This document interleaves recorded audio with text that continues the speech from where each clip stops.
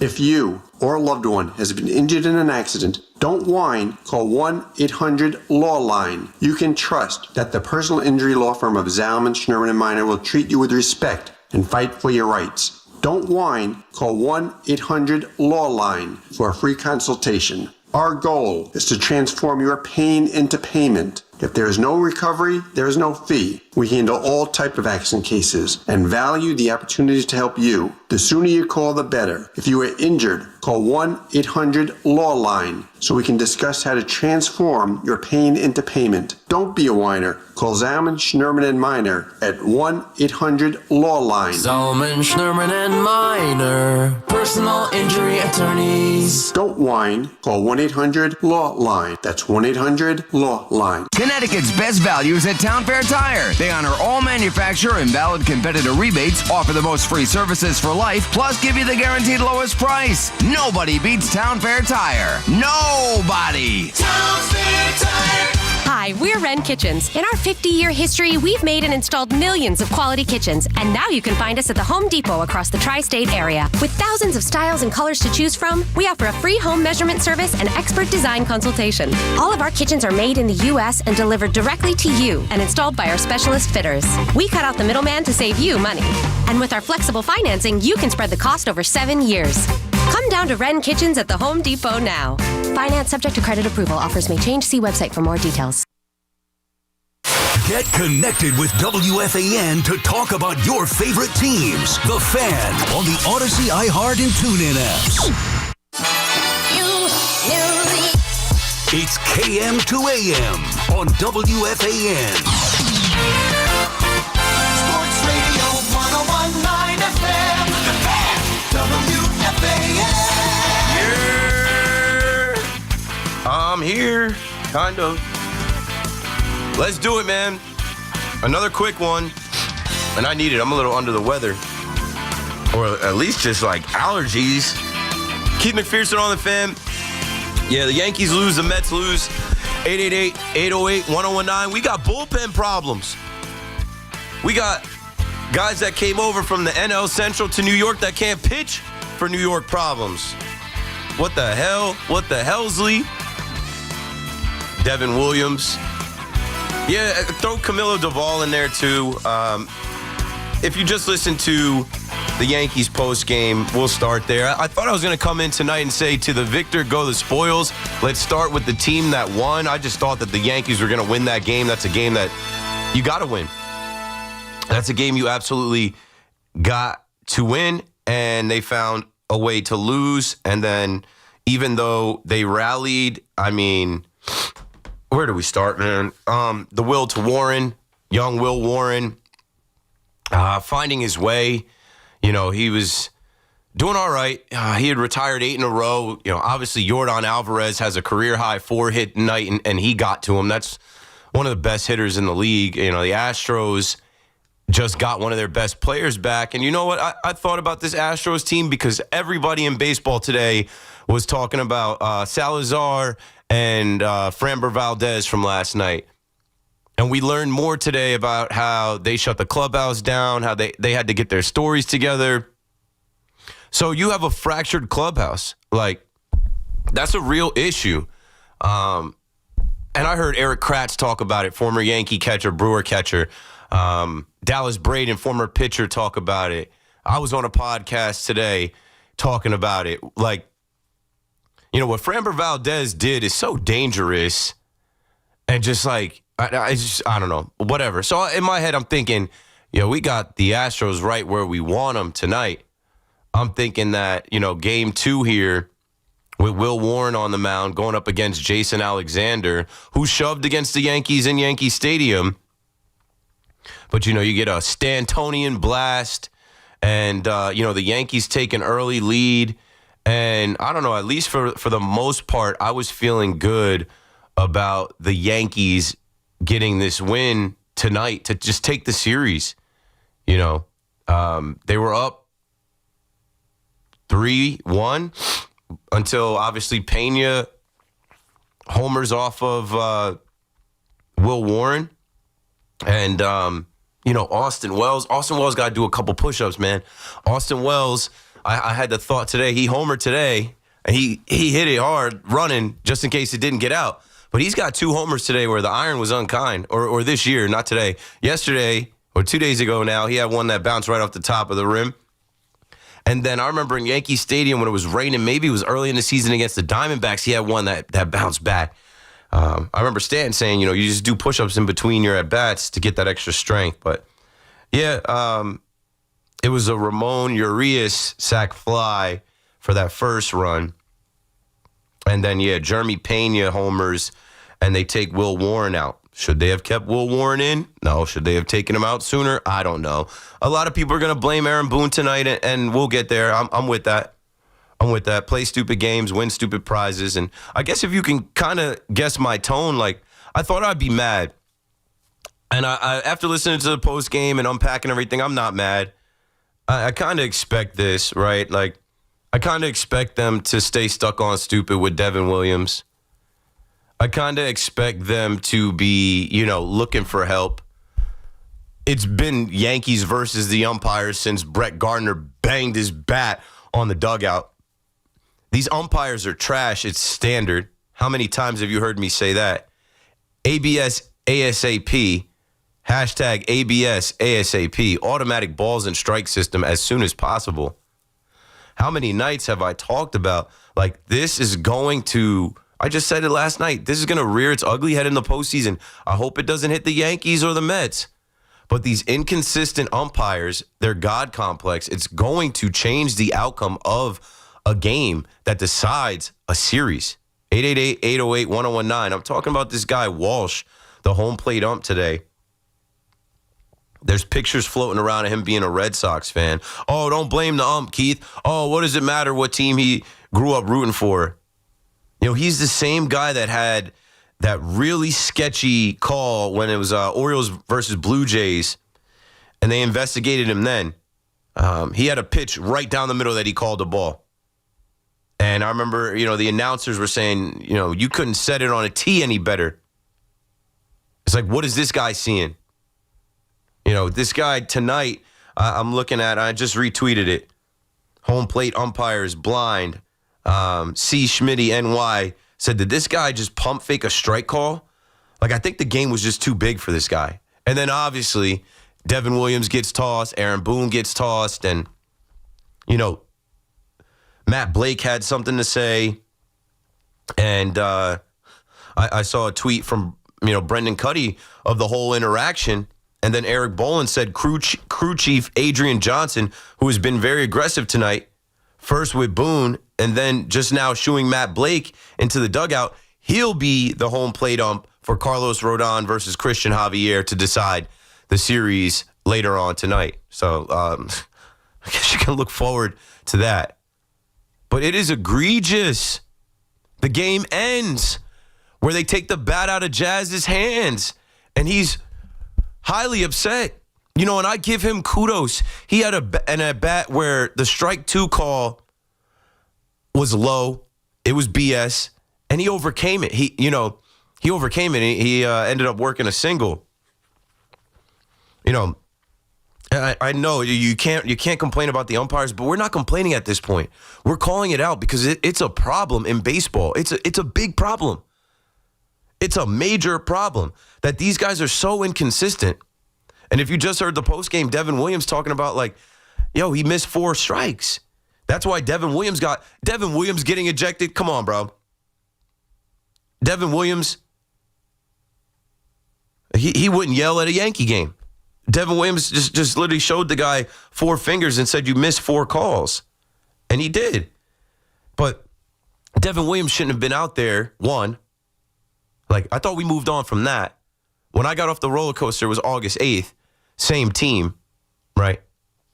That night, they pitched Devin Williams in a tie game late, and he let, Taylor Trammell take him deep. Today, he ends up letting that guy, walk in a run. He shouldn't have been in that position.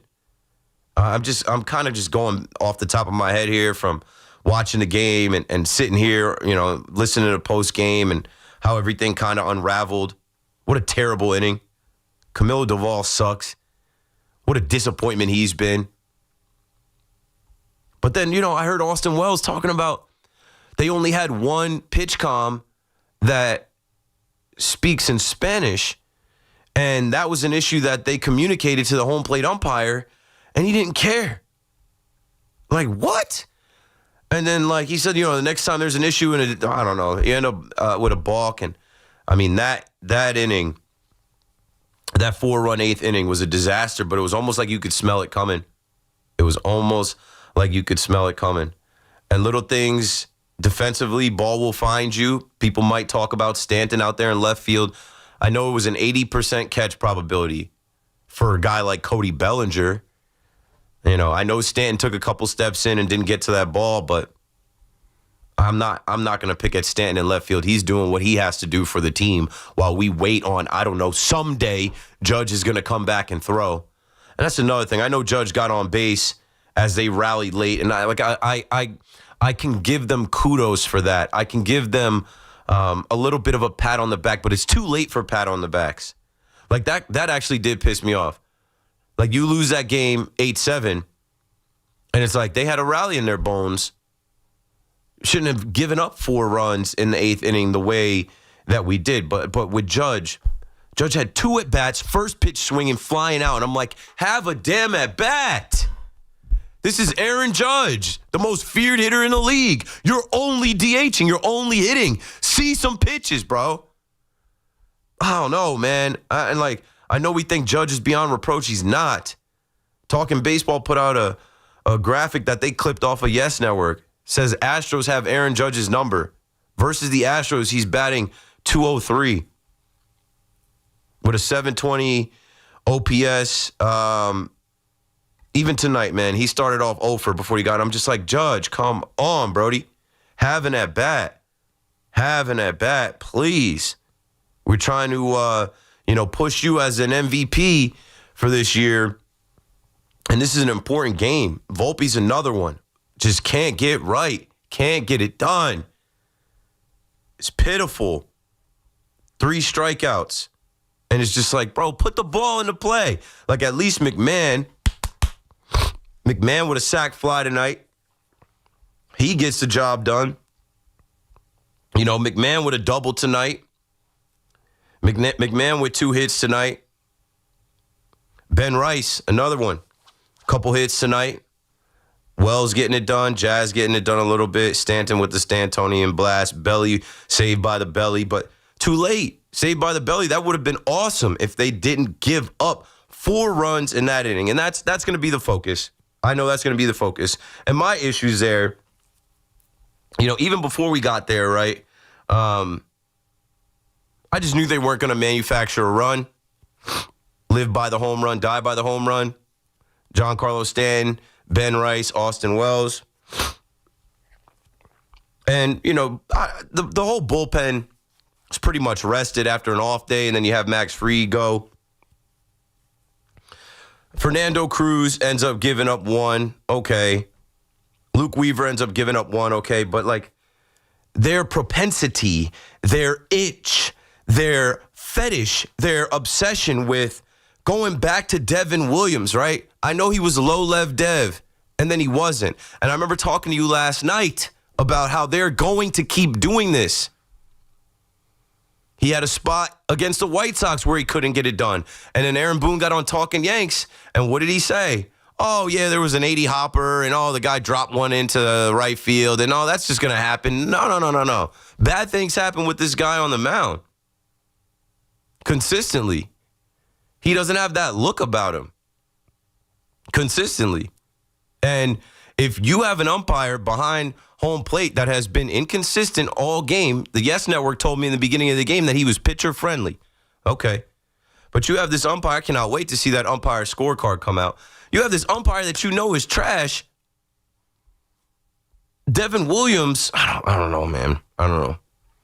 Throwing that changeup, and Devin Williams, who always just kind of lacks confidence, I'm not letting him face, with Correa. He throws him a fastball up in the zone after throwing him 3 changeups down in the zone. Throw the changeup again. So first batter he faces doubles. That's one. Jesus Sanchez, he walks him. And now, when you go and look at, MLB.com,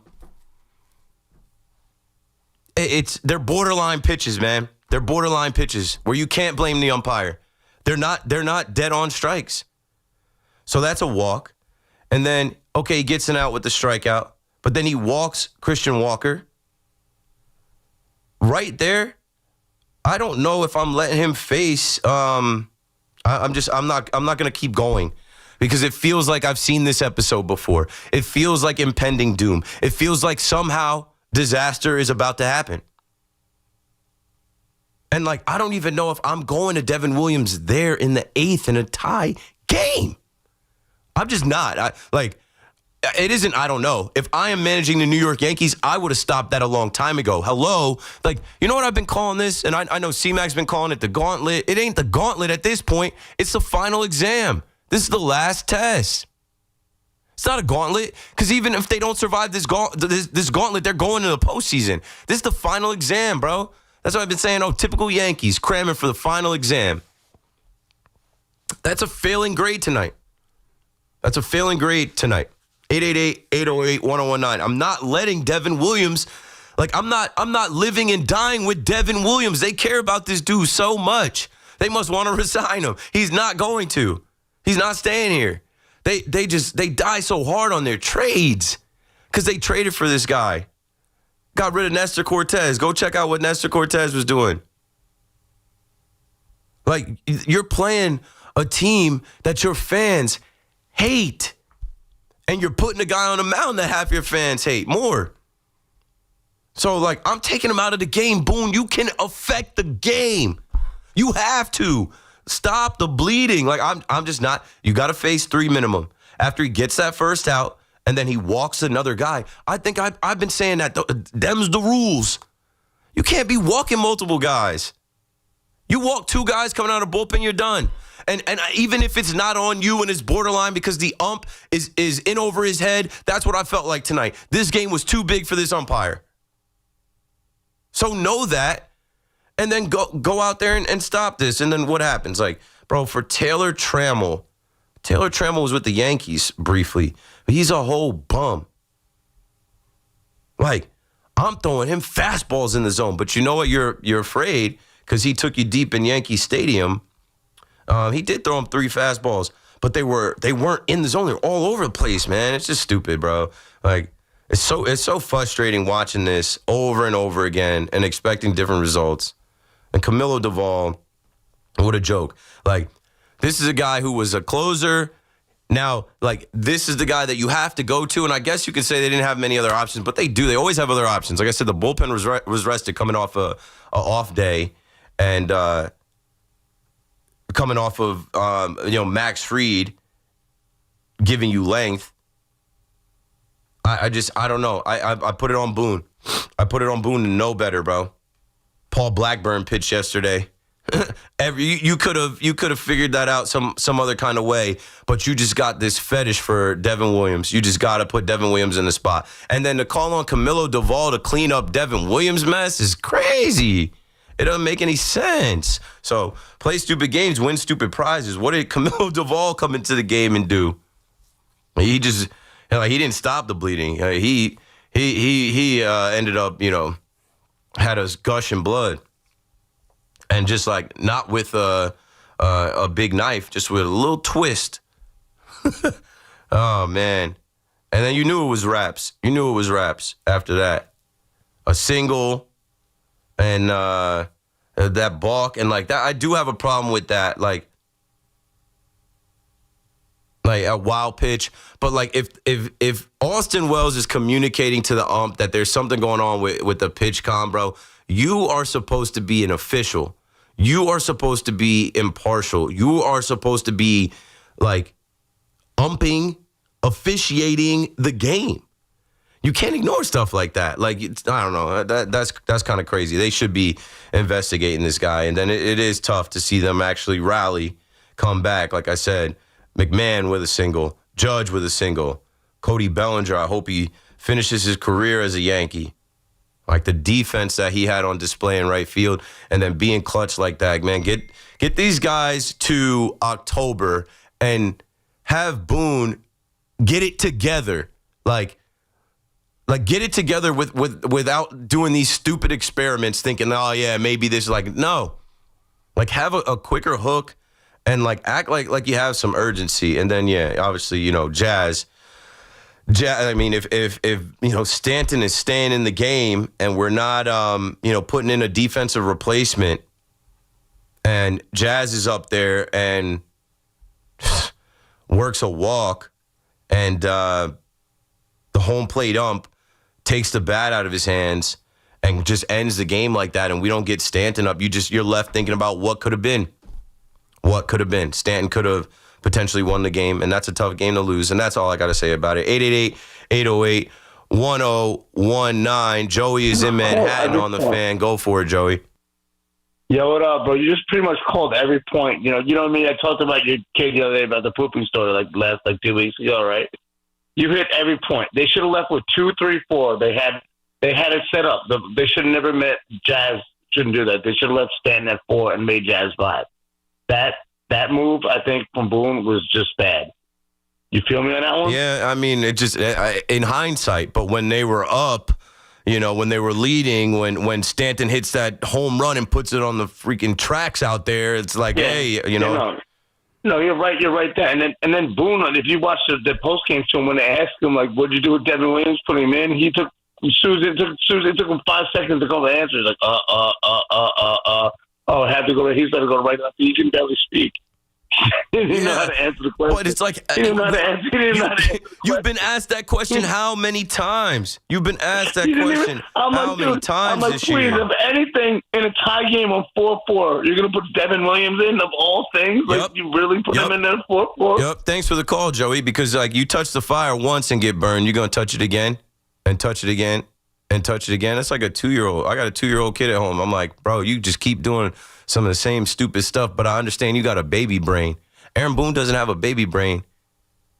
Katie Sharp is putting out all these stats about the Yankees have 7 losses when scoring 7+ runs this season. That's the most in the American League.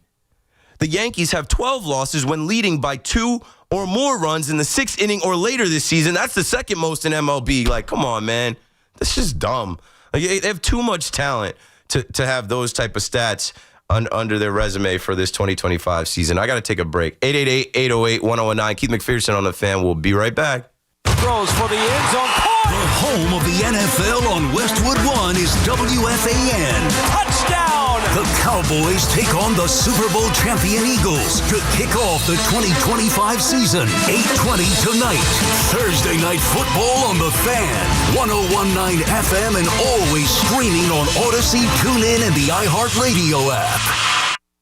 Imagine a gentleman's club with over 200 gorgeous exotic dancers every week. Hey, big boy. From the people who make fantasies come true, Gallagher's 2000 in Long Island City is the place to be. Gallagher's 2000, a gentleman's club for today, gentlemen. Gallagher's 2000 features 2 floors, 3 stages, discounted drinks, VIP, champagne rooms, and dinner specials every night. Gallagher's 2000 offers complimentary lunch Thursdays and Fridays with any drink purchase. Come on down, big boy. Gallagher's 2000 is New York's largest upscale gentleman's club, and Gallagher's 2000's bachelor parties will blow you away. For their bachelor party specials, call 718-361-1348. Gallagher's 2000 is located at 4319 37th Street in Long Island City, Queens, just a half a block north of Queens Boulevard. Call 718-361-1348.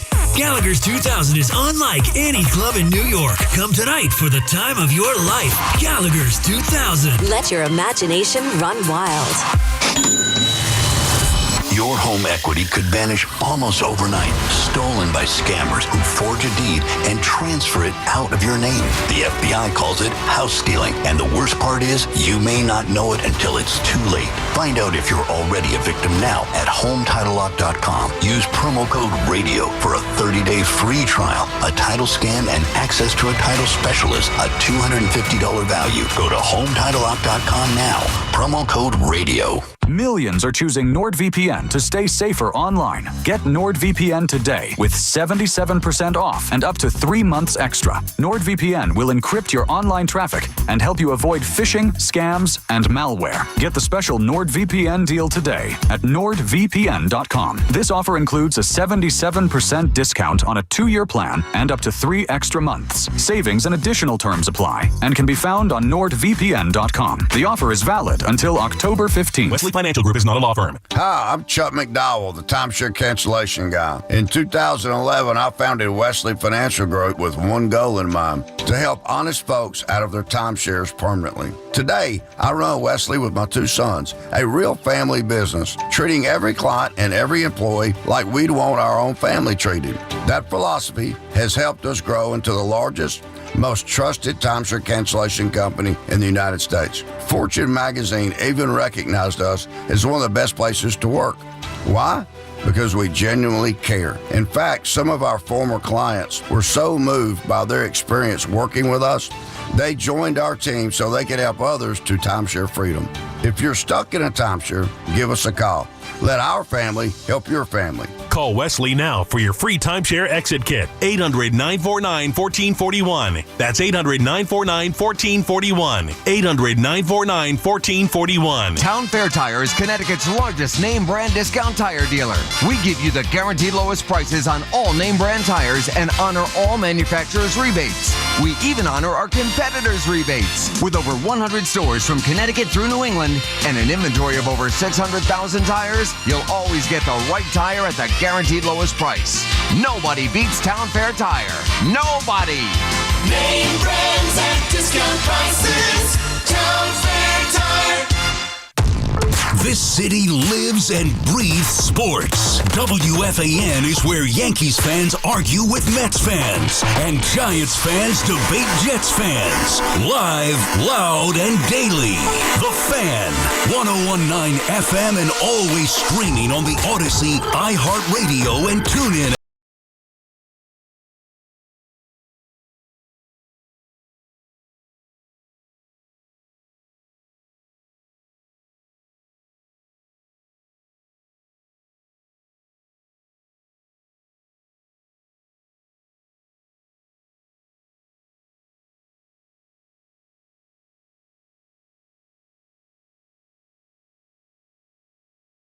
Elijah Vera Tucker probably out for the year. Jets can't catch a break. I got to catch my breath. I'm running back and forth from the TriCaster. Inside baseball, if you know, you know. AT, Andrew Thomas, limited in practice. Is he not going to be able to go on Sunday? Probably not.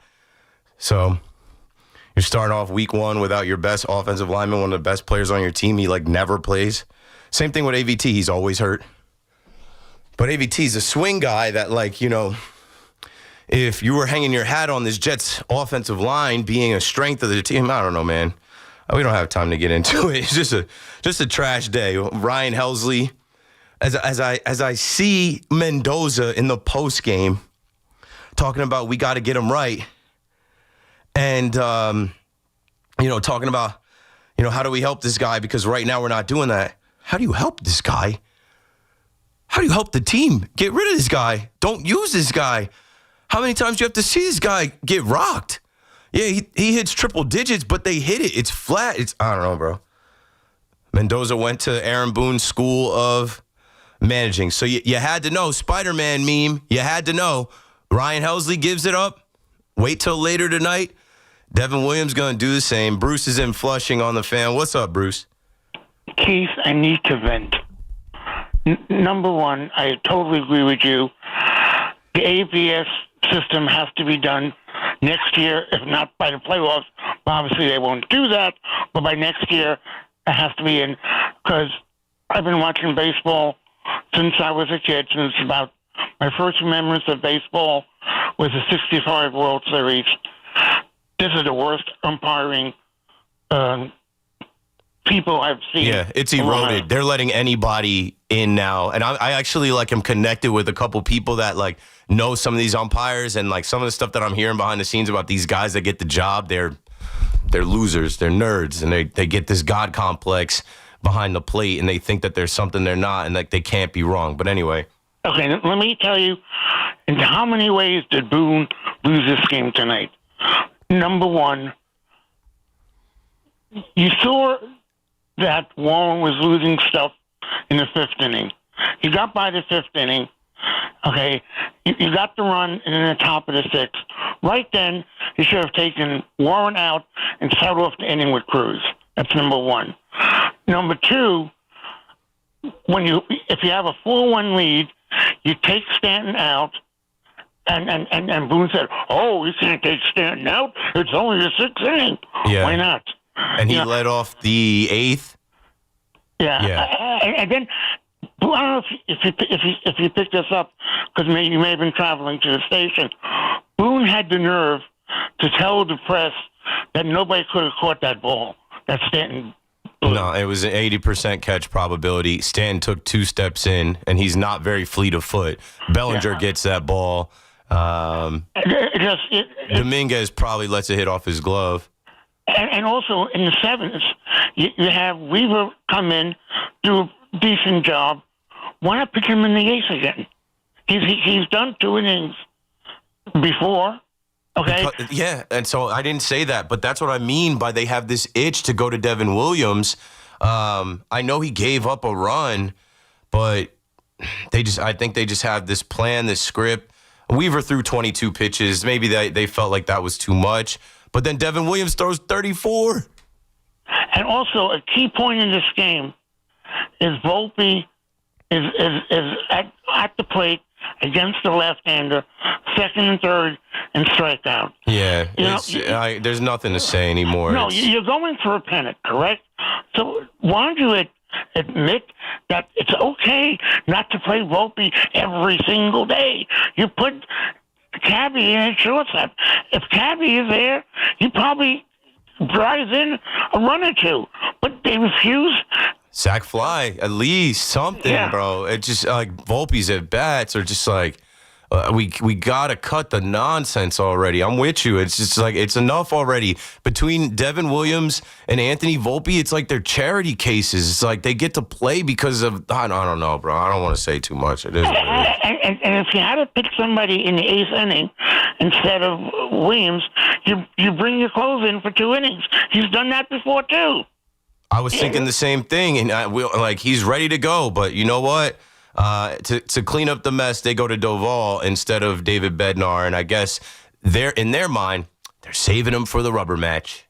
But win the game today. Like, just win the game today, and you take the series. Like, I'm not letting that tie game go that way in the eighth.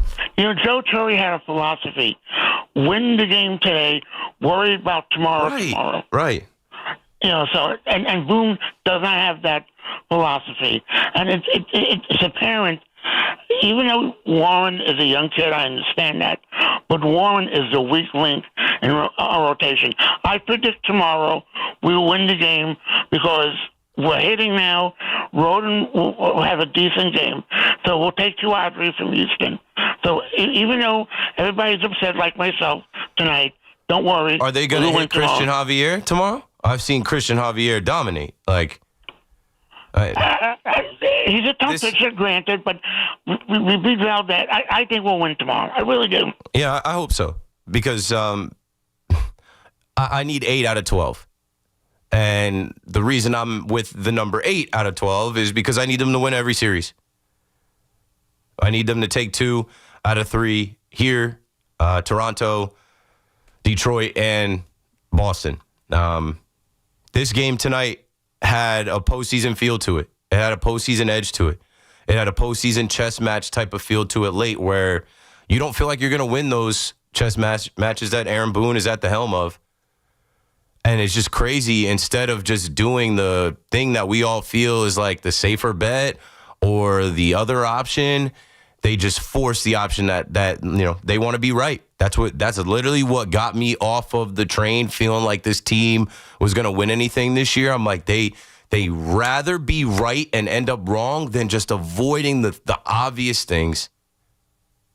They have, like, this whole season is going to be about Anthony Volpe and Devin Williams and how stubborn the Yankees were to just keep doing the same things and expecting different results. For what reasons, I don't know. 888-808-1019. Keith McPherson on the fan. I only got an hour left. Call me up. We'll be right back. It's Boomer and Gio. Mornings on the Fan, 101.9 FM. All of a sudden, man, that 97-mile-an-hour fastball starts showing up, and man, he looks great. He looks. I mean, this is like a gift from the heavens for Met fans. Listen to Boomer and Gio on demand on Apple Podcasts, Spotify, or wherever you get your podcasts. We are proud to serve our country, to serve our local communities, to wear the uniform, to be a soldier, to serve abroad when and where duty calls. We are ready to stand with our brothers and sisters to defend, to serve, to fight. We're always ready, we're always there. We are the New York Army National Guard. Sponsored by the New York Army National Guard. This is Alex Shulman. And this is J.J. Hill of Shulman & Hill, New York's premier injury law firm. We'll always fight for you when you're injured at work. If you've ever wished you had a lawyer in the family, now you will. At Shulman & Hill, it's never one and done. Once you're a client, you're always part of our family. We'll always go the extra mile for you. New Yorkers in every borough and on every block know us by name. Shulman & Hill. Get your free consultation at hurtny.com. That's hurtny.com. Town Fair Tire became New England's #1 discount tire dealer by giving you the absolute lowest prices guaranteed. And with over 100 stores from Connecticut to Maine, we'll beat anybody's price. Other dealers, we beat them. Warehouse clubs, we beat them. Online sites, we beat them all every day. So remember, for the absolute guaranteed lowest price on name brand tires, nobody beats Town Fair Tire. Nobody. Brands at discount prices. Town Fair Tire. Oh, what are you doing? Don't do New York City dirty. New York City's my heart, my soul. I would never do this place dirty because everything I want is in this city. Why would you want to dirty somewhere that you live? This is your home. You don't throw papers out the window, flick cigarette butts. It's disrespectful. Dispose of it the correct way. I would never put trash on the ground. That's why we got trash cans. Don't do New York City dirty. Trash your trash. A message from the Sanitation Foundation. One by one, we keep this city clean, man. Let's get it. Your home equity could vanish almost overnight, stolen by scammers who forge a deed and transfer it out of your name. The FBI calls it house stealing, and the worst part is you may not know it until it's too late. Find out if you're already a victim now at HomeTitleLock.com. Use promo code RADIO for a 30-day free trial, a title scan, and access to a title specialist, a $250 value. Go to HomeTitleLock.com now. Promo code RADIO. I'm Sia, and I support Humane World for Animals, formerly called the Humane Society of the United States.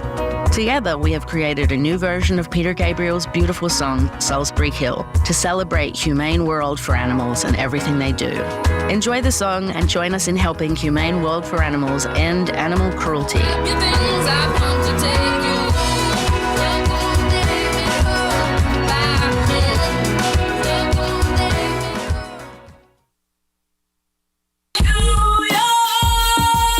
The home of Yankees radio is WFAN, WFAN FM, WFAN FM HD1 New York, and Odyssey Sports Station.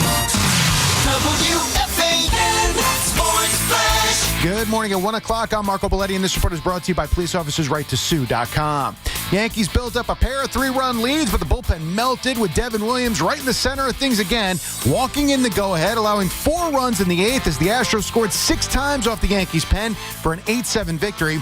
Cody Bellinger, a 3-run shot in the 9th, brought the Yankees to within a run, but Jazz Chisholm called out on strikes on a pitch that looked to be outside after Aaron Boone and Williams had already been tossed. Afterwards, Williams was beside himself. I don't know.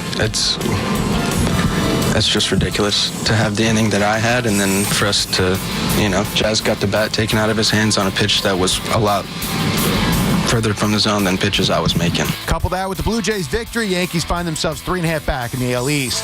Ryan Helsley continues to struggle mightily for the Mets, allowed a 3-run shot to Kerry Carpenter in the 7th, putting things out of reach, and the Tigers' 6-2 win over the Mets. Yeah, I mean, that's the frustrating part here. You know that this is a guy you look up, he's 102, and they continue to take some really good swings, and then the way they're taking the breaking ball too, and I don't think he's tipping related. Helsley with an ERA north of 11 in his 14 appearances that's being acquired by the Mets. Clay Holmes allowed 3 runs, 2 earned over 4 2/3. And the Jets fear that Elijah Vera Tucker suffered a torn tricep in practice, which would end his season before it began. 66 degrees, clear skies, Central Park. That's what's happening. I'm Marco Belletti. Tell Siri to dial the fan. 888-808-1019. Powered by Paramount Plus. Count on Sundays all season long with the NFL on CBS and Paramount Plus.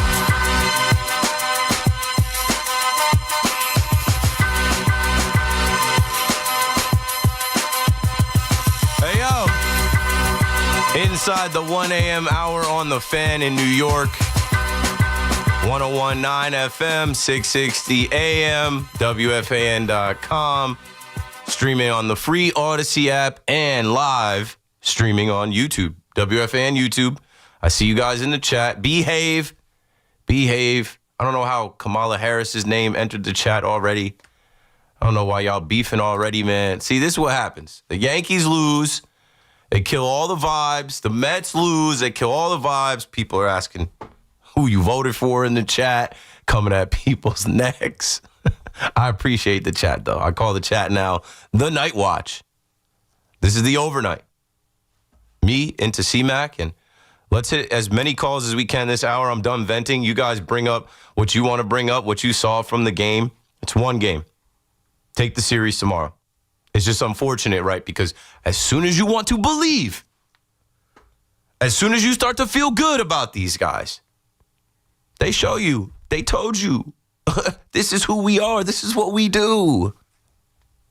You know, me with the roller coaster analogy, I'm still in the amusement park. I'm watching the ride go around and around and up and down, and then it gets to that Devin Williams part of the ride, and my homies are texting me like, hey, we're in line to get back on the ride. We got off when you got off, but we're in line. We're saving you a spot. And I'm saying, go ahead. Go ahead, bro. I'll let you know when I'm getting in line to get back on the ride. When it's a new season, maybe. When it's the postseason, it's a new season. But right now, in this regular season, bro, they are going to continue doing what they do. They are the smartest guys in the room. They are the New York Yankees. Anthony Volpe is their homegrown, drafted and developed shortstop, and you just wait. You just wait till he kills it offensively. It's going to happen. And Devin Williams is a guy that Brian Cashman had his eyes on for years, and he gave up Caleb Durbin for him, Nestor Cortez for him. And no, he's not the closer that was promised, but he's still high leverage. Yeah, all right. Yeah, all right. My guy Avery in St. Louis back on the fan. What's up, kid? Hey, Keith. It's been a little while, but I need to make a point right here. How are you, by the way? I'm good. I'm good. You touch on everything very well, and you calmed me down a little bit. But I was furious when I called the line. But just the whole, I understand that it's not anything new for us to see umpires getting involved in games, and umpires ultimately dictating the results of those games. Mm-hmm. But I feel like recently, at least this season, whether not even just in the major leagues, across the world of baseball, we see it in the minor leagues too. These umpires are too involved. The parameter for ejection is so slim, and it is. I cannot. It's inconceivable. It's just so. I just can't, Keith. I cannot. The parameter you can't change your strike zone midway through the game, bait the umpire, and then he says something out of the corner of his mouth that you can't hear just because he said the word "you" to you when he came up. You can't talk back. Crazy. You ever get thrown out of class? You probably never got thrown out of class. You're a good kid. I don't. But there was some things that you couldn't say or do with the teacher where that's it. You're gone. Get your books and go. Go to the principal's office. And I feel like these umpires, they have a very quick, as quick of a hook as Aaron Boone should have. These guys, they have a quicker hook as far as you're gone. Don't challenge me. I am God. You don't question God. You don't say anything to me. So It is what it is, man. We got to deal with it until. What is it with? I understand that it's two different things. They also know that their time is up, bro. They also know that these guys are about to get challenged, and then the next step is they're going to get replaced. They might actually put Johnny Five behind the dish. They might actually put Wally. I can't think of any other robots. Megatron. They might actually put some robots behind the plate. I get that, but I don't want to rationalize any of the decisions these guys make. And I recognize it's two different things, right? It's the Yankees not pitching well enough. Williams can't have that performance. As you said, he shouldn't even be in that spot. I don't understand what logic puts him in that spot. What makes a tie game lower leverage than a one-run lead? And also, I understand that Doval, he has to locate his pitches. However, you cannot be the official in the game, as you said, and not care when the catcher from the team playing tells you that Doval has trouble speaking English and he needs this one pitch count that isn't working. That has to be sent to Rob Manfred in Major League Baseball, that this guy ignored that. Like, Wells talked about it. Like, we have one pitch comm. That's stupid to me. Like, that is like, it is so ignorant. Like, for the umpire to ignore something like that is crazy. Thanks for the call, Avery. It's crazy. This guy, Walsh, is he's going to be very popular when umpire scorecards come out because, you know, in a one-run game, as it ended 8-7, and I mean, it really wasn't that, but like in a one-run game, Brian Walsh made a lot of calls that affected the outcome of that game, and I think majority of them went in the favor of the Houston Astros. Mike is in Flatbush on the Fan. What's up, Mike? What's up, Keith? I make no bones about it. I'm a casual, so all the criticisms that you levy at the Yankees, you and Bruce and everybody else, completely valid. But for somebody who's, I got my streaming platform, I'm getting into the stretch of the season, I'm watching games, and they make it impossible. I mean, if you are not going to have the ABS, just take the graphic overlay off of the screen. I don't want to see it. I don't want to see it. The umpires screw up. Millions of people are seeing them screw up calls that change the whole course of the at-bat. So I see that the Umpire Association has a CBA through whatever it is, 2029. And they are on their way out, and I'm reading about the ABS and how it is it's kind of a different zone, and I know there's going to be an adjustment, but it kills it. Like I can't watch people screw up, and these guys are pitching. I know that they're fallible, right? But it must be dispiriting when you're on the mound, you're struggling, and Houston was a playoff atmosphere. I mean, that's a hostile place, and you're not getting the calls that legitimately you should be getting. I mean, it's so frustrating to watch. Thanks for the call, Mike. It's Yankees versus the umps. You got to beat the Houston Astros, and you got to beat the umpires. But that's not new. Like I said, from the savages in the box, from Boone showing up that young umpire, they sent the memo out, hey, don't do the Yankees any favors. Then when you get Brian Walsh, who's a whole Red Sox fan, and now Yankees Twitter has hit his Facebook to uncover pictures of him at Fenway, pictures of him in Red Sox gear. And this one's funny, too. There's a picture of him in Red Sox gear at Fenway, and the caption reads, "I'm a loyal Dodger fan, but Fenway Park was an awesome experience." Bro, what? Why are you wearing a Red Sox shirt at Fenway, writing the caption, "I'm a loyal Dodgers fan"? And then there's another picture of you, I don't know, man. I just think that, there's always a Yankee agenda. People hate the Yankees. And then those guys get behind the dish, and they're literally not doing the Yankees any favors. And, he's trying to even up the series. And, yeah, the Yankees shouldn't have let it come to that. You can't blame the officials for everything. The Yankees shouldn't have let it come to that. But they did, and that's a loss. And now, when you could have taken the series, you're in a situation where, I don't know, Christian Javier, we'll see what version of him shows up tonight. My guy, Javi, just sent from StatMuse, Christian Javier has a record of 1-1 with an ERA of 1.99 and 39 strikeouts in 6 appearances versus the Yankees in his career. That's why I don't know the numbers, but I'm like, I've seen him shove against the Yankees. I've seen him dominate the Yankees. So let's go Carlos Rodon. Let's go Carlos Rodon. And then going back to what Mike says, it's funny, right? And this is just, like, it's perfect timing. Mike says, I can't watch. It is super frustrating, like, rooting for your team and, like, rooting for Devin Williams. Like, the Devin Williams experience sucks. Like, watching Devin Williams pitch is trash. Like, I sink into my couch. I feel like I'm in the twilight zone. I have nausea, heartburn, indigestion, upset stomach, diarrhea. I just don't want to go through this Devin Williams stuff anymore, but we have to. And they're going to do it in October, too. That's going to be gut-wrenching when he blows it in October. But, like, he's a guy with the movement on his pitches, like, they got to give him some. They got to help him. Come on, Blue. And they're not helping. But for Mike to say, like, he says he's casual, and I don't care if you're a casual, diehard, whatever, if you do this for a living, if you just got into this, whatever, everybody's welcome. And we all have eyes. But I think the sport with the most casuals is the NFL. And here we are on now the first day of the NFL season. And if you've listened to me on The Fan or follow me online, what do I always say? Hashtag NFL bogus. The NFL is bogus as hell. You're going to see some bogus-ass pass interference calls, and you're going to keep watching the game. You're going to see some bogus-ass roughing the passer calls. You're going to keep watching the game. You're going to see some men down the field, some illegal formation, some just things that you're like, yo, what? They keep stopping the game, flag on the play. Yep. And you're going to eat it up. You're going to be so happy that football is back until you see all these damn penalties, especially in week 1. Wait for it. Remember I said that when you're watching the game Sunday and the Jets have penalties and the Giants have penalties. All these teams are going to have false starts, offsides, illegal formations, pass interference, because now it's live. Right now it's real. No call, letting them play, not calling pass interference, a guy getting mugged. Roughing the passer is the worst.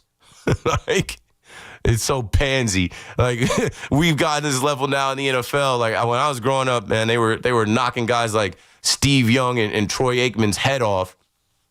Now you can't even put 2 hands and push a guy. So, yeah, get ready for that. And they'll never change that. What they did introduce in the NFL, like now, right, and this is similar to the automatic balls and strike system, like you won't see any BS spots where, like, Josh Allen gets the first down, but then he didn't get the first down, but it's like I could have sworn he got the first down. Like, they have introduced now in the NFL that, like, laser, first down marker instead of the, archaic chain gang where, here we go, da-doo. Let's walk out the chains. Let's put this marker down. Let's stretch out the chains. 1 inch short. Like, now we'll actually have that. I'm happy about that. ABS ASAP. Robbie and Lennox is on the Fan next. Hello, Robbie. It's time to play stupid games, win stupid prizes. First of all. A bunch of them. Yankees, they leave in the stupid-ass carnival with a bunch of stupid-ass prizes this year. It's great to hear Bruce and Flossie. We go back 45 years on the old Russ Junior program on WABC when I was in high school. That's Bruce awesome. Probably was a little bit. It's amazing. Yeah, that's we're cool. going back to the great R. Russ Jr., but may he rest in peace. Anyway, I can't take it anymore. First of all, let's start with the offense. All right, this team, can they ever do anything but hit home run? I want to talk about the inning. It was the 5th inning, I believe. 2nd and 3rd. Okay, nobody out. Here comes Mr. He's real fine, my 209. Here comes Anthony Volpe again. What's he going to do again? Not put the ball in play. Can we play like you just suggested? Can we play Caballero? Why does this guy have to start? He's killing us. So what do? We score 1 run in that inning, 4-1.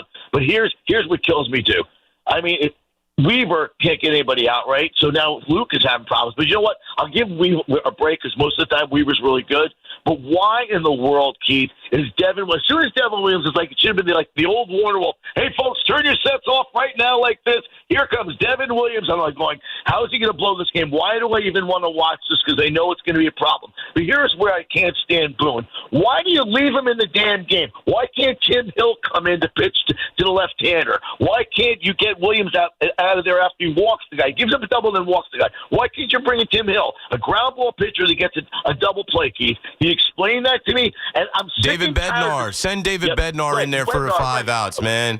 exactly. So why can't you do that? Why can't you put Bednar in? He hasn't pitched in days, right? Why can't you do that? And the other thing is, okay, look, I love Aaron Judge. I know you love Aaron Judge too, but Aaron, it's time to get back in the outfield. I'm tired of this elbow issue. Right. Enough already. Okay, enough. Please, I can't stand it. But Boone kills them. Everything he does, I'm telling you, Keith, look, I love the Yankees. I've been in love with this team since 1968, but they will never win a World Series as long as Aaron Boone, okay, is managing this team, okay? As long as this team cannot make contact in situations, okay, and not put the ball in play in situations and foul up things like bringing in Duvall to do things like balking and like throwing wild pitches and all this garbage. I mean, look at what the Astros did in what? Pitch comm not working. Yeah, it's nonsense. It's just like, it's not clean. It's not buttoned up. Thanks for the call, Robbie. It sucks to watch. They literally unravel, and it's like, yep, there they are again. Fooled you against the White Sox for a bit, huh? There they are again. Got you all pumped up against the Cardinals and the Tampa Bay Rays. Oh, they just bludgeoned the Nationals. So, like, I don't know if you were paying attention to me over the last. Like, I was off for a bunch of days, but I didn't care. I can't get up for that. That doesn't do anything for me that you're beating up on these teams that are out of it. They're not playing for anything. 888-808-1019. Tough day. Today you learned that Red Zone is going to have commercials. It's just a tough day. Like, it will not be 7 hours of commercial-free football. They're gonna hit you with the Whopper, Junior, Whopper. Gregory's in Atlanta on the Fan. What's up, Gregory? Hey, Keith. I missed you last week. I was listening on the radio. Didn't get to give you your flowers on your anniversary. Wishing you a happy anniversary. I remember back in the day when Steve Summers passed the torch to you. Yeah, shout out to Steve. Happy to be in year 4. Yes, sir. Now, what I really wanted to say was welcome to the multiverse. The Mets and Yankees. Yep. Clay Holmes pitched for the Mets today, and Carlos Mendoza went and got him. I'm like, this guy went to the Aaron Boone School of Managing. Well, he was a bench coach, but here's the funny thing, which kind of found fascinating. This wasn't the first time that things kind of went awry with Clay Holmes, like in the 5th or 6th inning, and there's always those tells when he starts walking, and Mendoza always seems hesitant to want to pull him, and then the whole experiment with Helsley, I don't understand. For one, like I said, but I think the Yankees and the Mets are really in parallel universe right now when it comes to the manager and the decisions. It just baffles me. Okay, I'm going to do this real quick. The game we won against the Mets won against the Marlins, the 19-run game. Yeah, Jonah Thomas. Why is he putting in a position player? Position players are used when you get your ass whooped. I never understood that. I mean, my brothers, we're like looking at each other like, yeah, get somebody else some work. Somebody's got to be up for, like, it's got to be their lane or their day, their throw day.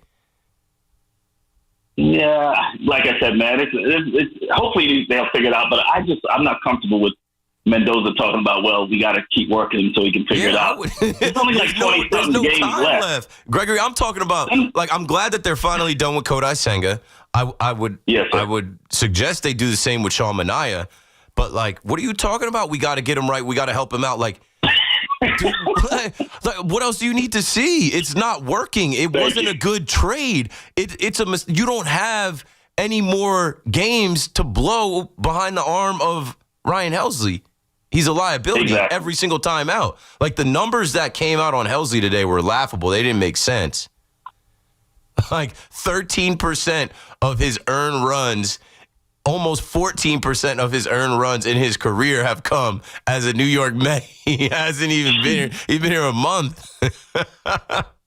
Crazy. Well, hey, Keith, I just want to thank you once again for taking my call as always. Always a pleasure talking with you.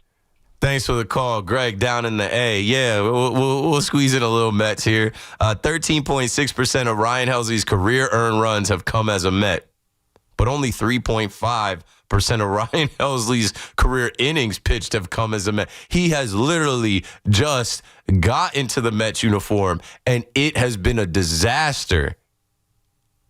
I wouldn't want to do that anymore. I would cut ties. There's no time. He's a rental. He's not re-signing. I saw people talking about, oh, well, you got to get rid of Hell's Bells. Did they play Hell's Bells at Comerica Park? Did they cut the lights out in the day game and put fire on the big screen? No. And he still did the same thing. It's not the intro. Did he tell the Mets, hey, you know, only way I'm pitching in Citi Field is if you give me my Hell's Bells intro, you know, that I got from St. Louis. No, I'm sure the Mets said, oh, yeah, you know, Narco, you know, with the trumpets, we need something else. Ryan Helsley has allowed 14 earned runs in 11 innings pitched as a Met. He's got an 11.45 ERA. He allowed 12 earned runs in 36 innings pitched as a Cardinal. A 3.0 ERA. It's way different out there. The Cardinals, this year specifically, their attendance is way down. It's like spring training out there. There's nobody there. I mean, you come to Citi Field, I mean, the place is rocking now. Steve Cohen challenged the Met fan, and the Met fan said, we got Juan Soto, I'll buy some season tickets. 43,000 people there. I mean, he's getting rock regardless, like Queens or wherever, bro. And what I was saying about Mendoza, because I was listening to the game, I was in the gym, and let me go back to make sure that I am correct here. But I'm pretty sure he took out Clay Holmes, which he had to take out Clay Holmes. We all know Clay Holmes has hit a wall, yada, yada, yada, whatever. But, like, he took out Clay Holmes, and then the other guy that they got, Gregory Soto, that they got at the trade deadline, he ended up giving it up. Let me see. Yeah, pitching change. Gregory Soto replaces Clay Holmes. Wild pitch by Gregory Soto. Colt Keith to third, Kerry Carpenter to second. Riley Green singles on a ground ball to center fielder. Jeff McNeil, Colt Keith scores. Kerry Carpenter scores. 3-1 Tigers. Now, the Tigers are a first-place team. They're one of the better teams in baseball. Like, I didn't think the Mets were going in there and sweeping them, but, like, you didn't give the Mets a chance to make it happen. As I call them the make it happen Mets, they didn't have an opportunity to rally. That game ended up 3-2. Mark Vientos singles on a line drive to left. Juan Soto scores. What's up with Soto? Like, I think he just gets too crafty in his head. Why are you bunting? Why you always got to lay down a bunt? You just got to show us, like, hey, I've got this tool in my arsenal. I can lay down a bunt single and then get picked off. Anyway, you know, that game was within a run where I'm thinking, oh, the Mets can come back. The way the Mets have been hitting, they scored 22 runs in 2 games. Like, they have so many hitters. They're due for, an offensive explosion late in this game to steal this game, sweep them so that I know it's real. And they weren't able to get that opportunity because in the 7th, Ryan Helsley replaces Gregory Soto and Colt Keith singles. Gleyber Torres walks. Kerry Carpenter homers. He's like, bruh, what are you doing? What are you doing? Like, what is going on? He only throws 2 pitches. And the 4-seam fastball, I don't care if he's throwing it 105. It's flat. They hit it. And the slider, that was his put-away pitch. And he's not able to locate that. So you got a problem with this dude, man. You got a problem with this dude. And Juan Soto should have robbed that Kerry Carpenter home run. He took one away the day before in the same area. I don't know what the hell Juan Soto was doing. Did y'all see that? I know you saw it. Juan Soto was, like, turned around the opposite way. He looked like, I don't know what he looked like. He looked like he was doing like the Shaq logo. Yeah. I'm like, bro, let me pause this. That ball hit, I'm looking at it right now. Where that ball hit, Juan Soto could have robbed that if he tracked it the right way. Bro, he was doing the jump, man. I'm about to screenshot that, put that out there. Both his heels kicked his butt. He had his back turned. I'm like, that was low enough where if Juan Soto breaks on that the right way, tracks that the right way, he was in the right spot. Yeah, I'm frame by frame. Soto, come on, bro. Soto. Soto. If Soto robs that, it's dun-dun-dun, dun-dun-dun. Oh, my. Juan Soto's the greatest. Juan Soto's not having a down year. What down season? Did you see Juan Soto rob that Kerry Carpenter home run? No, it skipped out. 888-808-1019. Did you see that plus defender in right field for the New York Yankees? Yeah, Belly. More and more, I'm just like, he has to get signed. And I can't wait to see Belly in the postseason. Of course, Trent Grisham, after Trent Grisham had the grand slam, and we were all talking about him, Trent Grisham goes 0 for 4, 3 Ks. Who else have we not talked about tonight? Luke Weaver, and Fernando Cruz. Fernando Cruz still working his way back. I'm fine with Fernando Cruz. Like, I don't expect these guys to be perfect. And they're going, like, Yordan Alvarez is a demon, bro. Jose Altuve, Carlos Correa, Jeremy Payne, like, these guys are good hitters. But yeah, Fernando Cruz gave up 1. Jose Altuve grounded out. And then Luke Weaver just, I don't know. That game, I was fine with it being tied. Like I said, it had postseason energy. I felt like, okay, win a tight game, right? You won a 7-1 game. Now show me you can beat them in a game that gets tight a little bit. You were expecting them to get off the mat and fight back in their own place. But I don't know. Like I said, I also came in that game thinking this is a fractured clubhouse. Like, Salazar should have thrown hands with Framber Valdez, but he probably didn't want, like, Framber Valdez doesn't look like the type that you want to throw hands with. He looks like a bully. That's why he was able to cross bro up and hit him with the fastball right in his, ooh. And then he said, I apologize. We got crossed up. That was the pitch I wanted. No. Everybody saw what it was. If it looks like a duck, it quacks like a duck. It's a duck. Phil's in Sheepshead Bay before we break. Phil, you're on the fan. Hi, Keith. I'm so frustrated. Sometimes I'm wondering, do the Mets have a real manager? This guy has to know what's going on with Helsley, puts him in a key situation, and there goes the game down the drain. Similar to Aaron Boone, he pulled something like that a week ago. He's doing what the general manager, president of baseball operations wants him to do. David Stearns acquired this guy. They want to get the return on investment. They want to get the version of Ryan Helsley that they thought that they were getting, and it hasn't been there, but they're going to keep going to the well. Well, it's a big minus as far as I'm concerned. I know. I wouldn't throw him the rest of the year. I wouldn't put him in a high leverage situation, a tie game, a close game. I would throw him I'd throw him in the Jonah Tom as a junk pitcher, right? Yeah. That's all I would do. He pulled something like that a week or two ago, and I said to myself, once this guy came in, I forgot who it was. I said, this game is gone. Sure enough, a double 2-run score, the Mets lose. It doesn't take a genius to figure out what's going on. The guy's ERA, it's like 2 football scores. I'm going to leave you with that. Have a good evening. Thanks for the call, Phil. He's cooked, bro. He's cooked. Ryan Helsley, what the hell? Helsley? Like, he's terrible. He can throw hard, but these are major league hitters. And the one thing they say about major league hitters is you got to be able to hit the fastball. And they have these machines that can simulate 100 miles an hour Ryan Helsley 4-seam fastball. And those guys are waiting for it. They're waiting for it. And he's throwing it in the zone, and it's getting rocked. And it's like, well, there goes the neighborhood. 888-808-1019. I'm running out of time. Call me up. We're going to continue talking about the Yankees and the Mets. And I'll mix in more jokes about red zone and some football stuff. I am excited to see the tush-push back in action. Yeah, right. Tush-push boy and Saquon Barkley, the number 1 player in the NFL. I can't believe they let the Eagles sign that, man. Yep, here we go. Go Birds, go Birds, go Birds. Like, we're about to get right back into all that nonsense.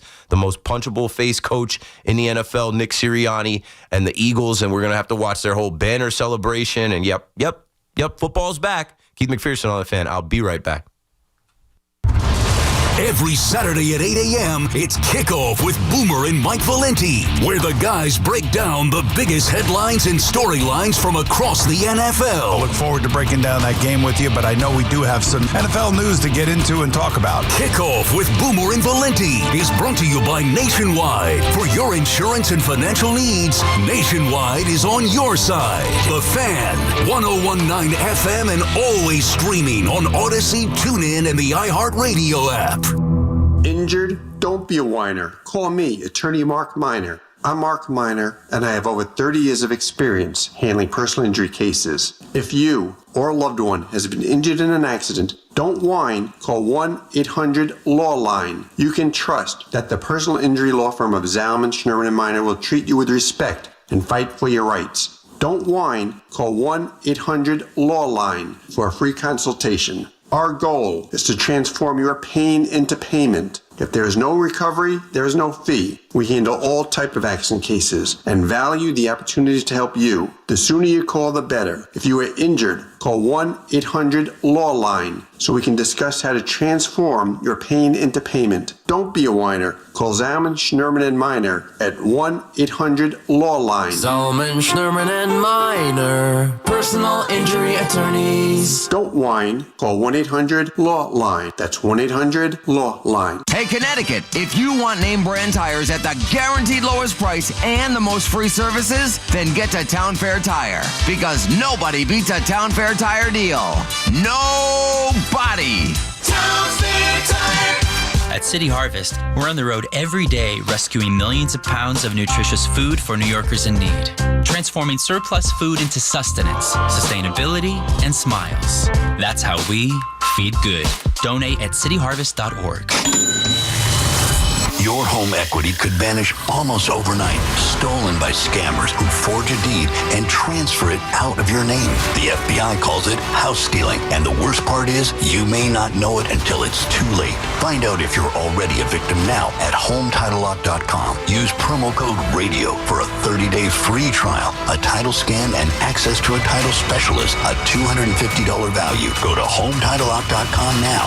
Promo code RADIO. Millions are choosing NordVPN to stay safer online. Get NordVPN today with 77% off and up to 3 months extra. NordVPN will encrypt your online traffic and help you avoid phishing, scams, and malware. Get the special NordVPN deal today at NordVPN.com. This offer includes a 77% discount on a 2-year plan and up to 3 extra months. Savings and additional terms apply and can be found on NordVPN.com. The offer is valid until October 15th. If you're thinking about popping the question, don't overthink it. Go where generations of New Yorkers have gone. HL Gross Jewelers in Garden City. These guys have been in the diamond game for over 100 years. 5 generations of helping people find the perfect engagement ring.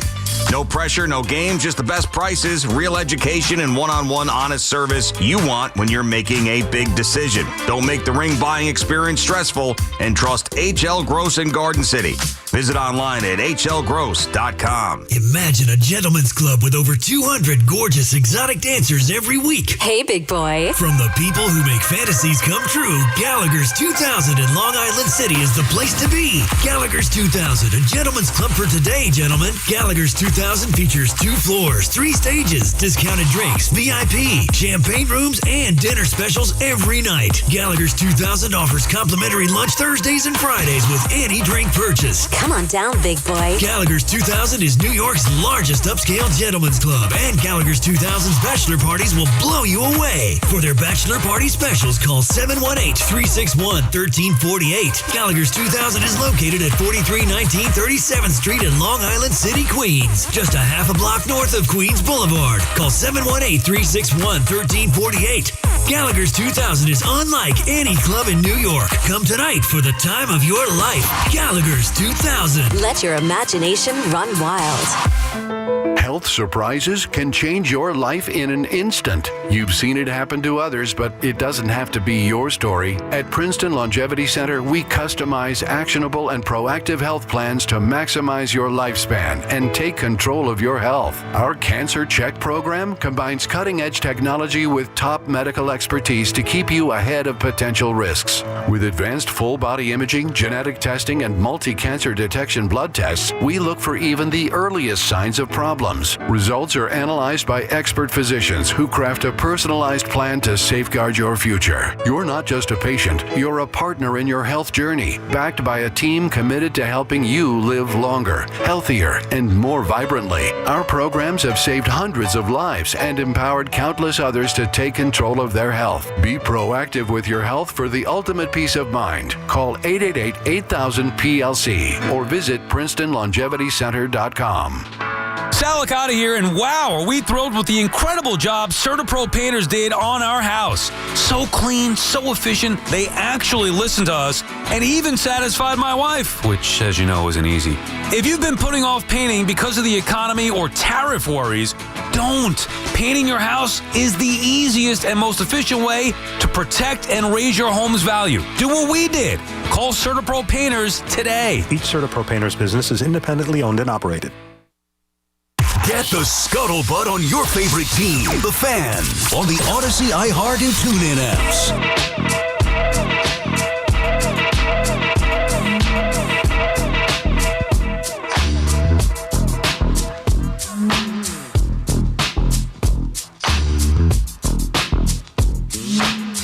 All right, I'm here on YouTube dancing so the chat can see me get my bop off. Hey. Just gotta show people sometimes you got a little rhythm, you know? I'll be back with the football raps too.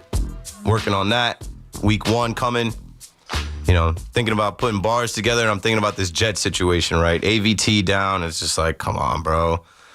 You know, like, and I've been trying to be positive about the Aaron Glenn era and trying to tell Jets fans, like, go in with no expectations. And it's just like these reoccurring themes for the Jet fan. And like, you know, even today, you know, Aaron Rodgers wouldn't even say the word Jets. He's downplaying it. He's just talking about it's week 1.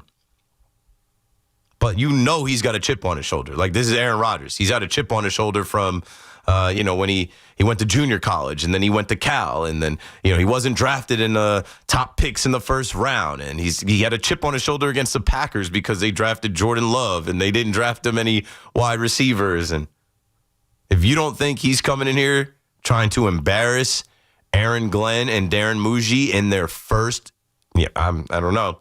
I don't know if he'll be able to, but I do know. I don't know. He was looking pretty slow in that video.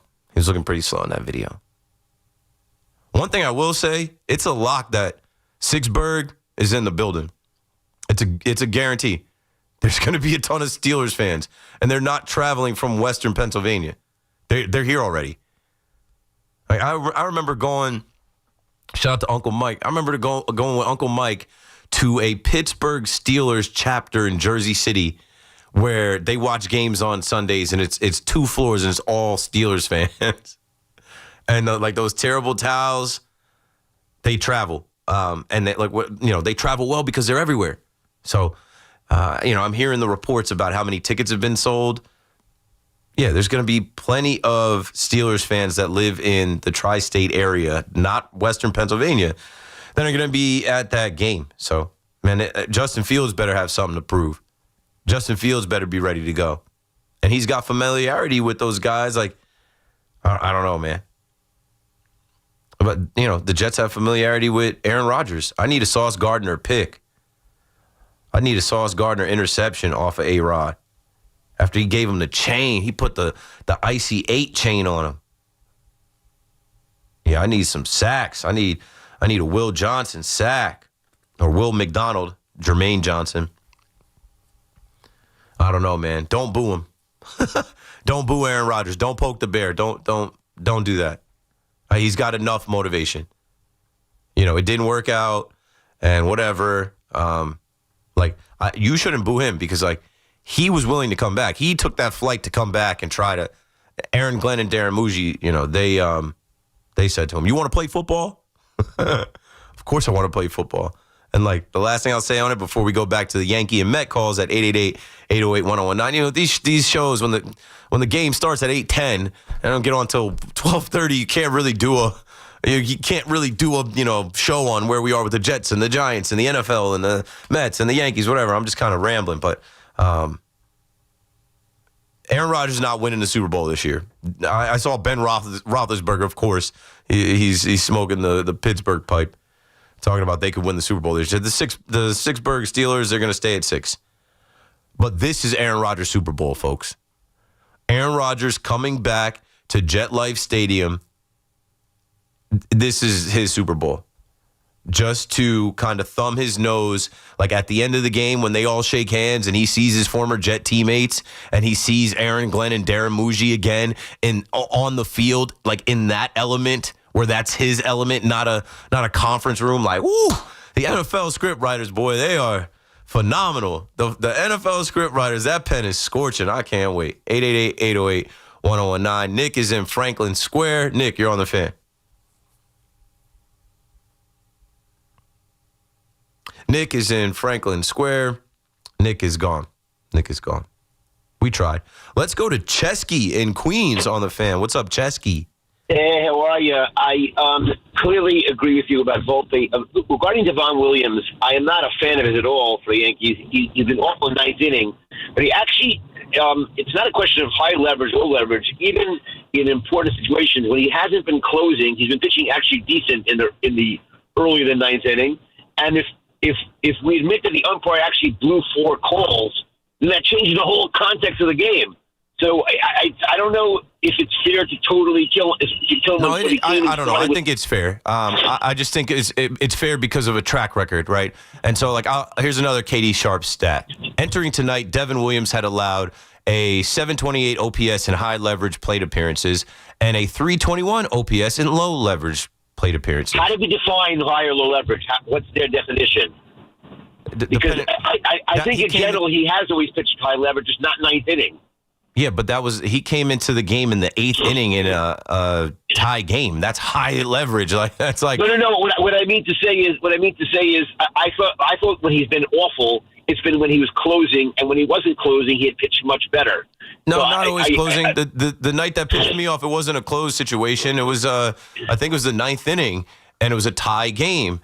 There are Devin Williams rules. You don't put him in with a tie game. You don't put him in unless you're down. You don't put him in after the 6th or 7th inning. But they just kept going back to it. They could not just say, hey, we fixed him, or we found a spot for him. They said we fixed him. Now he's got his confidence back up. We can use him how we want to use him. And use him, but like have a quick hook on him to protect the team and protect his confidence. If you know this umpire is shaky, I'm not letting him continue to face batters to the point where he walks in a run with a 200 batting average guy with 3 homers. Like, I'm going to get Bednar, and I'm saying, hey, put him to Bednar. You're the Bulldog. Give me 5 outs. But if the pitches were actually strikes, then it should have been a strikeout, not a walk. No, the pitches were balls. Like we could say, like he said, he went back and looked. The umpire actually blow 4 pitches. That's a lot. I went and looked. The whole context. Yeah, and even watching in real time, they were borderline. They were close. But like you can't allow it to be borderline close because it's one guy's opinion. One guy. To me, what's more egregious, who's worse than Williams is Duvall has been unpitchable. Much worse than Williams every time he pitches. I was excited about getting him. I thought, he's another guy that throws hard. No, I can't. You see, I can't blame them for getting it because hindsight's always 20/20. The move that made no sense was them getting Bird of the proof is they put him in the minors right away. That one, there was another. Just like when the Mets got. How are they supposed to know this would be the result? It doesn't match how the guy pitched before. There's no way. As a profit, I'd win. If he was a profit, he'd win the lottery. You can only go by what makes sense. It made sense for them to get Helsley, just that he's blown up in their face, but that's not because it was a bad move. Similarly, the Yankees getting Duvall was a good move. It just hasn't worked out, and putting him in this game with the bases loaded, men on base, when he's wild all over the place, it just doesn't seem to make sense. It was stupid. Less sense than Williams. It was stupid. You have a messy guy come in to clean up the mess? That's what I said before. To have Doval come in to clean up the mess, I don't know what they were thinking. I think they were thinking, we're saving David Bednar for tomorrow. Camilo Doval has 4 balks this season. That's the most in MLB. Katie Sharp was on it today. She's going to tell you the truth. And, even that balk tonight, like I have a real problem with Austin Wells telling this guy behind the home plate that they're having issues with the pitch comm. You're supposed to be granted a timeout. There's supposed to be some grace for that. Specifically, if he's telling you we only have 1 pitch comm in Espanol. This guy speaks Spanish. I don't know, man. I think like that's something that's going to come back up. Like there should be some type of grievance filed. Like the New York Yankees do their due diligence. I know Boone didn't want to make too much about it, but like, come on, bro. If Austin Wells is telling us that in the post game, like I got to go check on that.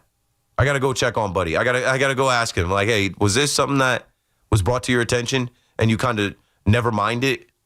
That's not right. It's the pitch comm. I don't know. But then there's also a point that what did they do without pitch comm? How did they communicate before pitch comm? Whatever, bro. It's an L. And I just think that it's a game that they should have won. And I think that it was mismanaged. I think that guys did not perform. And there are 2 guys that we've seen not perform a lot where you're not surprised. You're disappointed, but you're not surprised. 888-808-1019. Steve is out on Long Island on the Fan. What's up, Steve? Hey, thanks for taking my call. So I got to disagree with you on one point. I think it would be really embarrassing if the Yankees were to grieve or protest this game. I mean, not the game. Specifically, an umpire not acknowledging that they had 1 pitch comm that speaks Spanish, and they were having issues with that pitch comm. Like, that's something that I feel like is part of the game that an official is supposed to say, oh, okay, give me a second. Let's make sure we get this sorted out before we proceed.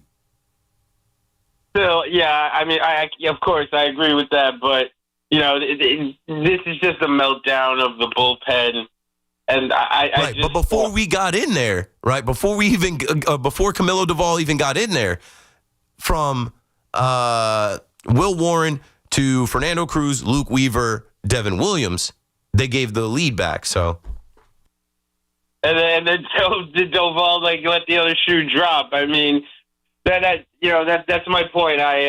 I don't even know why Doval is on this team. This was Cashman's big deadline acquisition. He's the same story as Devin Williams. Why are you gonna bring in another reliever who's a liability for a cardiac arrest situation? Because we didn't know he would be that. Maybe the Giants knew that. Thanks for the call, Steve. We didn't know. You had to repair the bullpen. We were throwing Jonathan Loaizaga out there. We were throwing Scott Efros out there. We had to repair this bullpen. We were throwing JT Brubaker. We had to get some better guys.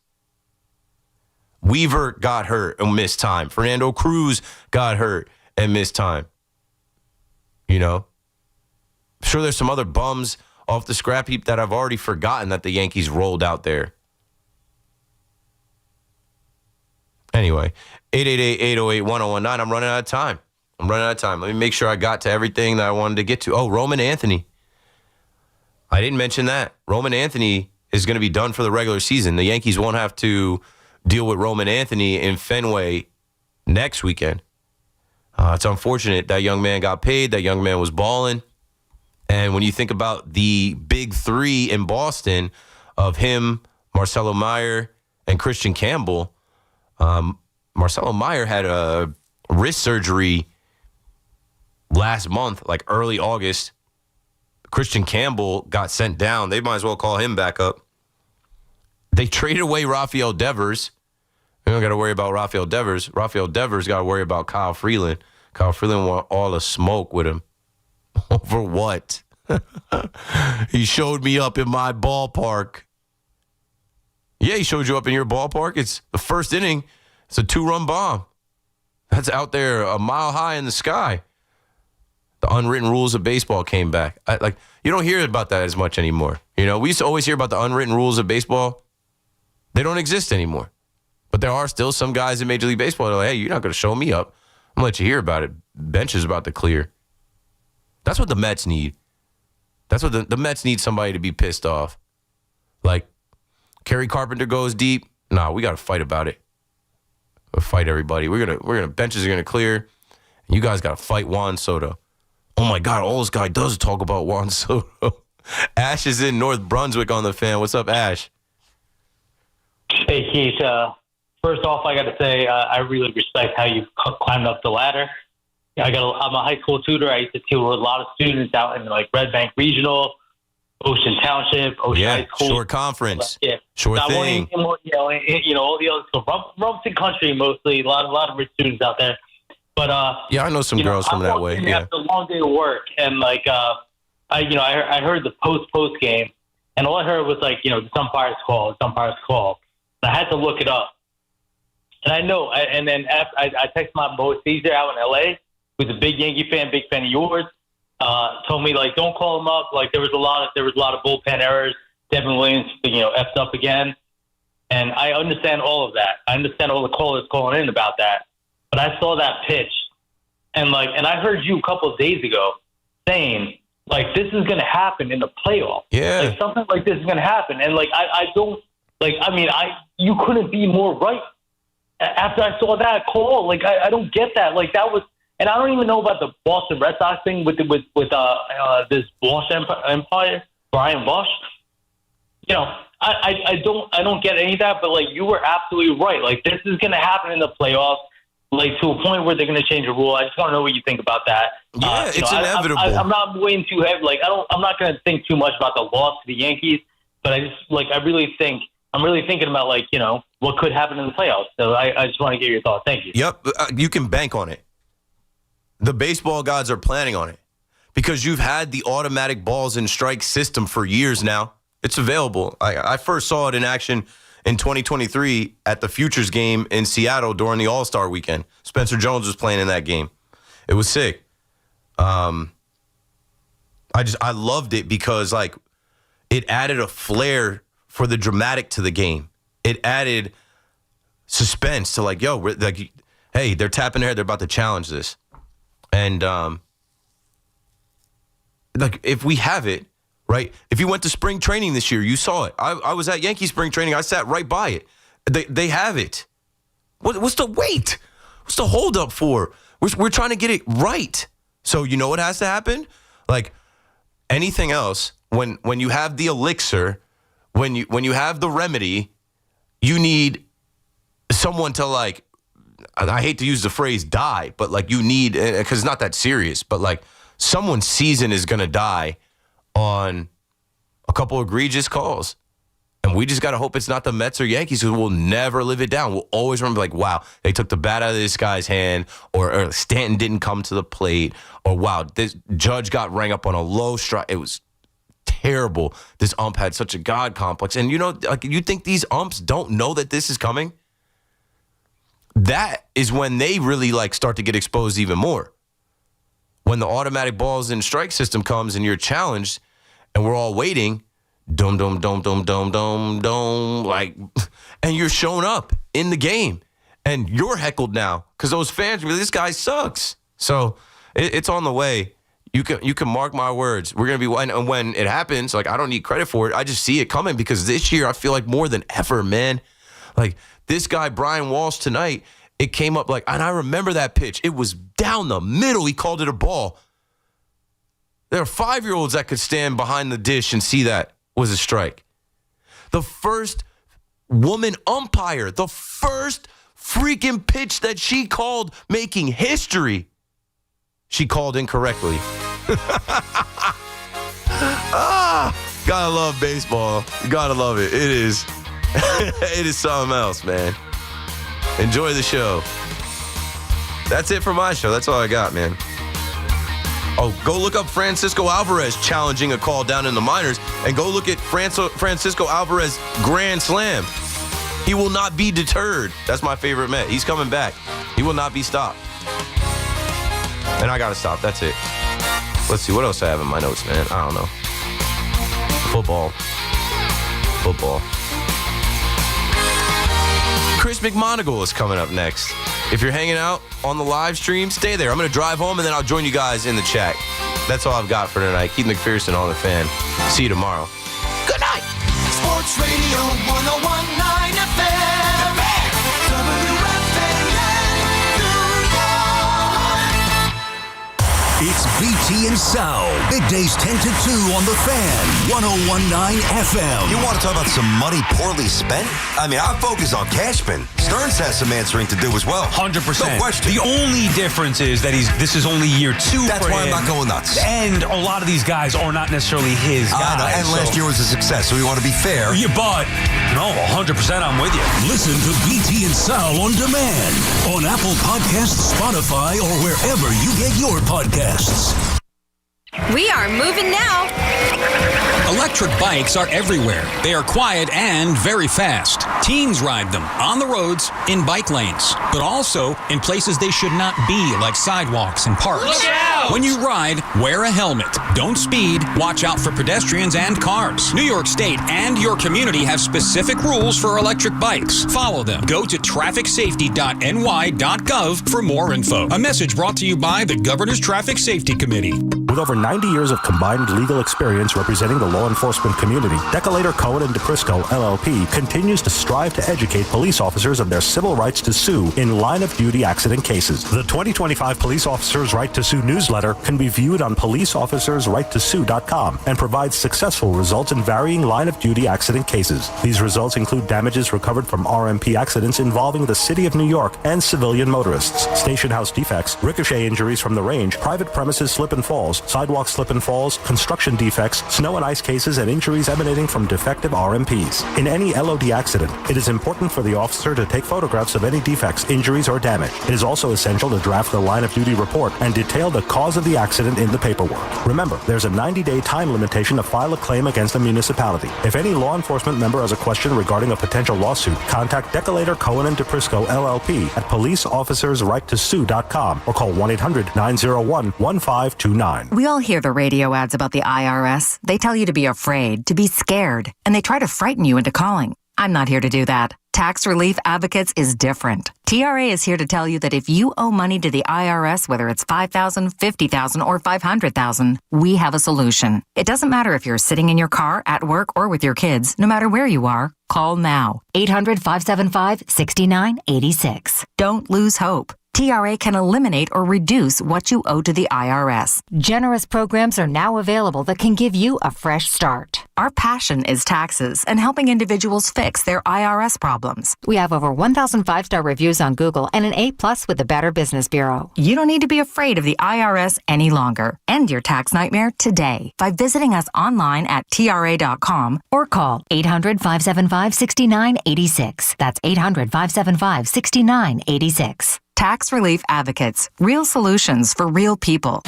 Go to WFAN.com/contest to enter for a chance to win tickets to see Breaking Benjamin in 3 Days Grace at Prudential Center on September 10th from our friends at Live Nation. To purchase tickets, visit livenation.com. Town Fair Tire is Connecticut's largest name brand discount tire dealer.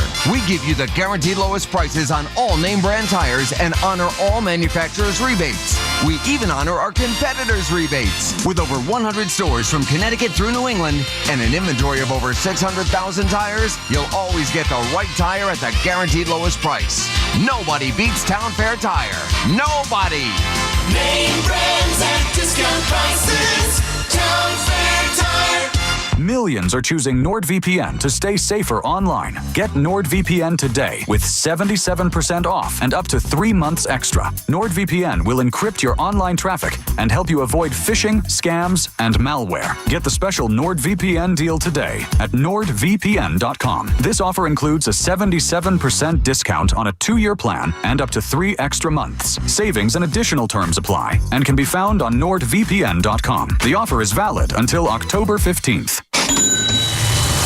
Your home equity could vanish almost overnight, stolen by scammers who forge a deed and transfer it out of your name. The FBI calls it house stealing, and the worst part is you may not know it until it's too late. Find out if you're already a victim now at HomeTitleLock.com. Use promo code RADIO for a 30-day free trial, a title scan, and access to a title specialist, a $250 value. Go to HomeTitleLock.com now. Promo code RADIO. New York. Wake up with Boomer and Gio. Morning 6 to 10 on WFAN, WFAN FM, WFAN FM HD1, New York, and Odyssey Sports Station. WFAN Sports Flash. Good morning at 2 o'clock. I'm Marco Belletti. A tough one for the Yankees, giving back a couple of 3-run leads, falling to the Astros 8-7. Devin Williams imploded in the 8th, allowing 4 runs, part of a bullpen that gave up 6 in 3 innings. Williams walked in the go-ahead as he and Aaron Boone both tossed in that inning. I thought it was maybe a little inconsistent, but again, we had a lead, a couple chances to add on, and I thought the Astros put some really good at-bats together, as far as they were really squaring some pitches up against us the second half of the game, especially to get back in the game and ultimately have some big at-bats that, outlasted us. Jazz Chisholm thought he worked a walk in the 9th after a Cody Bellinger 3-run shot, but he was called out on strikes. Red Sox lost, Blue Jays won, so the Bombers still tied with Boston, and they're 3.5 back of Toronto. Tigers raced the Mets 6-2. Clay Holmes gave up 3 runs over 4 2/3, and Kerry Carpenter with the dagger, a 3-run blast off Ryan Helsley in the 7th as his struggles continued. I thought today was a good lane for him, and look, man, we acquired this guy, we believe in this guy, and I keep saying it, in order for us to get to where we want to get, we're going to need it. It's obviously hard for him right now and for all of us, but we got to get him right. Also before the game, Carlos Mendoza admitted everything on the table, including a possible trip to the minors for Kodai Senga. However, he has the right to refuse a demotion in AAA. And the Jets may have lost Elijah Vera Tucker for the season. They fear he suffered a torn tricep, which would end his year. 66 degrees, clear skies, Central Park. That's what's happening. I'm Marco Belletti. New York sports is more than a game. It's a lifestyle. WFAN is the only place where Yankees, Mets, Giants, and Jets fans come together and sound off. The Fan, 101.9 FM, and always streaming on the Odyssey, iHeartRadio, and TuneIn apps.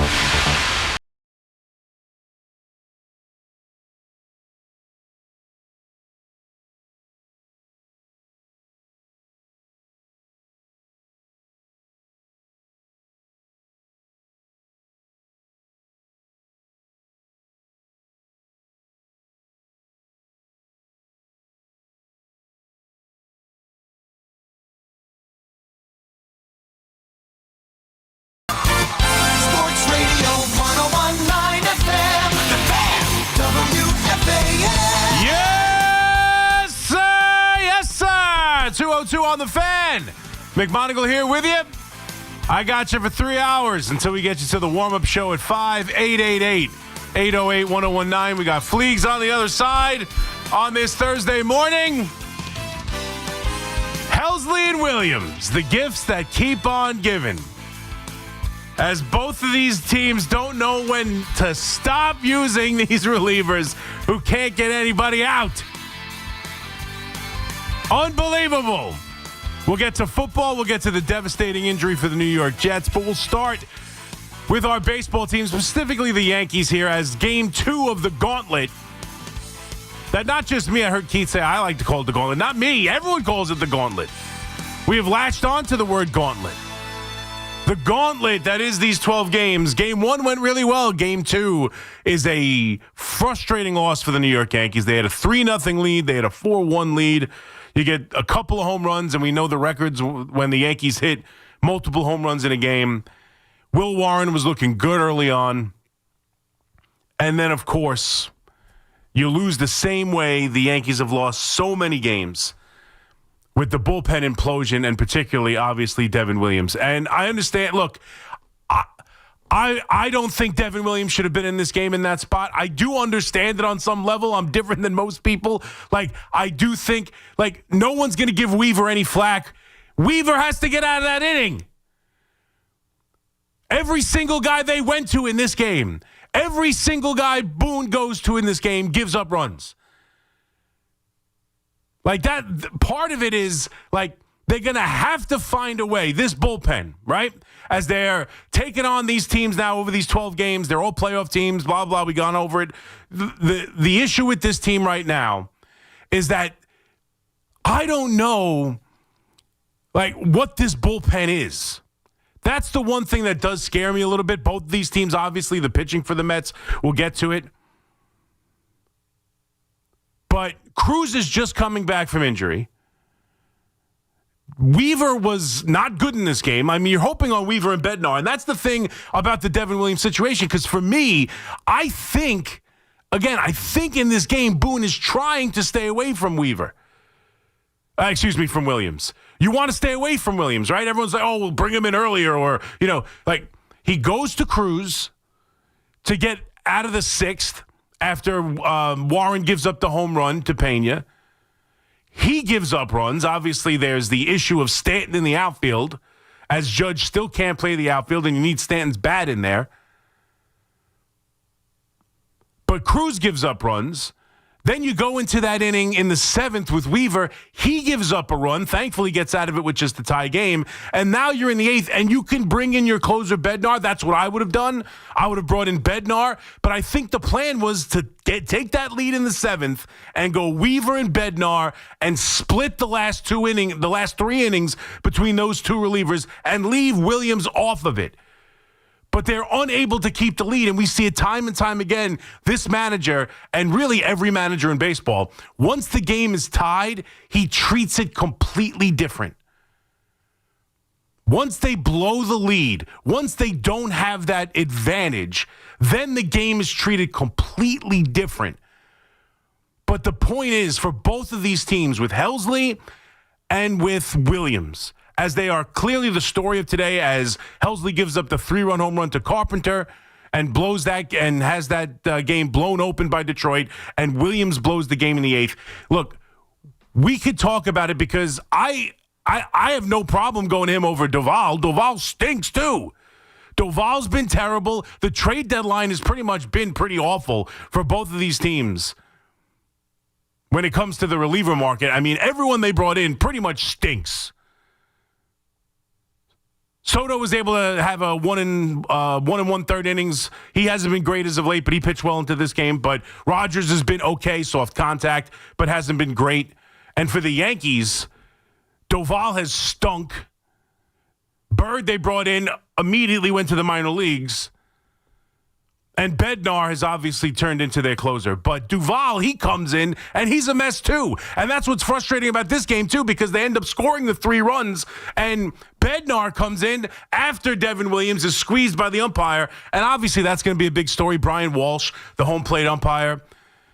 Yes, I think it's fair to say Devin Williams in the 8th inning got squeezed in this game. It's fair. I'm not inclined to defend Devin Williams. We all know how terrible he's been. But he's squeezed in this inning. They're off. I mean, he gets thrown out, and he was telling the umpire 4 different pitches you screwed me on. He absolutely did. He absolutely did. He got squeezed in this inning. It might have been a different inning. It might have been a different inning. And that's the bottom line. Like, the bottom line is he's got to be better. The bottom line is he's got to be better. I know he shouldn't be. You don't want him in the game. I think the ultimate goal was to keep him out of the game if they could keep the lead. They couldn't. They went to Cruz first. He gives up runs. They go to Weaver with a 1-run lead. He gives up the run. They couldn't get Alvarez out at all this entire game. Alvarez killed them in this game. 4 hits, go in the opposite field for big base hits to tie the game. I think the plan was to avoid Williams, to avoid Duvall, and have Weaver and Bednar for the final 3 innings and split it between the two of them. But Weaver comes in, throws 22 pitches, and gives up the run, and that's when plans change. And that's when they decide to go to Williams instead of going to Bednar in the tie game in the 8th, because they don't want to waste their closer on a game that they don't have the advantage anymore. And that's where we could disagree. Like, I would have still brought in the closer.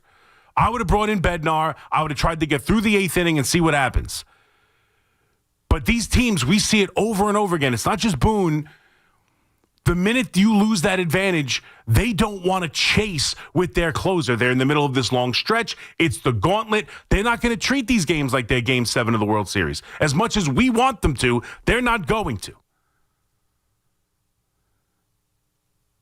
But at some point, like, again, and you can't tell me you'd rather see Doval in this game. Doval comes in after Williams walks the 9-hitter, which is so maddening. I mean, that's the point. Like, his stuff isn't that bad. He's throwing the ball better than Doval right now. I actually would rather see Williams in the game than Doval. He's been terrible. But you can't throw a 1-2 fastball right down the middle to Correa after he looked terrible swinging at your changeup. That's just a terrible pitch selection. And he laces it down the right field line to start that inning. That's the first thing. And then I do think he squeezed throughout the at-bat, but against the 9-hitter, even though you're squeezed, throw a fastball down the middle. You cannot walk in after you get the strike out of your ass to have bases loaded, 2 outs, and you are 1 out away and the 9-hitter up. You can't walk them. And then Doval comes in, and tell me again how you'd rather see Doval in this game. He throws gasoline on the fire. He's throwing balls in the dirt. He has the balk. If he just comes in and gets a freaking out, the Yankees could possibly win this game because they end up scoring 3 runs on the Bellinger home run. But what's frustrating is they had the 3-run lead multiple times. They had control of this game, and every single reliever brought in, and I know Williams is going to get the forefront of it. And I understand the decision to bring him in the game at all is going to be all over Boone. I get it. But let's be honest. I'm not saying Boone's right. I'm not trying to say that because I wouldn't have brought him in. I would have went to Bednar. I think we're at a point right now where you just have to understand no matter who, like Doval's been as bad. You can go to Tim Hill. You can go to Bednar. You can go to anybody but Devin Williams right now in the 8th inning of a tie game. Of a game you want to win, you just can't do it right now. And over his last 7 appearances, he is throwing the ball better. That's a fact. Over his last 7 appearances, he's been throwing the ball better than Doval. That's a fact. I'd rather see him in the game than Doval. Doval's been terrible. And he clearly came in and was awful. But in this game, it's hard for me to blame Boone when everybody he went to didn't do the job. He gave Cruz an opportunity to save the lead. He gave up 2 runs. He gave Weaver the opportunity in the 7th inning to keep a 1-run lead. He blew the lead.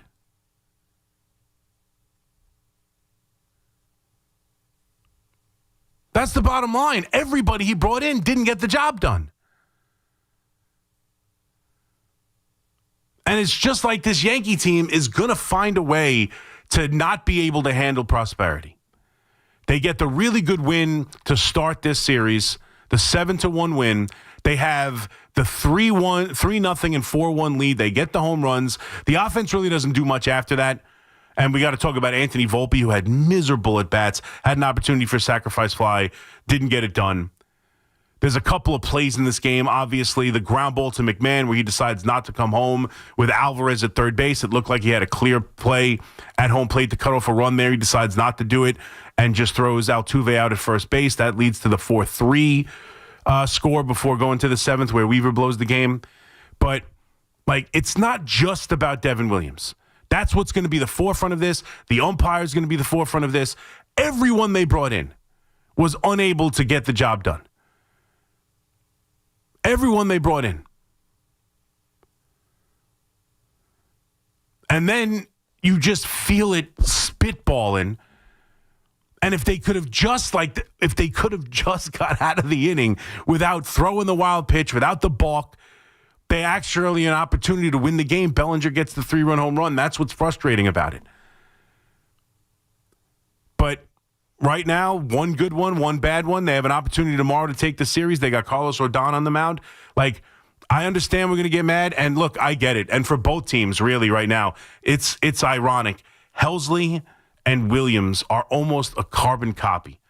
Right, for the Mets, Helsley, his stuff is good. He's throwing 102 miles an hour. The numbers off of Helsley fastballs are crazy. Like the average, I saw they were talking about it in the Met postgame. For 101-plus mile-an-hour fastball, the average OPS, so that's slugging plus on-base percentage, is 580 or something like that off 100-mile-an-hour fastballs. Helsley right now has a batting average, just batting average alone, higher than that. He comes in and immediately, boom, boom, bomb. 3-run home run to Carpenter, game is over. And Devin Williams, you can just feel it. You can just feel it. And while I'm when I say I'm defending Boone because everyone he brought in failed, and I do understand, I think the ultimate game plan, as long as they kept the lead, was to keep Devin Williams out of this game. You just can't bring him in these situations anymore. You just can't do it. You have to find something else. You have to be able to do something else. Bednar has not pitched in a couple of days.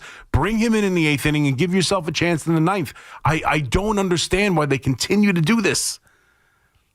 I don't understand why both these managers continue to do this.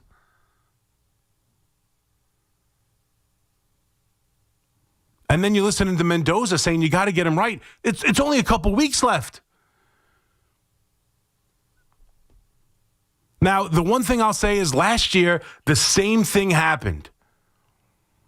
The same thing happened with Clay Holmes. And I praised Aaron Boone for how he handled it. They took Clay Holmes out of the closer role, and they continued to throw him in big situations. They continued to work him in like they're trying to work in Devin Williams right now. And then come the postseason, he gave you 9 scoreless innings and was really good through the ALCS and ALTS. He was the first guy out of the bullpen. He got big outs in the 5th and 6th. He came in with jams, runners on. He got ground balls. He did a really nice job. And the way they massaged him into the playoffs was a huge factor in getting to the World Series. It was. It's hard to envision Devin Williams being that guy. It's hard to envision them being able to massage that. Same thing with Helsley. It's hard to envision in the next 2-3 weeks you are going to find an answer to why his 102-mile-an-hour fastball is getting hit to the level it's being hit.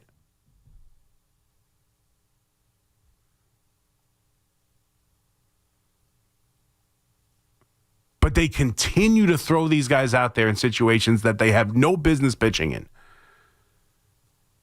And they are killing these teams. But for me, like, we'll get into Walsh, Brian Walsh, the home plate umpire, who, again, these guys are quick-triggered to throw guys out. And I agree with Devin Williams. Like, it's hard to agree with him. But in the postgame, he said, for me to have the inning I had, where he was squeezed on at least 4 balls, at least 4 pitches that should have been called strike or called balls, and then to end the game on that outside pitch to Jazz, that's tough to take. It's tough to take. And I normally don't complain about umpires, but that's tough to take because we watched it with our own eyes. Devin Williams got squeezed on at least 4 strikes, and then they end the game on a pitch off the corner to Jazz. That's a tough way to end the game. With an opportunity as the go-ahead run to come up with Giancarlo Stanton, that's a tough way to end the game. But here's the bottom line. The gauntlet does not end after 2 games. I don't think the Yankees played overly sloppy. I thought the Yankees played well in this game. Will Warren pitched well for 5 innings. The offense has been still pretty damn good. They hit some home runs. They didn't do enough to tack on, but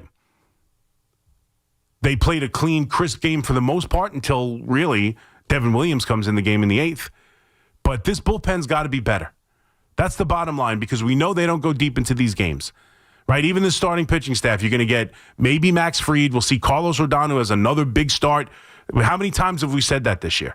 Carlos Rodon, another check for a big start game. Can Carlos Rodon answer the bell in a big game? This will be a big one later tonight with Carlos Rodon on the mound against the Astros trying to win this series and start this gauntlet off in the right way.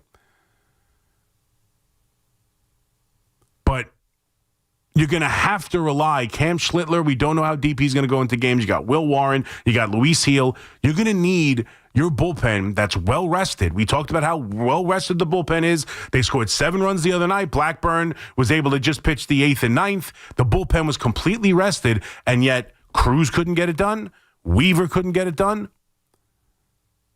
And obviously Devin Williams couldn't get it done, and Doval has been an absolute disaster since he's been here. So, like, we can complain about Doval, and we can complain about Williams. We can complain about Boone going to him. We can complain about all of it. I get it. But the bottom line is everybody failed. And I think the plan was to eliminate Devin Williams from the picture until the game got tied.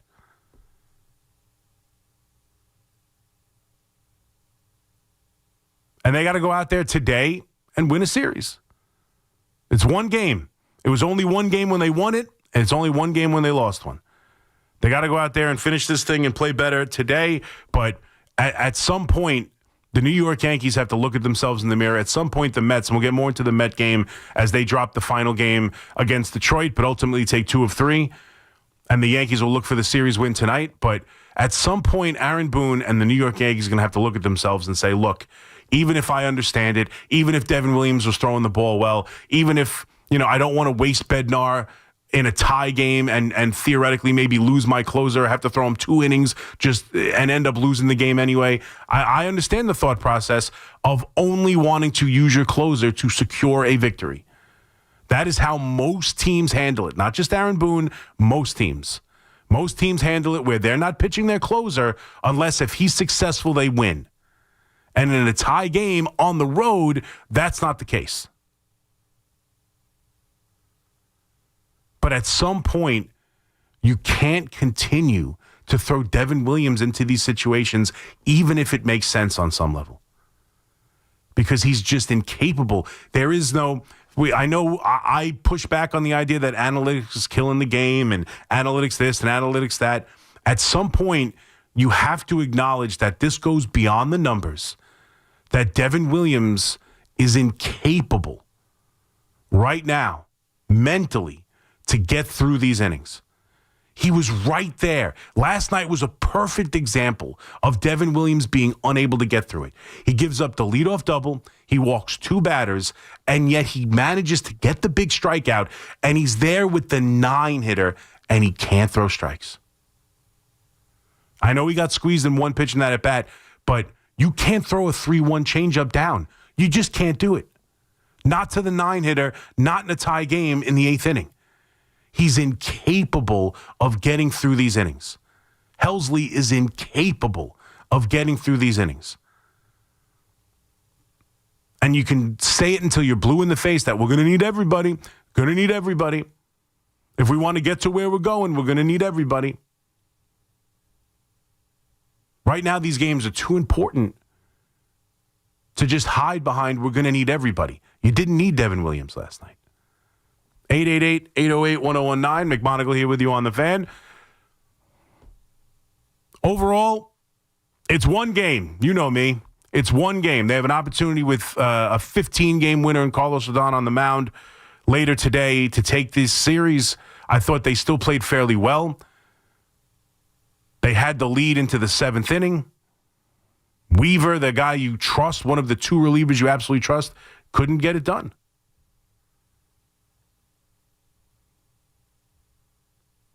And now tonight is a big game for Carlos Rodon and the New York Yankees. 888-808-1019. We'll take a quick break. We'll come back with your calls. We're up on the chat. I haven't checked it out just yet, but we're on the YouTube overnight live. If you go to YouTube and you search WFAN, you can find me there and watch the show live. You could take part in the comments. You can make fun of my neck beard, my fat face, or anything else you want to do. That's typically what the comments are for. So join in. 888-808-1019. Let's talk a little baseball. We'll get to Vera Tucker and the devastating tricep injury to the best offensive lineman on what's supposed to be the best unit of this team, and it's supposed to be the driving force of what has a winning season for the New York Jets. So a devastating injury to start the year. We'll get to that. We'll get to the game tonight as the NFL season starts. Eagles-Cowboys tonight, but we start with the 2 men who have killed this team over the last month in the bullpen, and the Yankees unable to build any sort of momentum off a very positive win to start game 1 of this gauntlet as they drop game 2 against the Astros, and they look for the series win tonight with Carlos Rodon on the mound. 888-808-1019. Quick break. Be right back after this. There's a line drive right field. That ball is hammered. It's Thursday Night Baseball with the Yankees and Astros. 7:40 tonight. Driven by Jeep. That was an extraordinary play. Susan Waldman and Dave Sims call all the play-by-play. The home of Yankees baseball is the Fan. Always live on the free Odyssey app. This is Alex Shulman of Shulman & Hill, New York's premier injury law firm. We'll always fight for you if you're injured at a construction site. If you've ever wished you've had a lawyer in the family, now you will. At Shulman & Hill, it's never one and done. Once you're a client, you're always part of our family. New Yorkers in every borough and on every block know us by name. Shulman & Hill. Get your free consultation at hurtny.com. That's hurtny.com. Luxury just got tripled with Mercedes-Benz of Edison, Mercedes-Benz of Union, and Ray Cattina of Freehold. 3 powerhouse locations in New Jersey. 1 legendary name, Ray Cattina. More inventory, featuring one of the East Coast's largest selections of new and pre-owned Mercedes-Benz vehicles. More convenience with 3 state-of-the-art service centers to keep your Mercedes-Benz running like new. And of course, legendary Ray Cattina customer service, where you always come first. Experience the power of 3 at benzfam.com. Do you owe $10,000 or more in credit card debt or personal loans? With credit card debt at all-time highs, Debt Relief Advocates is urgently notifying consumers of debt relief now being made available, designed to aid consumers with out-of-control credit card debt. Those who qualify and enroll for this relief program will only have to pay back a fraction of what they owe. This is not bankruptcy or a debt consolidation loan. This is a relief program that credit card companies would rather you not know about, as it ends your debt nightmare and saves you lots of money. Consumers owing at least $10,000 in credit card debt or personal loans can now take advantage of this debt relief as the cost of living skyrockets. Debt Relief Advocates has established a relief hotline for you to call to learn what debt reduction you may qualify for, so don't wait. For this free information, call the relief hotline at 800-707-6152. 800-707-6152. 800-707-6152. Town Fair Tire, Connecticut's largest discount tire dealer. Because we give you the guaranteed lowest price and we honor every manufacturer's rebate. We even honor all our competitors' rebates. Nobody beats Town Fair Tire. Nobody. Town Fair Tire. Tired of the same old golf routine? The Rock Golf Club is for the select few who understand golf is more than a game. Join me at the best club on Long Island. No tee times, just incredible greens and great people. It's premier, it's exclusive, and we're intentional about who joins us. Located just 25 minutes from the Hamptons on the North Fork, the Rock Golf Club is a place where the focus is solely on the sport. Visit playtherockgolfclub.com to learn more about this one-of-a-kind experience. That's playtherockgolfclub.com. With over 90 years of combined legal experience representing the law enforcement community, Decolator Cohen and DePrisco LLP continues to strive to educate police officers of their civil rights to sue in line-of-duty accident cases. The 2025 Police Officers' Right to Sue newsletter can be viewed on policeofficersrighttosue.com and provides successful results in varying line-of-duty accident cases. These results include damages recovered from RMP accidents involving the City of New York and civilian motorists, station house defects, ricochet injuries from the range, private premises slip and falls, sidewalk slip and falls, construction defects, snow and ice cases, and injuries emanating from defective RMPs. In any LOD accident, it is important for the officer to take photographs of any defects, injuries, or damage. It is also essential to draft the line-of-duty report and detail the cause of the accident in the paperwork. Remember, there's a 90-day time limitation to file a claim against a municipality. If any law enforcement member has a question regarding a potential lawsuit, contact Decolator Cohen and DePrisco LLP at policeofficersrighttosue.com or call 1-800-901-1529. Do you have $10,000 or more in credit card debt? Are you barely getting by making minimum payments? With credit card debt reaching all-time highs, National Debt Relief is letting everyone know about great debt relief options now available to help people with overwhelming credit card debt. These options may reduce a large portion of your credit card debt. Get a free debt relief consultation when you call 800-586-4040. 800-586-4040. 800-586-4040. Put WFAN in your contact list. 888-808-1019. Powered by Paramount Plus. Count on Sundays all season long with the NFL on CBS and Paramount Plus.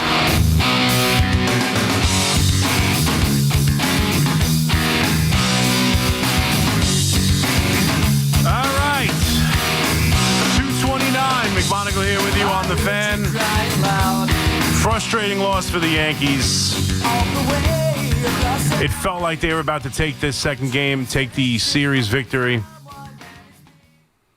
Coming off of the momentum of Game 1, everything that was wrong with the Astros in Game 1, The dealing of, obviously, Valdez and Salazar, the catcher, and all that was making its rounds all across the baseball landscape and media earlier in the day. The manager had to come out and address it and everything. Felt like all the momentum was in the Yankee favor as they were up 4-1, and the bullpen just couldn't hold it. And that has been a problem so many times this year. And Devin Williams, literally. I mean, I know that Clay Holmes broke the record or whatever for blown saves last year, but Devin Williams has single-handedly.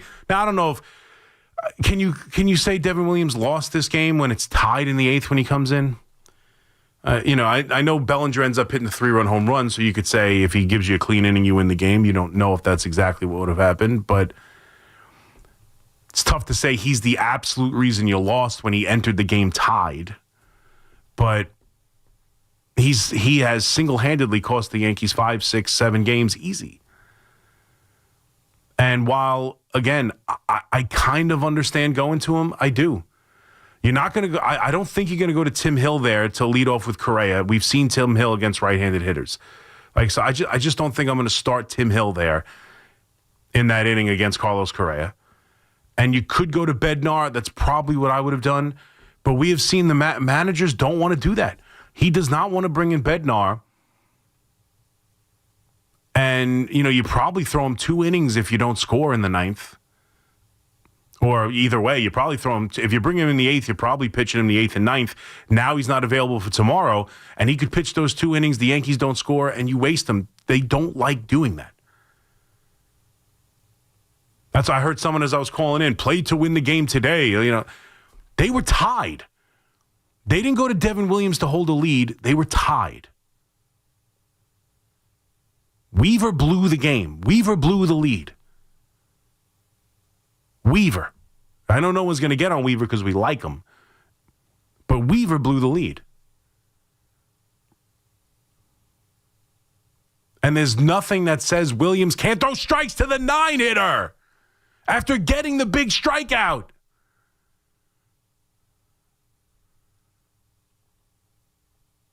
But to me, again, I'm not going to. It's a frustrating loss, but it's not one that defines them. I'm just like. The first game didn't define them. This game doesn't define them. They have to just, try and win a series tomorrow with Carlos Rodon on the mound. But I feel like they played well in this game. I don't think they did, other than, look, we know what Stanton is in left field. You know what you're sacrificing to keep him in the lineup right now. That was a bullet line drive off the bat of Alvarez, who just killed them in this game. Could have. I know Boone was quoted as in the postgame saying that nobody was catching that. I don't know about that. I think someone could have. I think there's a left fielder out there who could have caught it, but it wasn't an easy play. And here's the other thing, too, because I got a lot of people saying once you have the lead in the 6th, once you go to your bullpen, you have to bring in a defensive replacement. Let's be honest. They don't have a really good defensive replacement. It's better than Stanton, don't get me wrong. But Dominguez, as we know, is not a great outfielder. And Rosario is okay out there. He's not a good outfielder either.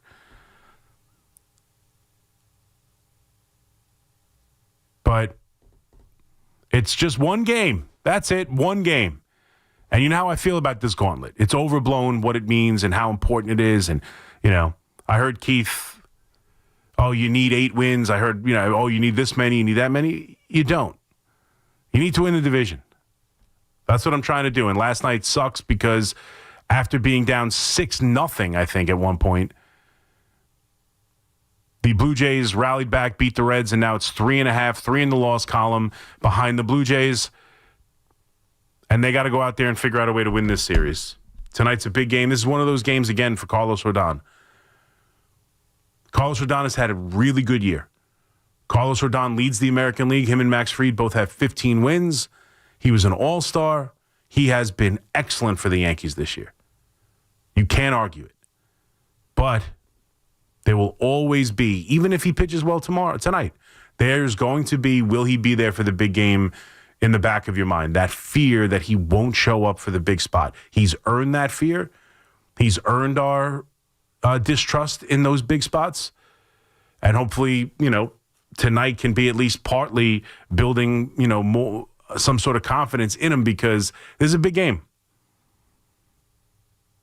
And they need him to go out there and shove. So let's hopefully he can do it, and then they win the series, and we don't care so much about last night. 888-808-1019. Let's go to Robbie in Phoenix. What's up, Robbie? Question. Hey, nice to hear you back again. Thank you, buddy. Question. Why was Warren taken out after just 67 pitches? Yeah. He gave up a single home run. Did that make sense to Yeah, at least let him go a little bit? I don't know. I mean, did you see the fifth inning, too? I mean, he was the last 6 or 7 guys all hit the ball hard off of him. I thought he was done. That's an aggressive move from the manager. He's going to his bullpen. He's going to Cruz. He's going to Weaver.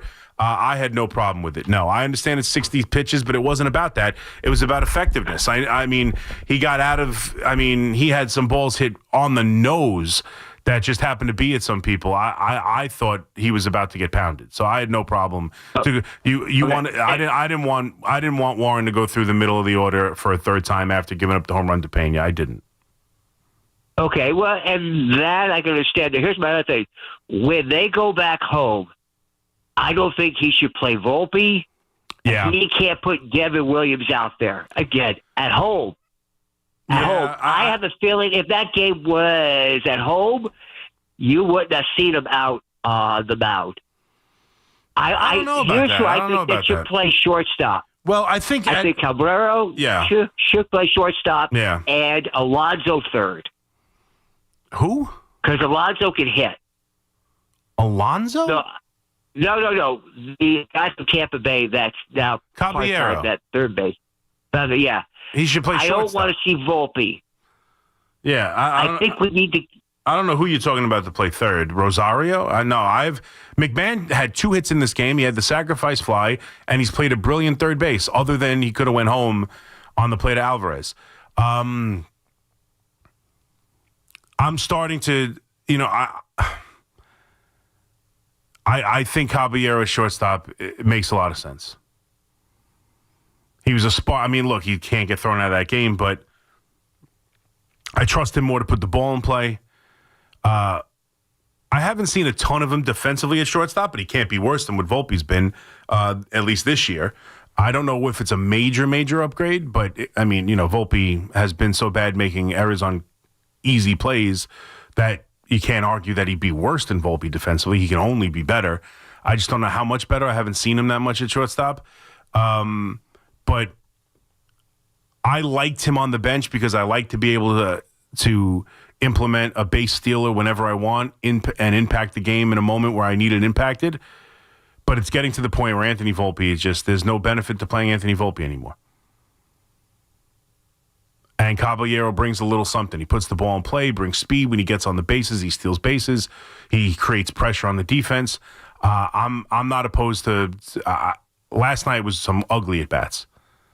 Ugly at-bats. Against a left-handed pitcher where he should have been able to get, big strikeouts, ugly swings. Anthony Volpe is borderline useless right now. So I'm open to playing Caballero at shortstop. At least give it a try for a couple games. I think we're at that point. Now, the Devin Williams thing, you might be right because at home, they might be more inclined to bring in Bednar in the tie game of an 8th inning. In the 8th inning of a tie game, rather. You might be more inclined to bring in your closer at home because you feel like you got home field advantage. You got last licks. You have a better chance to win that game. On the road, tie game in the 8th. I just don't know if that's a spot where they're going to bring in their closer and risk, because you're going to have to throw him 2 innings. If you bring him in the 8th, you're not going anybody else in the 9th, unless he throws 30 pitches in the 8th.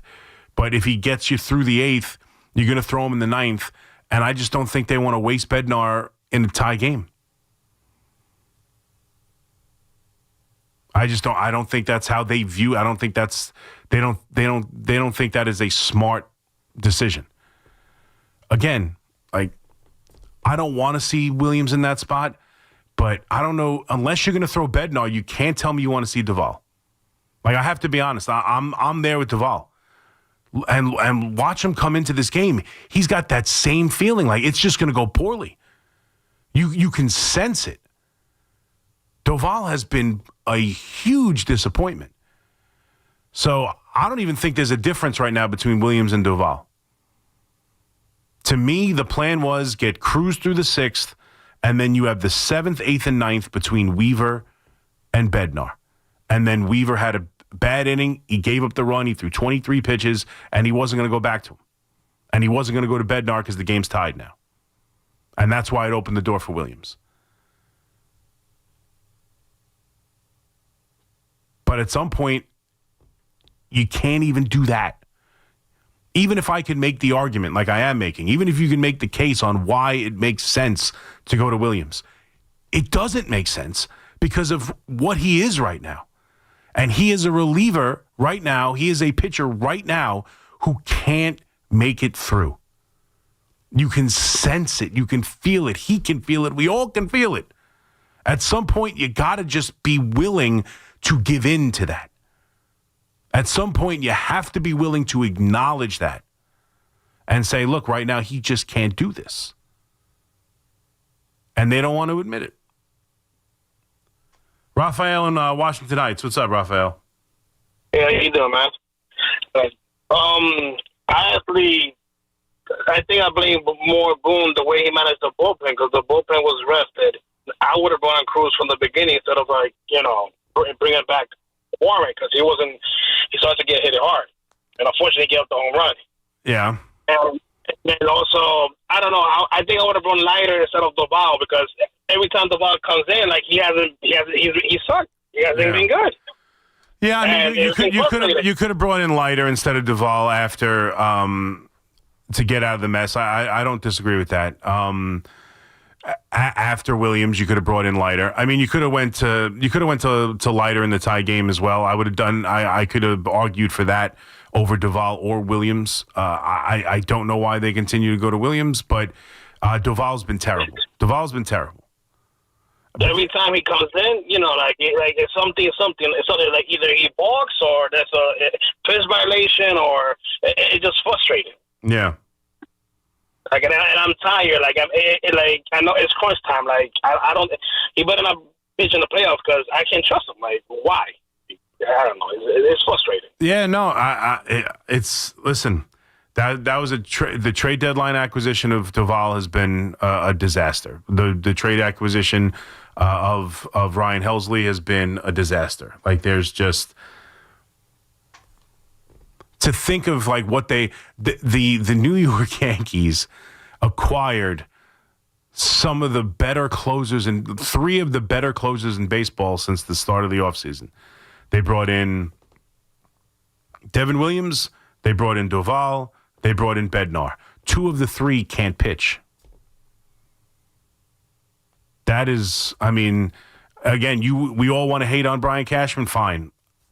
Like, I can't blame him for that. I can't. You want to? Go ahead. I can't blame him for Devin Williams being terrible. Now, to continue to go to him, maybe. I can't blame him for even Doval being this bad. Now, even if you would have said, okay, Doval's not going to be great, or Doval's not going to be as good, or Doval is going to struggle with his time in New York, or something like, fine, but he's borderline unpitchable too. Like, this is a guy who's been a closer. He's had almost 100. I think he's got 100 saves in his career. Like, what the hell happened to him?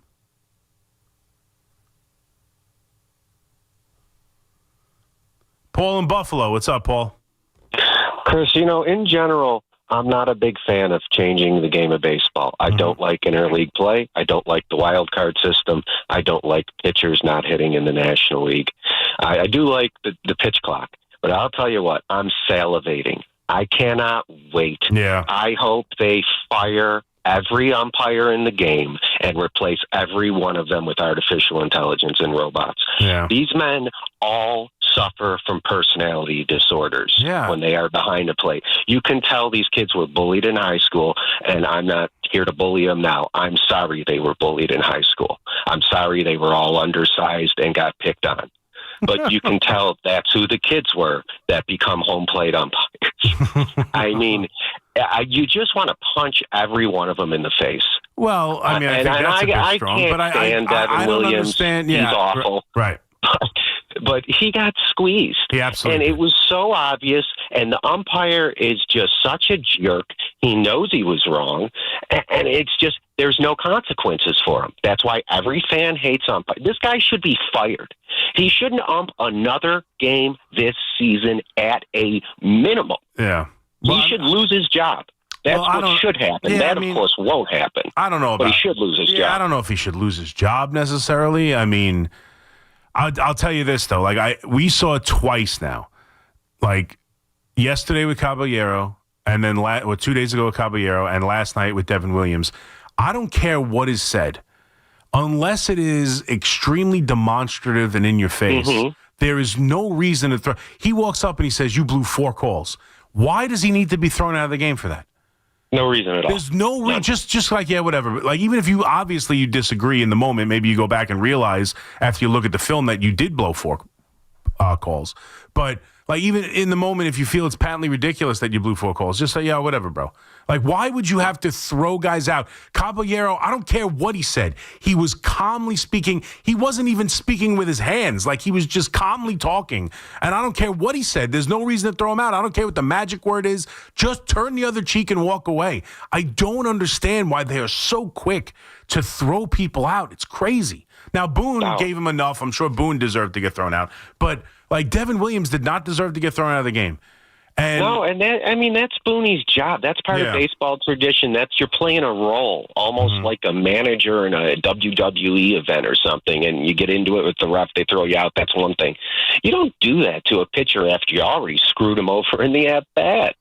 That's what just kills me. And I have a question for you about this whole Soto thing. Did he undercut Lindor saying Marte's the leader of the team? Is there such a thing as saying Lindor's the face of the team and Marte's the leader? Kind of the same relationship that Stanton and Judge have with the Yankees. Judge is obviously the face and the captain of the team, but they always say Stanton's voice is very important. Yeah, I guess. I mean, I didn't take those comments to mean so much. I just think Soto happens to love Marte. I think that's it. I think that was an opportunity that Soto took to just really make it clear how important Marte is to the team, because he happens to really look up to him and loves being around him, and it was just an opportunity to say, wow, he's a great player and all, but it's not only just that, it's everything about him. I just think Soto took an opportunity to praise a guy he really respects and admires and enjoys being a teammate of. I didn't take it to be a slight on Lindor, but yes, can there be different dynamics? Can there be vocal leaders? Can there be guys who are, leaders and then guys who are the face of the team and share responsibilities, or it's slightly different? Yeah. Absolutely. And I still think Lindor is the captain of the team.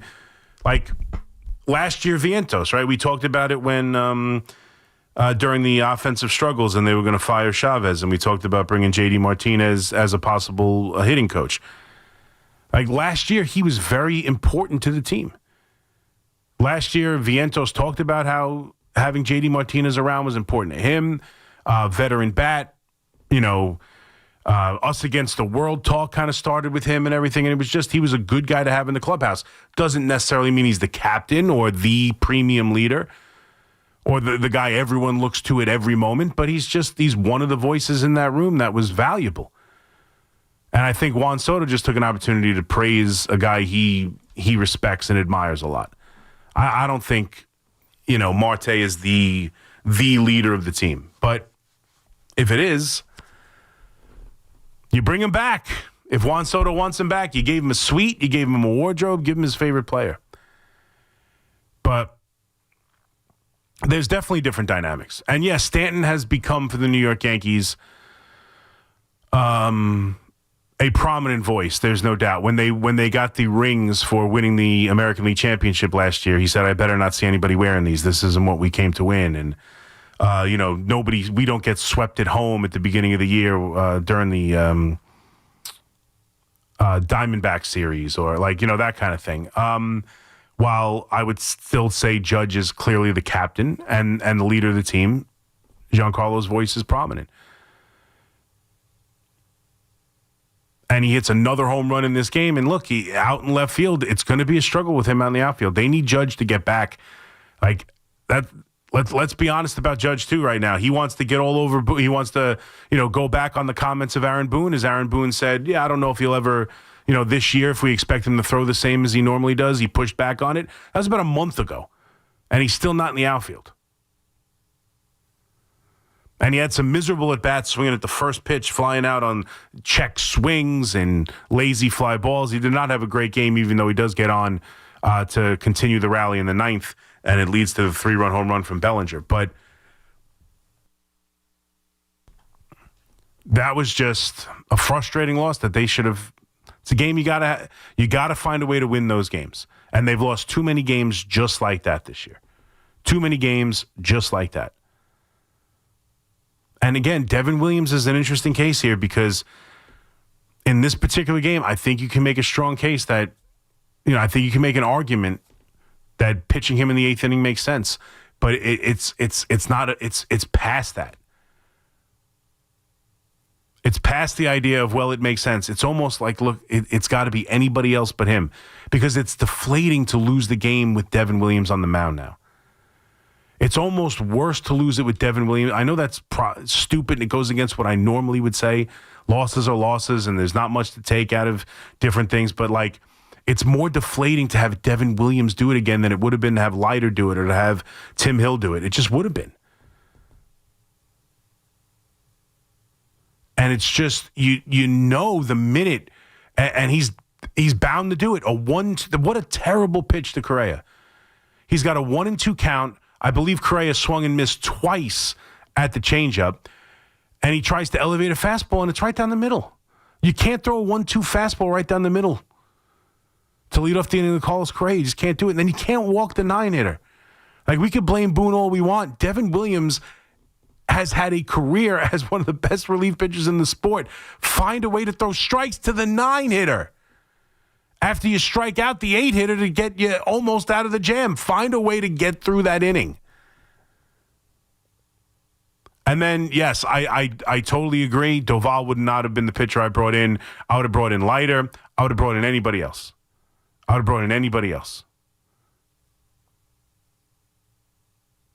To keep that game close. But again, it's one game. They have an opportunity to win the series later tonight. And this is going to be a big start for Carlos Rodon. This is a big game for the Yankees. Let's see how they respond. Let's see how this Yankee team responds to a tough loss last night.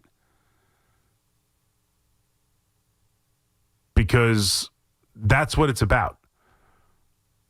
And to me, this bullpen is still, as the rotation has kind of settled itself in a little bit with Max Fried returning to what he's been, and Carlos Rodon being what he's been, and Cam Schlittler, and even Will Warren, who pitched fairly well in this game. The rotation has kind of stabilized itself, and now that Cruz is back, and Bednar's been what he's been, and Weaver, you feel better about this staff, but yet they find ways to lose. And, no one's going to blame him, but Weaver blew this game. I'm as mad as Weaver as anybody else. And to get back to the umpire conversation, yeah, I don't understand why these. I have to admit, I think it's at the point where we need the robots to take over because it's just on a nightly basis. These umpires are just awful. 888-808-1019. McMonigle here with you. We'll get into the football a little bit as the Jets are going to try and suffer through a devastating injury to the offensive line. We got the Eagles and Cowboys tonight. And we'll still take your baseball calls on Helsley, on Weaver, on Williams, on the Yankees and the Gauntlet. 888-808-1019. The Mets will have off today, and then they take on the Cincinnati Reds. The Yankees look to win a series against the Houston Astros with Carlos Rodon on the mound. 888-808-1019. Quick break. McMonigle here with you on The Fan. Be right back. It's Evan and Kiki. Afternoons on The Fan, 101.9 FM. I love Andrew Thomas. He's a wonderful player. It's nothing personal. I don't trust him to stay healthy. Listen to Evan and Kiki on demand on Apple Podcasts, Spotify, or wherever you get your podcasts. Hey, let me ask you something. Would you seat your 3-year-old child on a windowsill? Would you seat them beside a lit fireplace or by the deep end of a pool? One last question. Would you seat your child in a car seat that's not correct for them? Car crashes are a leading killer of children ages 1 to 13. Secure their future. Seat them in the correct car seat. For more information, visit safercar.gov/the-right-seat. Sponsored by the New York State Governor's Traffic Safety Committee. Imagine a gentleman's club with over 200 gorgeous exotic dancers every week. Hey, big boy. From the people who make fantasies come true, Gallagher's 2000 in Long Island City is the place to be. Gallagher's 2000, a gentleman's club for today, gentlemen. Gallagher's 2000 features 2 floors, 3 stages, discounted drinks, VIP, champagne rooms, and dinner specials every night. Gallagher's 2000 offers complimentary lunch Thursdays and Fridays with any drink purchase. Come on down, big boy. Gallagher's 2000 is New York's largest upscale gentleman's club, and Gallagher's 2000's bachelor parties will blow you away. For their bachelor party specials, call 718-361-1348. Gallagher's 2000 is located at 4319 37th Street in Long Island City, Queens, just a half a block north of Queens Boulevard. Call 718-361-1348. Gallagher's 2000 is unlike any club in New York. Come tonight for the time of your life. Gallagher's 2000. Let your imagination run wild. Cash App is built for this city. You got built-in security that's rock solid. Face ID, scam warnings, 24/7 chat support. It's like having a bodyguard for your money. You work too hard to let anything slip through the cracks. Download the Cash App today. Use code WFAN10. Send $5 to a friend within 14 days, and Cash App drops $10 right back into your account. Terms apply. That's money. That's Cash App. Cash App is a financial services platform, not a bank. Banking services provided by Cash App's bank partners. Prepaid debit cards issued by Sutton Bank, member FDIC. Overdraft coverage provided by Cash App, A Block Inc. brand. Visit cash.app/legal/podcast. Town Fair Tire became New England's #1 discount tire dealer by giving you the absolute lowest prices guaranteed. And with over 100 stores from Connecticut to Maine, we'll beat anybody's price. Other dealers, we beat them. Warehouse clubs, we beat them. Online sites, we beat them all every day. So remember, for the absolute guaranteed lowest price on name brand tires, nobody beats Town Fair Tire. Nobody. Discount prices, Town Fair Tire. We were the Humane Society of the United States. 70 years of fighting for animals. Today, we are called Humane World for Animals, a name that reflects our unstoppable commitment to end animal cruelty globally. Humane World for Animals, the end of animal cruelty.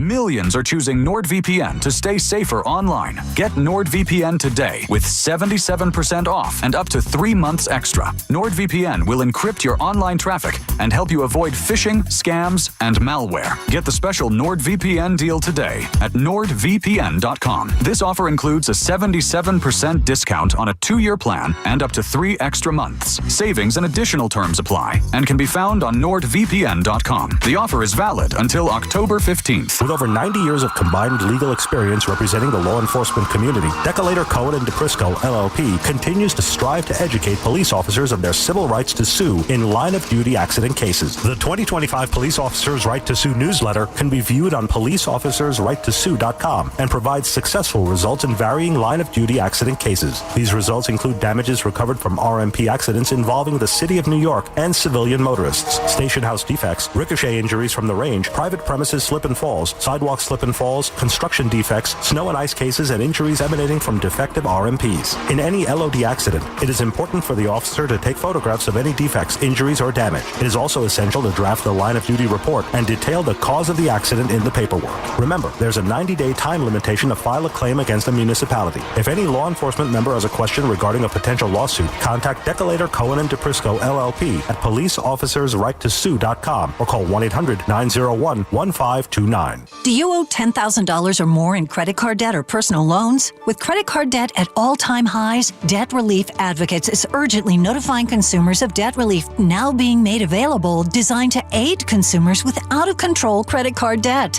Those who qualify and enroll for this relief program will only have to pay back a fraction of what they owe. This is not bankruptcy or a debt consolidation loan. This is a relief program that credit card companies would rather you not know about, as it ends your debt nightmare and saves you lots of money. Consumers owing at least $10,000 in credit card debt or personal loans can now take advantage of this debt relief as the cost of living skyrockets. Debt Relief Advocates has established a relief hotline for you to call to learn what debt reduction you may qualify for, so don't wait. For this free information, call the Relief Hotline at 800-707-6152. 800-707-6152. 800-707-6152. Talk Yankees and Mets all season long. WFAN, WFAN FM, WFAN FM HD1, New York, and Odyssey Sports Station. WFAN Sports Flash. Good morning at 3 o'clock. I'm Marco Belletti, and this report is brought to you by Dr. Jay Shaw at Samuel Institute for Pain Management. Visit SamuelPain.com. Yankees enjoyed a 3-0 and a 4-1 lead, but the wheels came off as Houston scored 6 times off the Yankee bullpen, including 4 in the 8th off Devin Williams, rallied for an 8-7 victory. I thought the Astros from about 3rd or 4th inning on just started putting some really good at-bats together and kind of pressured, first Will, and then we had varying degrees of success down there, but, credit to them, they had a lot of really good at-bats against us. We didn't get a couple calls and got away. Aaron Boone wasn't there for the end of that one. Toss in the 8th with Devin Williams. Will Warren allowed 2 runs over 5. Giancarlo Stanton, Austin Wells, Cody Bellinger, they all went deep, but the Bombers 1 for 7 with runners in scoring position. They left 6 men on. Now the Red Sox lost, Blue Jays won, so Yankees remain tied with Boston, now 3.5 back of Toronto.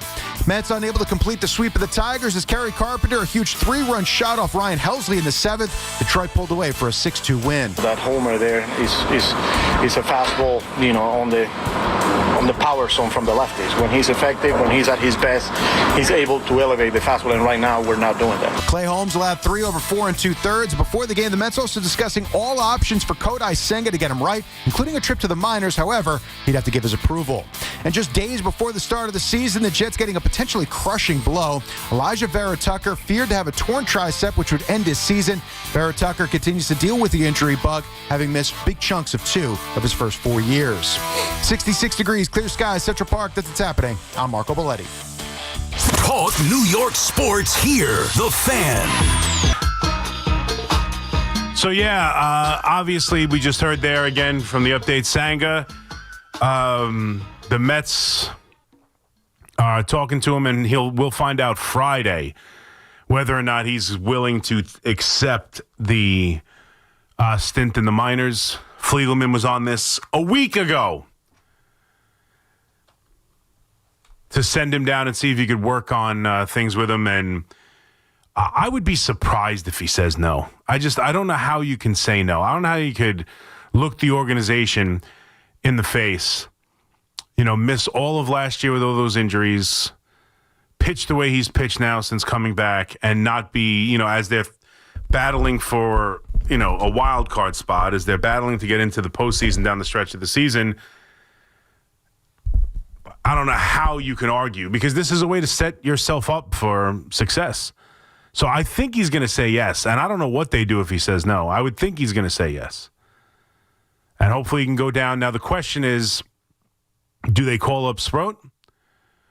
Do they do anything? Do they just change it from a 6-man rotation to a 5-man rotation?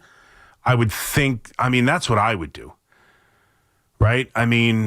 Peterson's been better with an extra day. Clearly, Clay Holmes could use the extra day as, again, he gives you the typical 4 2/3 in yesterday's outing. Not bad, keeps you in the games, pitched well enough, but he's not getting deep into the games, and clearly the inning limit, his innings here have become much more than they've been in his career as a reliever, so he benefits from it, but McLean and Tong, there's no reason to have them on a 6-man rotation. I would think you just move Senga down and add another arm to the bullpen. You could call up Sproat and throw him into the mix, but we'll see. But it starts with Senga accepting the demotion or whatever, just a stint in the minor leagues to try and work on things, because, to me, I think they need him. I just, as great as McLean is, and the last start really is the one that makes you impressed and makes you think, you feel comfortable starting him game 1 of a postseason series. That's really where it's at, crazy enough. But it's tough to not have someone that you know is a close to top of the rotation starter. And Kodai Senga has proven to be that over the first, 2 years of his Met tenure. He's proven to be a guy who can be that kind of pitcher for you. It's been a miserable 2 months or whatever it's been since returning from the injury, but I need to find that guy. So if he could send him down, I know it's only a month left, and he's not going to have many turns down there, but I got to do anything I can to see if I can find a way to get him ready for a postseason start, because I think they need him. They need him or Manaea. Even with McLean and Tong kind of becoming what they become, we're looking for Tong's second start here to see what it looks like. But I mean, I was listening to the morning show driving home yesterday, and Boomer's calling him Tom Seaver. So let's see how that goes moving forward. But we'll find out about Senga. I'm sure he's going to accept that stint in the minors, and hopefully it'll benefit him. And, the Mets will have a day off here and take on, I guess, an important series, although there's, 5 games up on Cincinnati? 5.5 games up on Cincinnati. It's not the series we thought it would have been 2 weeks ago when they were right there within a game of each other, but it's an important series. And right now, this offense, Juan Soto, I mean, they kind of got stifled a little bit yesterday, but for the most part, they've been on an absolute tear. The rotation's obviously a mess right now, and the bullpen's kind of a mess too, as another miserable performance from Helsley, who at this point is unpitchable. I mean, he's given up, 18 runs in 14 innings, something crazy like that. It's unbelievable, and the numbers off of his fastball are insane. And even, I mean, and Mendoza's still talking about the idea that it looks like even the way they're taking pitches, like someone's got something on him somewhere. I don't know what happened, because he was pitching relatively well the last 11, 12 outings in St. Louis before coming to the Mets. I don't know what's happened here, but I've never seen 102-mile-an-hour fastballs be consistently hit like this. He is getting absolutely pounded. Tommy in Astoria. What's up, Tommy?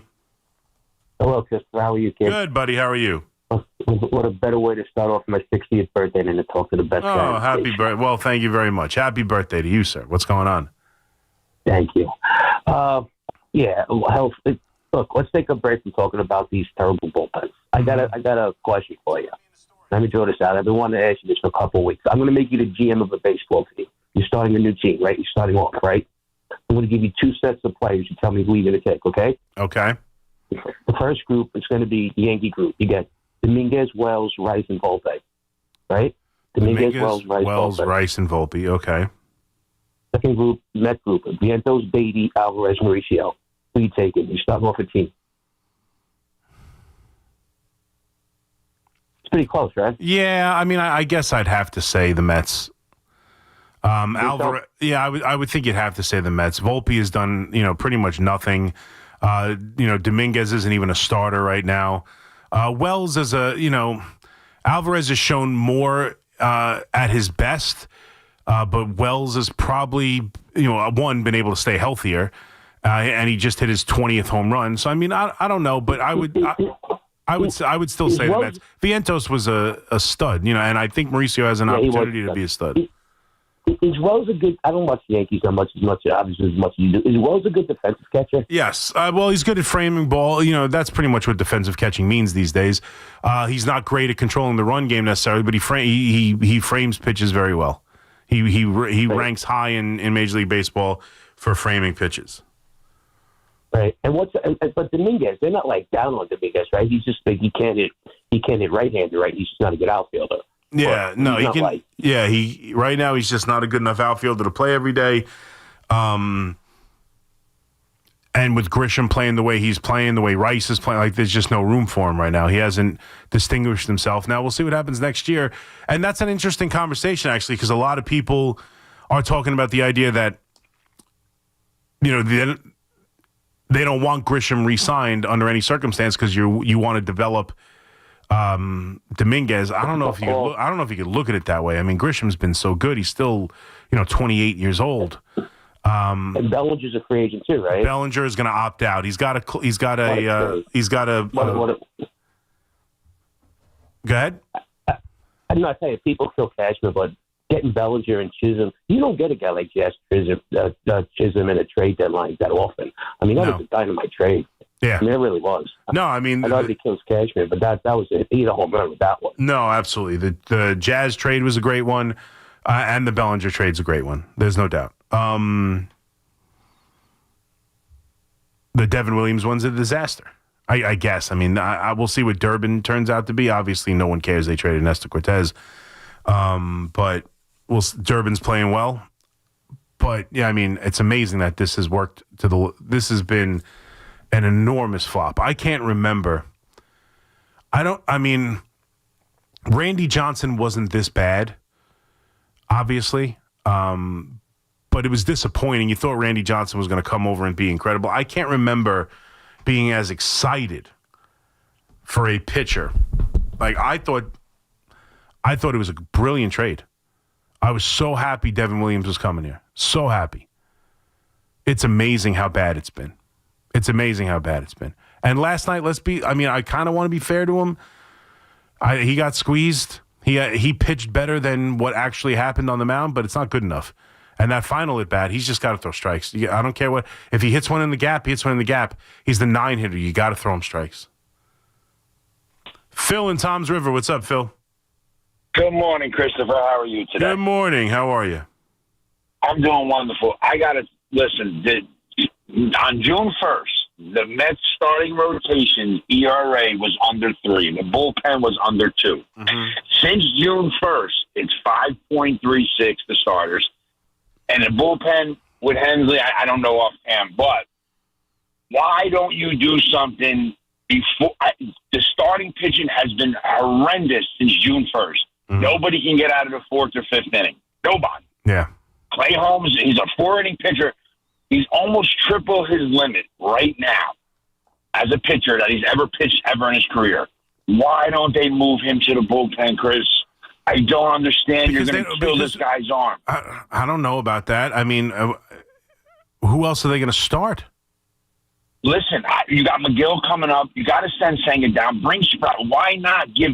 I'm not saying Sprout's going to be great like McLean has been. Sprout, yeah, I mean, that's okay. But I'm sorry. Just figured I'd correct you. No big deal. But like, that's all right. Yeah, no, but I don't know. Like, who knows what he's going to be? Chris. You're right, but right now you know what you got. You got guys that can't get out. If you go into the playoffs like this, I don't care who you play in the first round, you're getting shelled. And right now, this playoff started today. It's McLean, Tong, and Peterson. Why? Senga down. Why not? Are you sure it's Tong? I don't understand.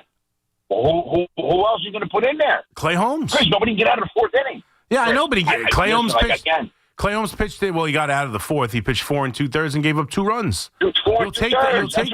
Yeah, but you'll take that in a postseason start as opposed to a young kid who's had 1 major league start. Clay Holmes is pitched right now. Clay Holmes is 11-7. He pitched 1 year.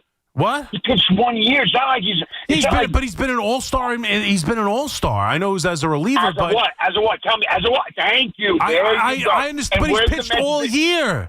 He's pitched all year as a starter. He's won 11 games for you. All right, Chris. Tom's made 1 major league start. I understand that, Chris. I don't think you do. I do understand it, but what has he given us? Nothing. Nothing. He gave you 5 innings of 2-run baseball today. That's an opportunity to win the game. 4 2/3. 4 2/3. He's 1 out shy of 5 innings, but he gave you 5. He gave you 4 2/3 of 2-run baseball. That's good enough. That's good enough to keep you in the game. Chris, now our bullpen is a mess. Only person I trust in that bullpen and what's Tong going to do? Go 8? I'm not saying he is, but these kids went 6'5", 6'7". I don't. Yeah, McLean has more innings. Well, McLean is proven over 4 starts. We'll see. Tong might get to that point. And he went 7 innings, 6 innings every time or more. No, I understand that. He's been really good. Tong went 5 innings. Went 5 innings 4 times all year. I don't understand. Like, these kids are your future.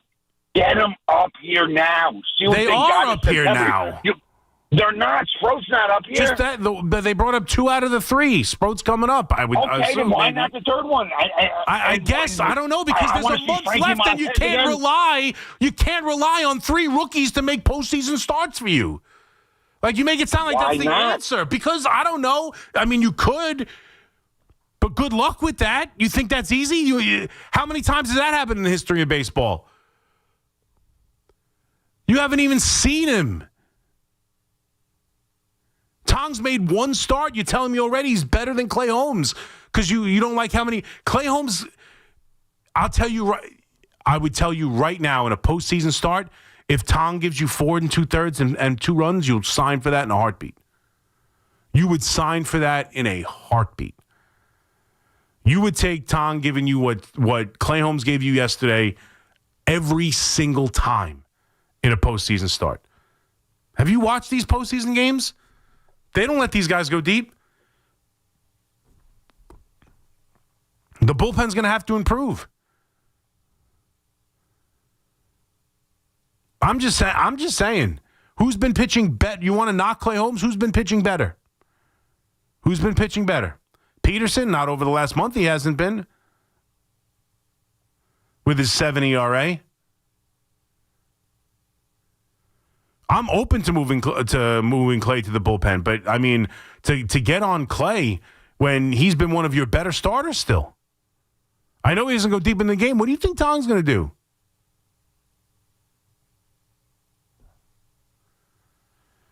Like he's made 1 major league start. Sproat hasn't even been here yet. We got him making postseason starts now. You want to go into the postseason with 3 rookies and Peterson as your 4-man rotation into the postseason? Not only rookies who didn't even Sproat wouldn't even made a start until obviously it's already September. You're going to bring up a kid and you're going to have Tong make his 4th major league start in the postseason and Sproat make his 3rd major league start in the postseason? Because Clay Holmes doesn't go more than 5, you would sign in blood for 4 2/3 of 5 with 2 earned runs from a rookie in a postseason start. You would sign in blood for it.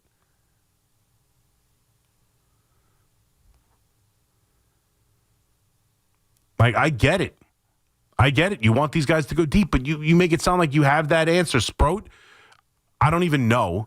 Tong has only made 1 start, and I believe he only went 5 in the start. With massive run support, by the way. McLean has been different. McLean has pitched like an ace so far in his first 4 starts. But, we're so quick to just knock Clay Holmes or put him in the bullpen. I'm still thinking Clay Holmes makes a postseason start. And I'd sign for that right now. 4 2/3 of 2 runs, give it to me right now. Mets offense has got to do what they do. 888-808-1019. Quick break. We'll come back, talk a little football as we get you ready for tonight's game. And obviously the injury to Tucker and what it means for the New York Jets. 888-808-1019. Quick break. Be right back. Mets or Yankees, Jets or Giants, doesn't matter. WFAN breaks it all down with passion, knowledge, and non-stop New York energy. The Fan, 101.9 FM and always streaming on the Odyssey, iHeartRadio, and TuneIn apps. Injured? Don't be a whiner. Call me, Attorney Mark Miner. I'm Mark Miner, and I have over 30 years of experience handling personal injury cases. If you or a loved one has been injured in an accident, don't whine. Call 1-800-LAW-LINE. You can trust that the personal injury law firm of Zalman, Schnurman, and Miner will treat you with respect and fight for your rights. Don't whine. Call 1-800-LAW-LINE for a free consultation. Our goal is to transform your pain into payment. If there is no recovery, there is no fee. We handle all type of accident cases and value the opportunity to help you. The sooner you call, the better. If you are injured, call 1-800-LAW-LINE so we can discuss how to transform your pain into payment. Don't be a whiner. Call Zalman, Schnerman, and Miner at 1-800-LAW-LINE. Zalman, Schnerman, and Miner, personal injury attorneys. Don't whine. Call 1-800-LAW-LINE. That's 1-800-LAW-LINE. Sal Licata here, and wow, are we thrilled with the incredible job CertaPro Painters did on our house. So clean, so efficient, they actually listened to us and even satisfied my wife, which, as you know, isn't easy.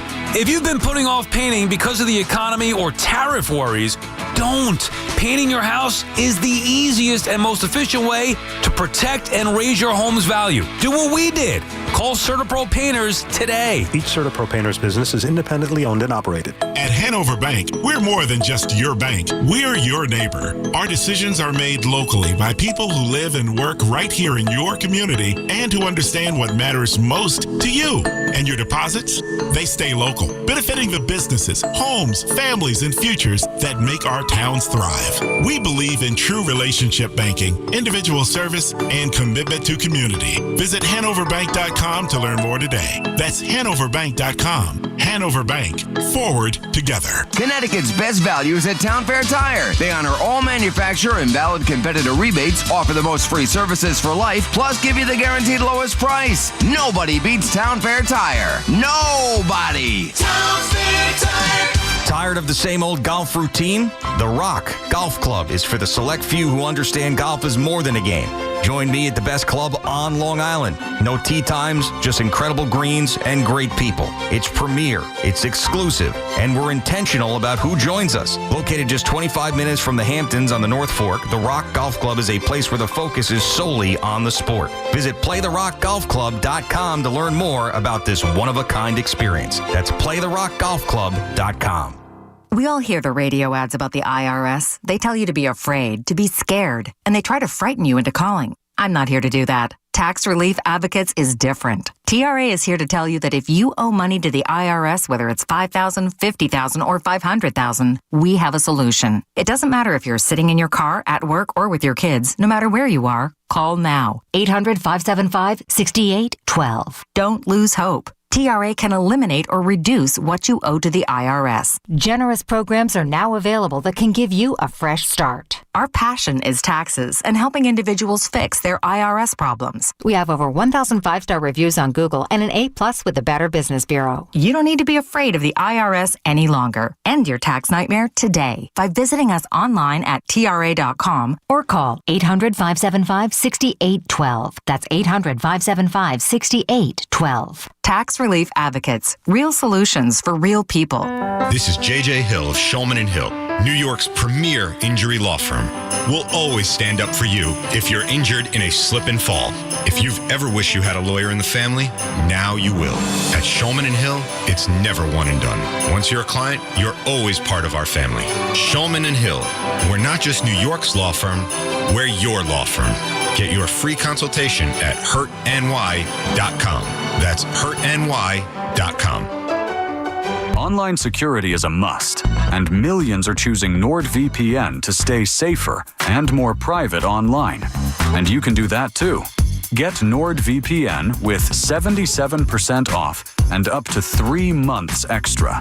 NordVPN will encrypt your online traffic from data snoopers and internet service providers, while NordVPN's Threat Protection Pro will reduce risk of phishing and alert you about the fake online shops and known scams. And that's not all. If your email address is leaked to the dark web, you will get an instant notification from the Dark Web Monitor and act accordingly. Get the special NordVPN deal today at nordvpn.com. This offer includes a 77% discount on a 2-year plan and up to 3 extra months. Savings and additional terms apply and can be found on nordvpn.com. The offer is valid until October 15th. Real Real sports talk for real fans with real opinions. The Fan, 101.9 FM, and always streaming on the Odyssey, iHeartRadio, and TuneIn apps.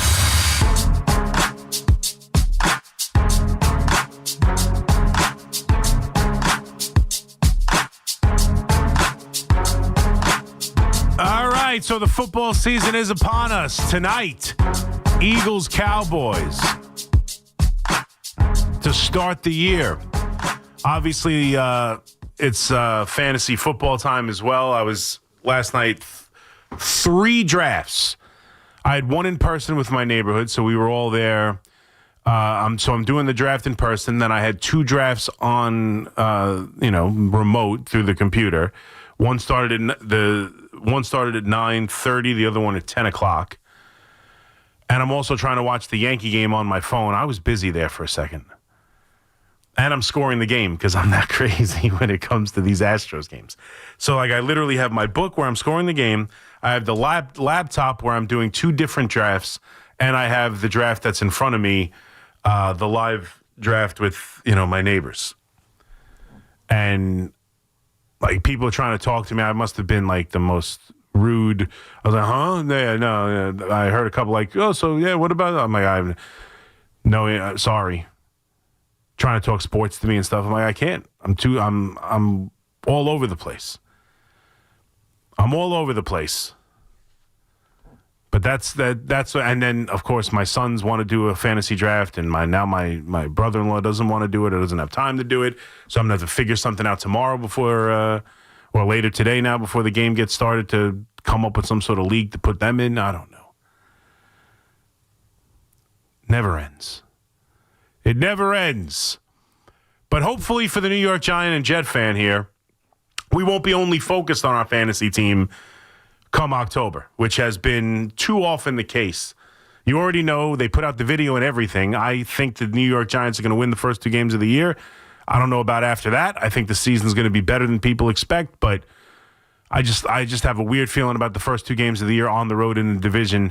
And we'll see about the Jets, who got bad news yesterday. Obviously, if you haven't heard, Elijah Vera Tucker, the excellent guard, interior lineman for the New York Jets, it sounds like he suffered a tricep injury, and he is expected to miss a significant portion, if not the entire season. And it's a devastating blow to start the year. I mean, if you're a Jet fan, it's one of those, this poor guy, one, he can't stay healthy on just the Vera Tucker thing himself, personally for him. The guy just can't stay healthy. It happens every year. He's almost and arguably their best offensive lineman. He is flexible. He is a excellent run block, at the guard position, which is what they're trying to do here. You can argue he's one of the most important players on the team. And the identity of this team is going to be running the football, and that offensive line is going to be a huge part of it. And to lose him just as the season is about to get underway is absolutely devastating. Now, we'll see what they do. Earlier in camp, Simpson went down with injury, and he was gone for a little bit. When that happened, they moved Tippmann to guard and Josh Myers to center. It sounds like that's probably what they're going to do here. The offensive line is still pretty talented. It doesn't mean it has to be a death knell to the season.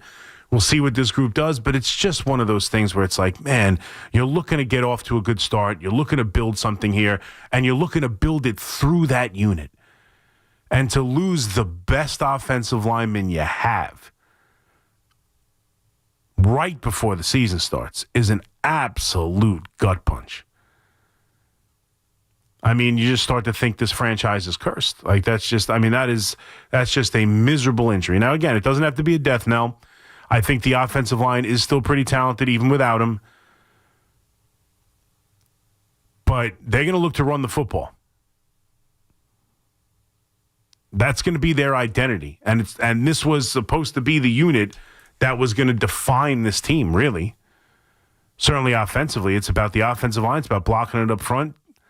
It's about Vera Tucker leading the charge. And instead, he's going to be on the sidelines waiting for next year. It's a devastating injury. It absolutely stinks. And it's something that's going to hamper who they are.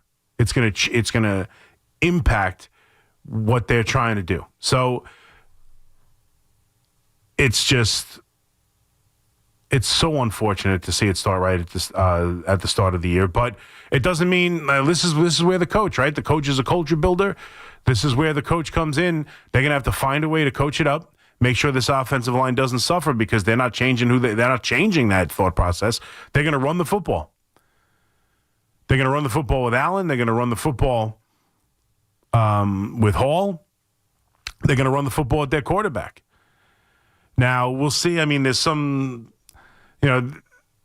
speculation they might try and add a wide receiver here because I don't know about the wide receiving core, and I don't know about what this passing attack is going to be with Justin Fields. This is strictly about running the football and playing defense. That's who the Jets are. That is going to be their identity, and that's going to be prevalent and obvious immediately. But I think that there's an opportunity for this team to be really good, be pretty good. We'll see. I think it's a tough week one matchup, and it sucks that the building, we talked about this a little bit yesterday, the building is going to be a lot of Pittsburgh Steelers fans. And I guess there's some thought process. I don't know. I saw the midday show talking about Boone and Aaron Rodgers. Like, who cares? Boo Aaron Rodgers. What's boo him all you want. I would be surprised Jet fans, look, he tried to, and he wanted to stay. He tried to come here and change things. It didn't work out, and he had a devastating injury and everything, and I know he caused some headaches and, made it all about him and he's a selfish guy and all the other nonsense. He did come here and try and take the Jets to places they've never been. And he did give them one of the better quarterback seasons they've seen. And that's saying something because he wasn't that good. But he comes in as a Pittsburgh Steeler,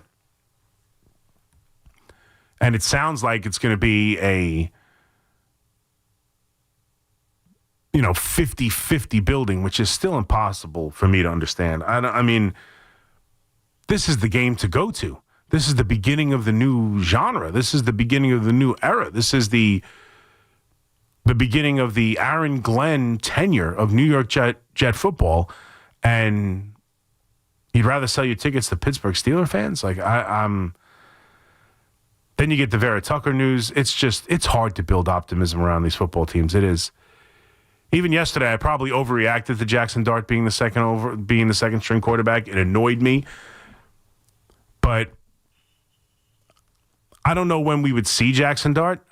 I still think the plan would be to not play him for a while, but now he's just at any moment. And again, when we talk about offensive linemen, it sounds like Andrew Thomas, who was limited at practice yesterday, it sounds like it's unlikely he plays week one against the Commanders.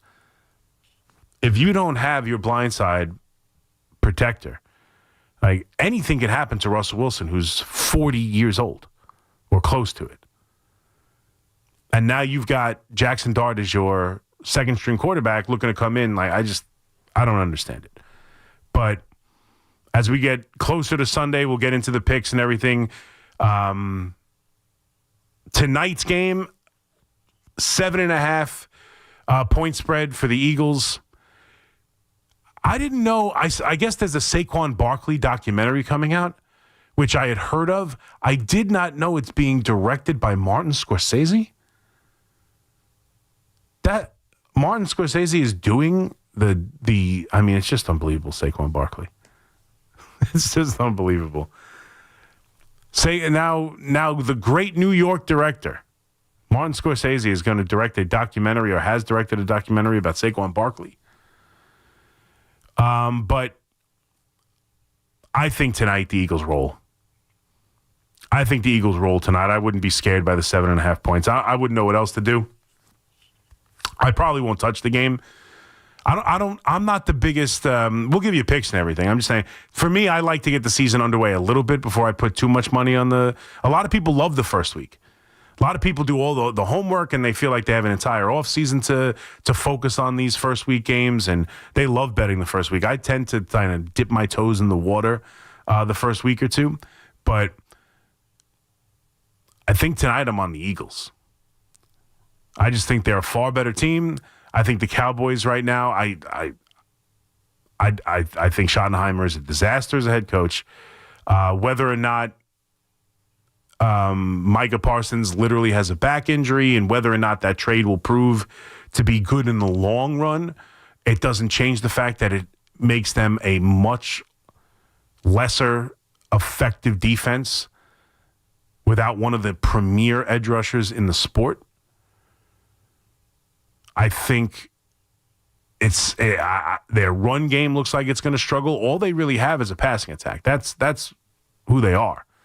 They're going to be their passing game with, Lamb and Pickens and obviously Dak. Like, that's what they're going to try and rely on here. And I just don't know if you can be a one-dimensional football team against a team like the Philadelphia Eagles coming off a Super Bowl championship. So divisional games are always tough, and 7.5 is a big number, but I'd probably lay it tonight with the Eagles.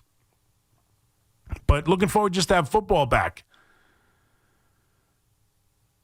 Looking forward just to have football back. We still have we'll have the baseball game to go against it as the Yankees and Astros will play the third game of the rubber match of a third-game series with Carlos Rodon on the mound. 888-808-1019. Let's go to Stuart in Brooklyn. What's up, Stu?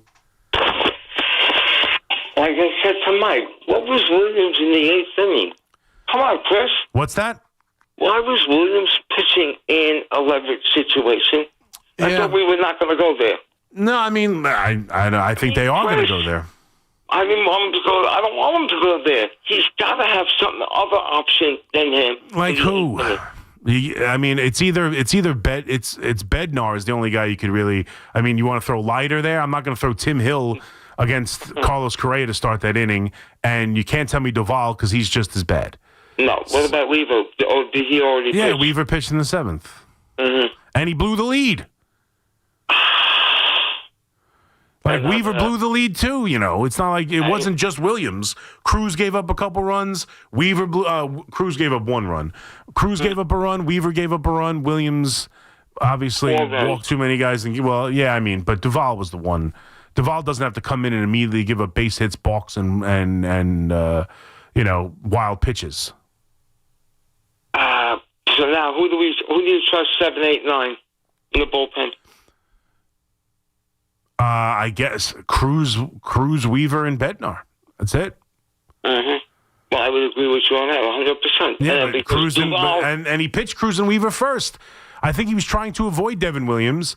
They blew the lead, and once the game is tied, he doesn't want to go to his closer. He could have went to Leiter still, but Leiter or Williams, it's a toss-up right now. It's a toss-up, and I would lean toward Leiter a little bit more than Williams. Because Leiter is slightly more reliable than Williams. Mm-hmm. Yeah, I mean, Williams right now, it's getting to the point where they can't continue to do this. I know they'd like to. I know he's got a devastating pitch. I know he's pitched better. His pitch hasn't been working lately. What? His pitch has not been working. No, I mean, oddly, it has. Whenever he pitches in non-crucial situations. Non-pressure, he's good. Yeah. No, I mean, that his changeup still has, like, if you look at the pitch metrics on it, it's still one of the more devastating pitches in baseball this year. It still grades out to be one of the best pitches in baseball, but he just can't locate at times. He was wild today. He did get squeezed a little bit, to be fair, but if he can't locate the fastball and he's just relying on the change, he's got to throw the change in the zone, and that can get hit. But yesterday was more about just being wild and being hit. He really didn't get hit that hard. Walt in Oceanport. What's up, Walt? Hey, what's going on, C-Mac? What's up, buddy? How are you? I'm doing okay. I hope you had you just got back from Italy, didn't you? I did, not too long. Last week I got back from Italy, yep. Okay, I hope you had a great time. Thank you, I did. I was out in Sicily. It was amazing. Good for you. Thank you. And but my question is that I was just reading not too long ago that the Giants just sold 10% of the team for $10 billion. Okay. No. And no, they did not. Yeah, 10% of the team for $10 billion. They did not. And then I read that not too long ago, a few months ago, earlier in the summer, that the 49ers sold 6.2% of their team for like $8 billion. They did not. So I'm just going off of that. My question to you is, but that's not accurate. Those, I don't know where your numbers are wrong there. The team is valued at a whole of $10 billion. Not 10% of the team. You think the Giants are valued at $100 billion? See, Mac, I'm just telling you what the New York Post says, okay? Okay,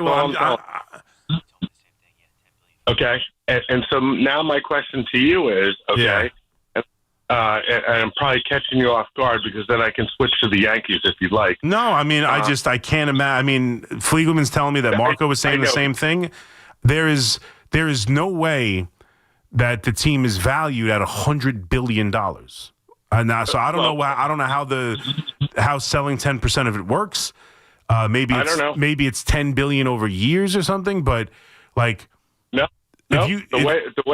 way it read out to me is that Tish and Mara sold 10% of the team, a minority interest to the Koch family. Okay, and I'm pretty well aware that you're well aware of that. Yeah.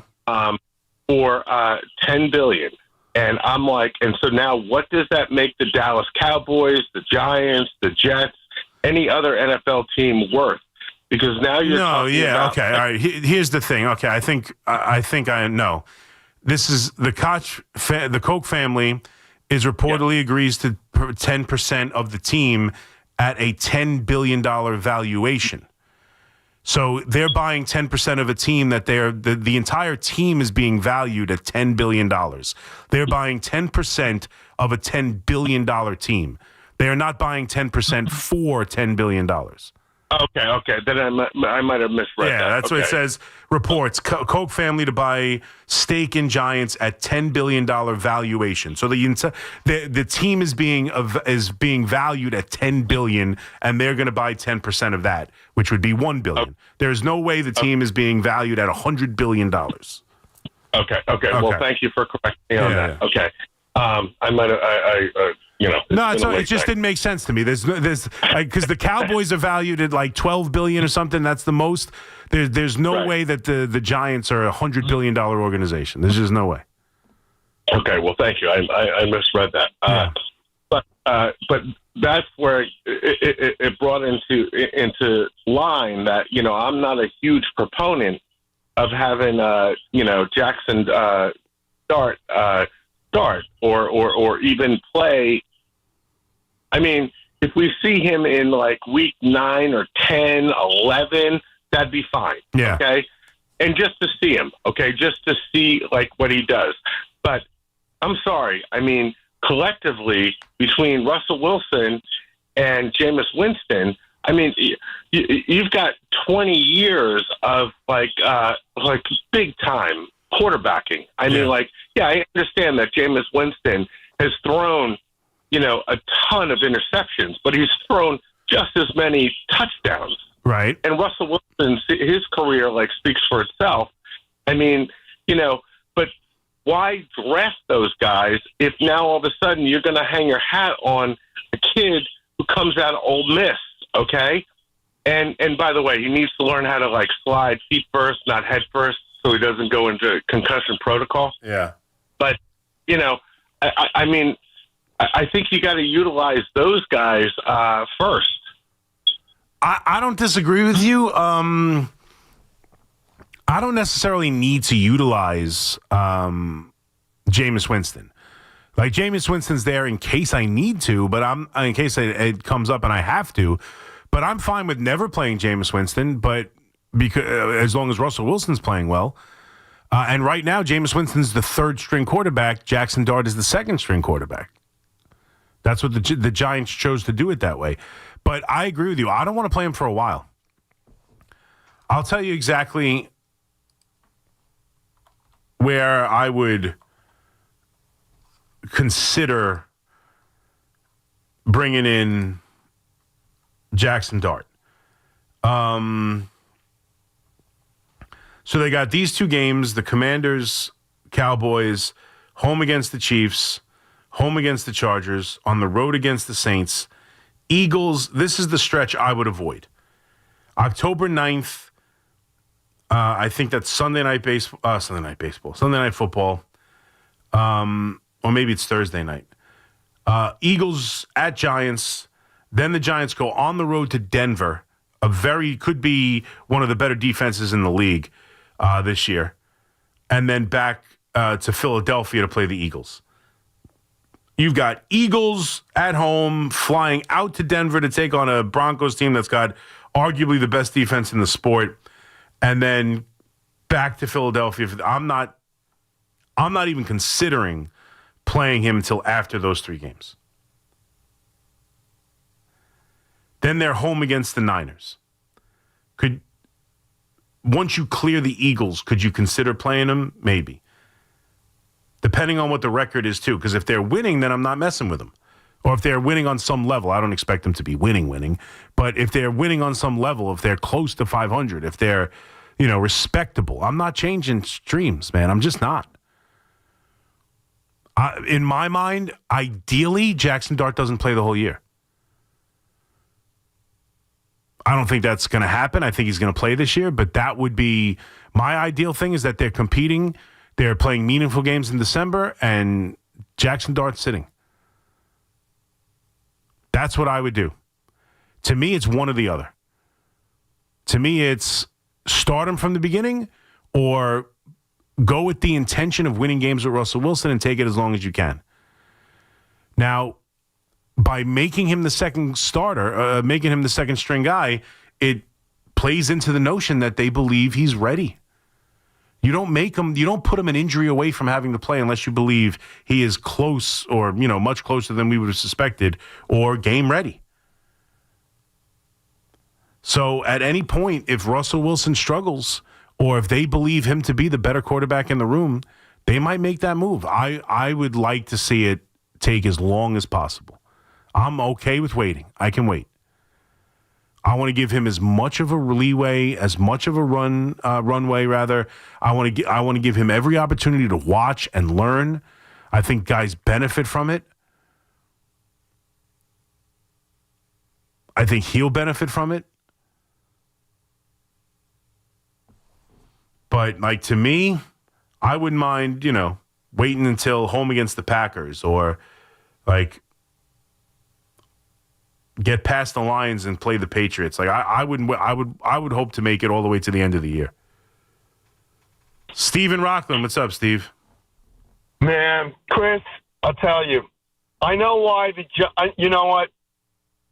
After reading that article yesterday, that was just all about the percentages and the analytics and everything. Listen, I'm going to use it as a point of reference.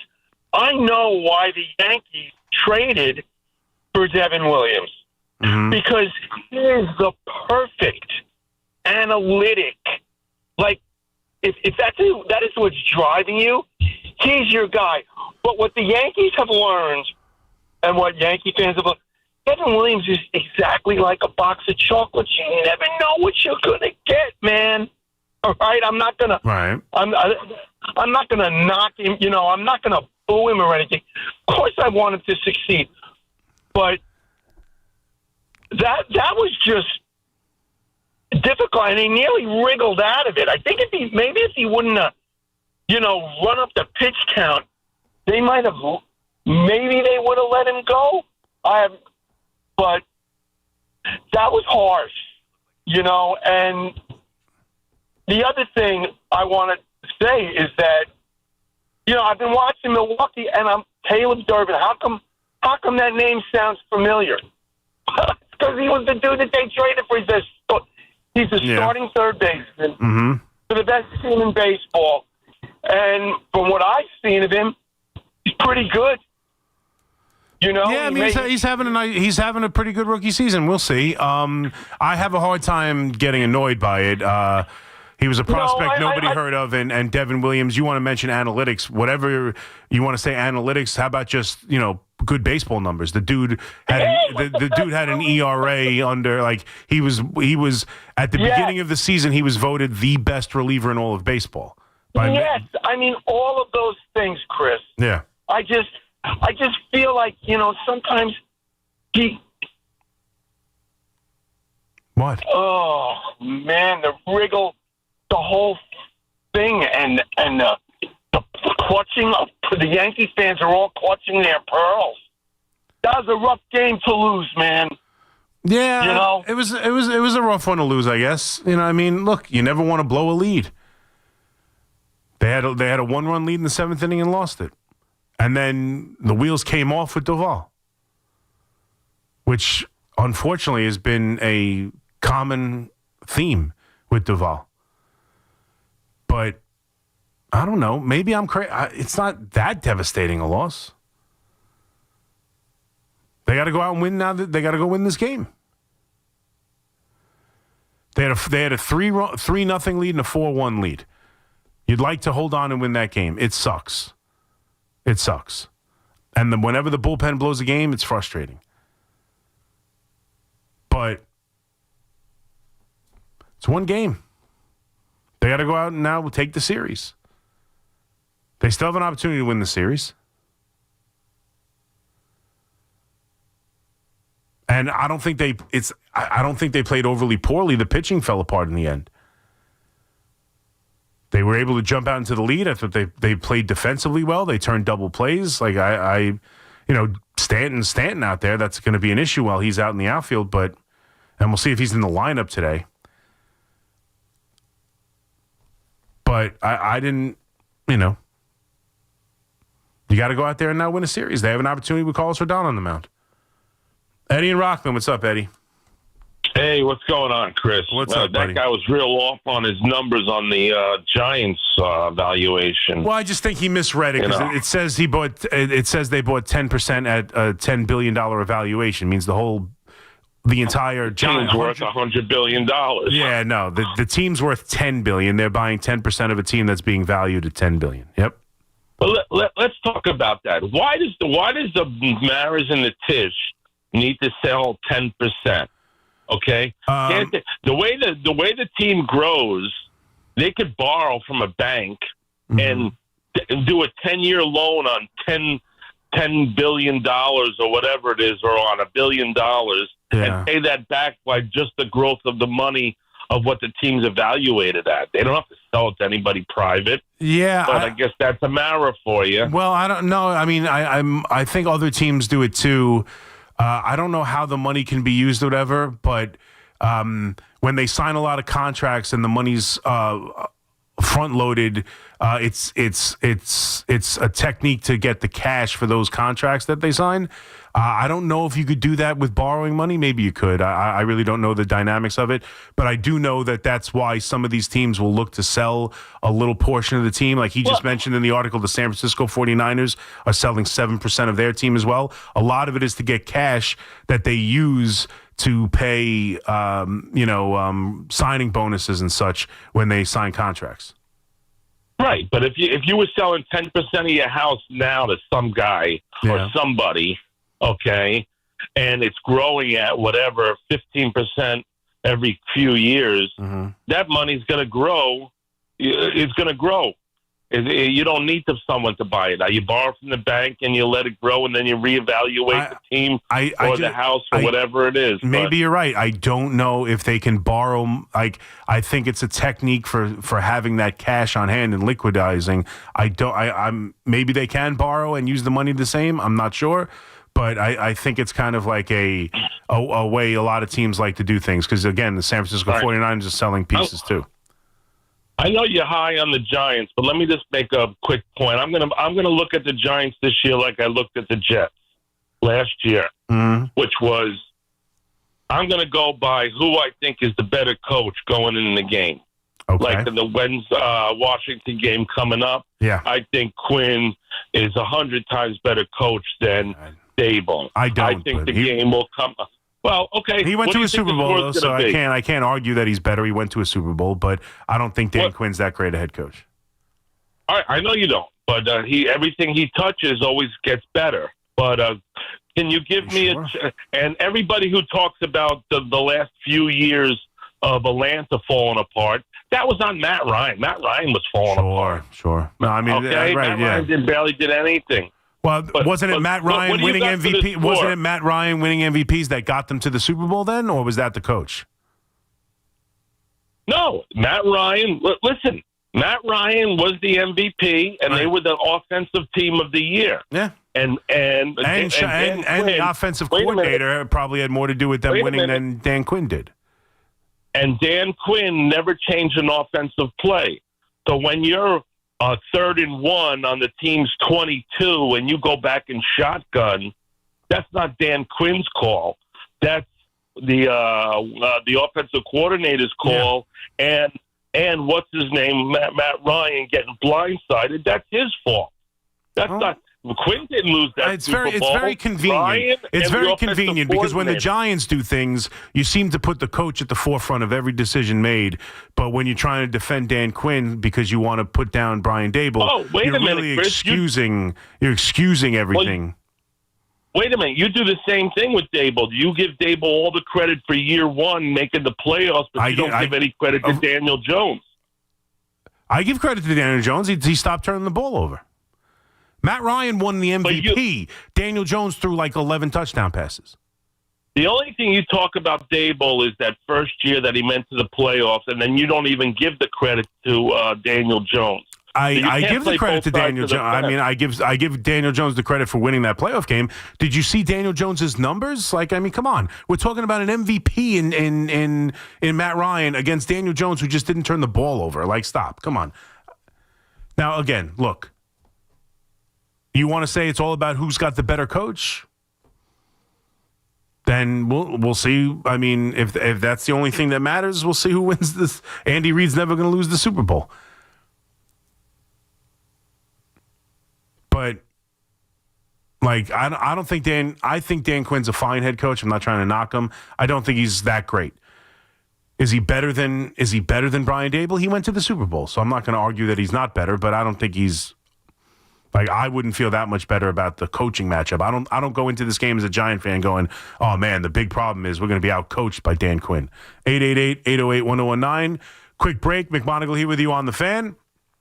Come back, take you for the final hour as we got you all the way to 5 o'clock in the warm-up show. We'll be right back.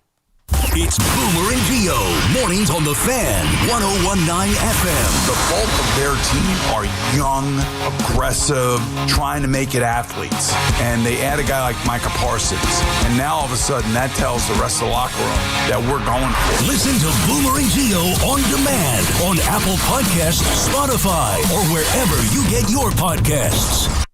Imagine a gentleman's club with over 200 gorgeous exotic dancers every week. Hey, big boy. From the people who make fantasies come true, Gallagher's 2000 in Long Island City is the place to be. Gallagher's 2000, a gentleman's club for today, gentlemen. Gallagher's 2000 features 2 floors, 3 stages, discounted drinks, VIP, champagne rooms, and dinner specials every night. Gallagher's 2000 offers complimentary lunch Thursdays and Fridays with any drink purchase. Come on down, big boy. Gallagher's 2000 is New York's largest upscale gentleman's club, and Gallagher's 2000's bachelor parties will blow you away. For their bachelor party specials, call 718-361-1348. Gallagher's 2000 is located at 4319 37th Street in Long Island City, Queens, just a half a block north of Queens Boulevard. Call 718-361-1348. Gallagher's 2000 is unlike any club in New York. Come tonight for the time of your life. Gallagher's 2000. Let your imagination run wild. Looking for the perfect place to catch the game on Long Island? Check out Tap Room, now with 9 locations, including their newest at Station Yards in Ronkonkoma. Great food, rotating craft beer, and TVs everywhere. Plus Sunday game day drink specials, wing night Thursdays, and kids eat free Tuesdays. It's the best place for sports, food, and friends. Visit taproomofny.com to find your spot.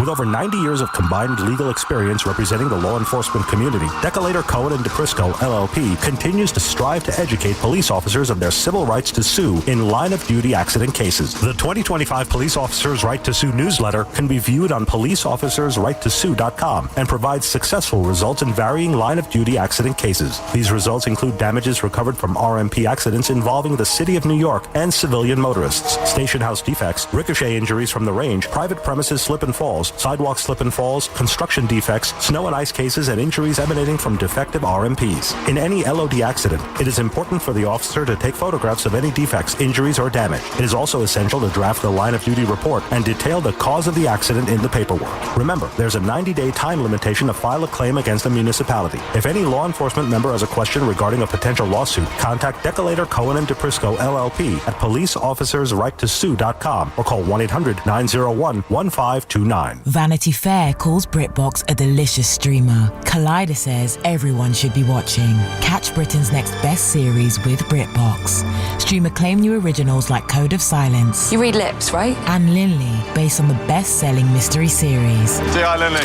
Take it from here. And don't miss the new season of Karen Piri coming this October. You don't look like police. I'll take that as a compliment. See it differently when you stream the best of British TV with BritBox. Watch with a free trial today. Town Fair Tire is Connecticut's largest name brand discount tire dealer. We give you the guaranteed lowest prices on all name brand tires and honor all manufacturers' rebates. We even honor our competitors' rebates. With over 100 stores from Connecticut through New England and an inventory of over 600,000 tires, you'll always get the right tire at the guaranteed lowest price.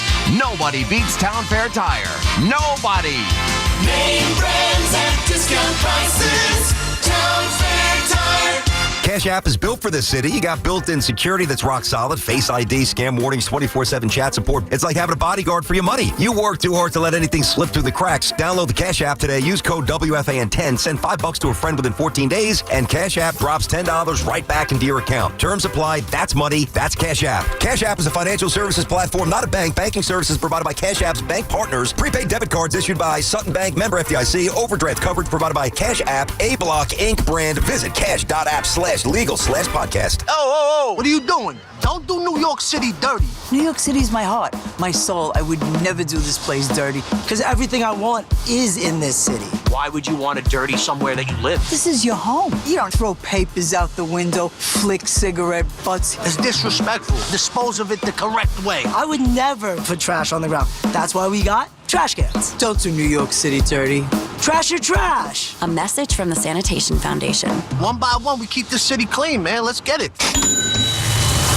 Your home equity could vanish almost overnight, stolen by scammers who forge a deed and transfer it out of your name. The FBI calls it house stealing, and the worst part is you may not know it until it's too late. Find out if you're already a victim now at HomeTitleLock.com. Use promo code RADIO for a 30-day free trial, a title scan, and access to a title specialist, a $250 value. Go to HomeTitleLock.com now. Promo code RADIO. Millions are choosing NordVPN to stay safer online. Get NordVPN today with 77% off and up to 3 months extra. NordVPN will encrypt your online traffic and help you avoid phishing, scams, and malware. Get the special NordVPN deal today at NordVPN.com. This offer includes a 77% discount on a 2-year plan and up to 3 extra months. Savings and additional terms apply and can be found on NordVPN.com. The offer is valid until October 15th.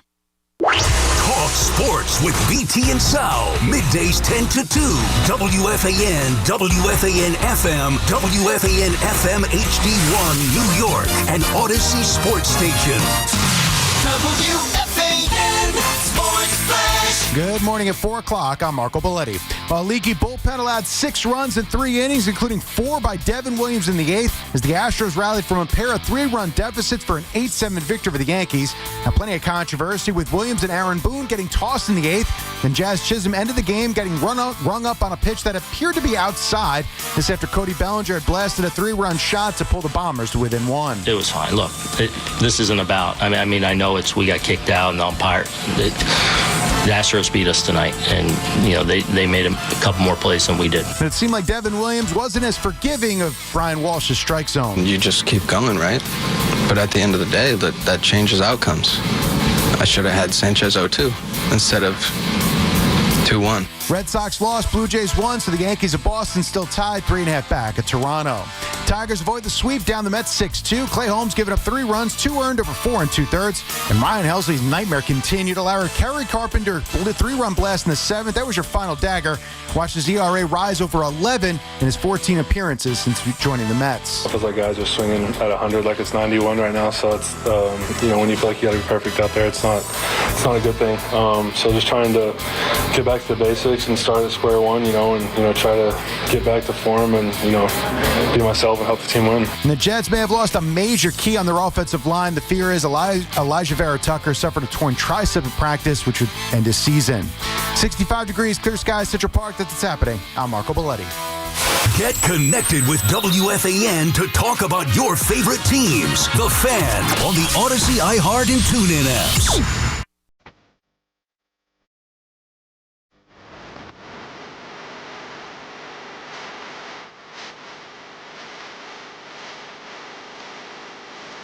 Oh, good morning! Cuz wife in 405. McMonigle here with you on the Fan. Got you for one more hour. Taking your calls at 888-808-1019 till 5 o'clock in the warm-up show. Good morning. Football is here. As we got the Cowboys and the Eagles tonight to kick off the NFL season. Obviously, we've done a lot of baseball, too, coming off 2 losses for the Yankees and Mets. Mets, Ryan Helsley, Yankees, Devin Williams, continue to do it to them over and over and over again. The Yankees in the middle of this gauntlet of these playoff teams that they've struggled against so much over the course of this regular season. They took game 1 of the series. They lost, obviously, last night in ugly fashion in the 8th. And they will look to rebound and take the series with Carlos Rodon on the mound tonight. The Vera Tucker injury for the Jets, the quarterback situation for the Giants, Andrew Thomas for the Giants. Again, I'm very gung-ho on the Giants this year as, not necessarily playoff team, but better than people think. I do like the over-under. We'll do over-unders and everything, all the picks tomorrow. But I'll give you the Giant one. I mentioned it the other day. I like the Giants at 5.5 a lot. I just think I think we don't know what schedules are actually going to be until we see. Like the idea we know this is the most difficult schedule in the history of football. It might sound like it today. It doesn't mean it will be. And I just have a feeling the Giants are a better football team than people think. And I think they're going to get off to a good start, even if Andrew Thomas doesn't play. Hopefully the offensive line can stabilize itself. Illuminor hopefully will go a long way to doing that at the other tackle position. We'll see. I'm confident on the Giants to get this season started. I have a good feeling about everything that's gone on. I think they've really improved their defense, and they might have an elite pass rush. So I'm going to go with that. The Jets obviously dealing with the Vera Tucker injury. A torn tricep, could be out for the rest of the year. Devastating injury to a group and a unit that's supposed to be pretty much who they are. Like this season's going to be defined on their run game and defined on winning in the trenches and defined at winning in the line of scrimmage. And to lose their best offensive lineman just as the season is getting underway is a tough blow for the New York Jets. But we'll go around the league here in a little bit. I want to take some of the calls. I do have a couple of different thoughts and predictions. And, it's funny, too, because I'm, Pittsburgh to me, and if you look at the both Norths, for some reason, jump out to me as the most 2 interesting divisions in football. But as Pittsburgh comes in to take on the Jets, they're the team I'll be focused on the most this year. I find Aaron Rodgers fascinating. I find the way they've gone about this offseason fascinating. I think it's either going to be the biggest crash and burn you've ever seen, or I think they're going to be one of the best teams in the AFC. And you look at, obviously, Pittsburgh and Baltimore and Cincinnati in that division. You could be looking at 3 playoff teams, and then you look at the NFC North. I honestly think there is a chance in the NFC North that you could see every team in that division make the playoffs. I mean, I'm pretty sure it's mathematically possible, but I look at them as four of the better teams. Like, I look at the NFC North, and I honestly think that four of the best 7 teams are in that division. I mean, Green Bay with the additions of Parsons, we'll see. With the addition of Parsons, we'll see how bad his back actually is. But they were one of the, sleeker, sexy picks to be a threat in the NFC before he got there. They're the youngest team in the NFL. I think Jordan Love, if he could stay healthy, is going to have a monster year. I think they're good defensively. Minnesota, the only thing that scares you is the quarterback play, but we know how good Detroit is. And obviously, Chicago, there's been some issues to start camp, and, Williams hasn't looked all that good, but I do believe in the coach, and I think that offensively, they should be pretty damn good. I think there's a chance that that's a dominant division where some of the best teams in the NFC are all playing in that division. The Rams are another fascinating team. The Rams are another boom or bust team. If Stafford is healthy, I think you're looking at a Super Bowl caliber team from the Rams. I think San Francisco takes a step back. I think Seattle has an opportunity to be the best defensive team. McDonald is one hell of a defensive coach. They've got a lot of talent there. I think Seattle could be one of the best. I think Seattle and Denver have a chance to be the 2 best defensive teams in the sport.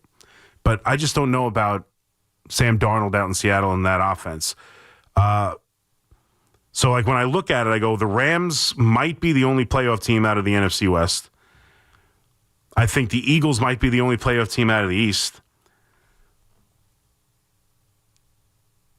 I think Atlanta and Tampa Bay are probably that's what makes me think the entire NFC North could possibly be playoff teams this year. But we'll get more into the football stuff tomorrow. As we make our picks, we'll do the over-unders. We'll do some thoughts, obviously picks for week 1 as we get underway in the NFL season. Already here, 888-808-1019. Let's go to Dave in Brooklyn. What's up, Dave? Hey, what's going on? Regarding tonight's game, I give credit for Boone because he fights the umpires. And, I was reading an article about how the older umpires score significantly worse than the younger umpires in calling games. And I don't know if this is due to the younger ones having grown up with the technology that we see on the screens that the older ones maybe, didn't grow up with, of course. And maybe the older ones are just a little bit more arrogant or a little bit more lazy, or I don't know what it is, but I thought that was interesting right there. And, could just be that they have better vision and coordination, or could just be that they're physically more equipped to handle the duties of an umpire. Yeah, absolutely. Yeah, that's the obvious one. You're right. Yeah. And on top of that, I was just wondering, imagine there was a wins above replacement for managers. I wonder what Boone's would be this year. Would it be -2 games, -5 games? Yeah, I don't know. I think it would be. Now, I kind of have a way to do that. I mean, I shouldn't say I have a way, but if you just go to their run differential, or if you go to the Baseball Reference page, they have a thing where if you look at each team, based on the run differential, they'll give you what their record should be. So the Yankees right now, let's see, hold on. I was unaware of this. Is this on Baseball Reference? Yeah. Okay. So if you look at this year's team, they have the best run differential in the sport. They've scored 733 runs. They've allowed 594. Right now, their record, according to that theorem on MLB, on Baseball Reference, has them at 83 and 56. Wow. That's what their record should be just based on their run differential. And right now, their record is 77-62. So they are 5 games worse than what their run differential would dictate. So that's about as close. To me, that's the numbers on the field dictate this. I think you could argue that that's kind of where the manager lies. So, yeah, you could make the case right now that Aaron Boone is at a -5. Wow. Interesting. I'm going to look that up. I'm going to check it out for a while. Yeah, and typically the Yankees have done better. Typically under Aaron Boone, I don't remember the exact years, but it was most of the years under Aaron Boone, they actually outperformed their theory and had a better record than their run differential would have dictated. This year, not so much. That's why I've been more critical of them this year, because I do believe the team is underachieving. I've never really felt like the team dramatically underachieved before. They had June swoons and stuff, and they missed the playoffs in 23. I thought that roster stunk. I thought they were lucky to finish above 500. The roster overall wasn't good, plus they lost Judge for 70 games or so. And last year, one was the number one. I think last year was the only year that the Yankees clearly had the best team in the American League with Aaron Boone as the manager, and they made it to the World Series. This year, they should be better than what they are. Now, I think Devin Williams has a direct role in that as much as anybody. Now it's to the point where you start to really blame the manager more so than even Devin Williams, because he continues to put him in that situation. Early on, it's hard to blame Aaron Boone. He was blowing 3-run leads, 4-run leads, and they traded for one of the best relievers in baseball. It's hard to not at least try and run with him for a while. But I think that's fair. I think that's the best way. It's not a perfect way, but it's the best way to look at it. Their run differential tells you they should be 5 games better. What's the difference? That's maybe where you could find the difference in the manager. And I don't think it's outrageous to say the Yankees are 3, 4, 5 games worse because of the decisions made by Aaron Boone. I think that's fair. Brett in Long Island. What's up, Brett? Chris, yesterday I was happy you were back from vacation. Today I want to buy you a first-class ticket back to Italy. There you go. First of all, the fantasy, you five fantasy teams is like counterproductive. Like you start rooting against yourself. I think that's silly. And preseason, what is the point of? I just wanted to say that you don't have to respond. You're going to start rooting against yourself. It's like ridiculous. You're 5, 6. Well, it's not rooting. Yeah, you got players on your team, and you're also going against the same each players. other. Defense, it's ridiculous. And then your own team, if you like the Giants, and then I don't root against. No, I don't root against the team. You understand what I'm saying? It could be like the end of the year. Well, you could do that with just. You win $1,500, or the Giants lose the game and don't. Well, that's just. You could do that even with one fantasy team theoretically. Yeah, but I'm saying then you 5 times more of the odds. One team, you know what I'm saying. But anyway, the call is about preseason. Chris, what is preseason? What is the objective of preseason?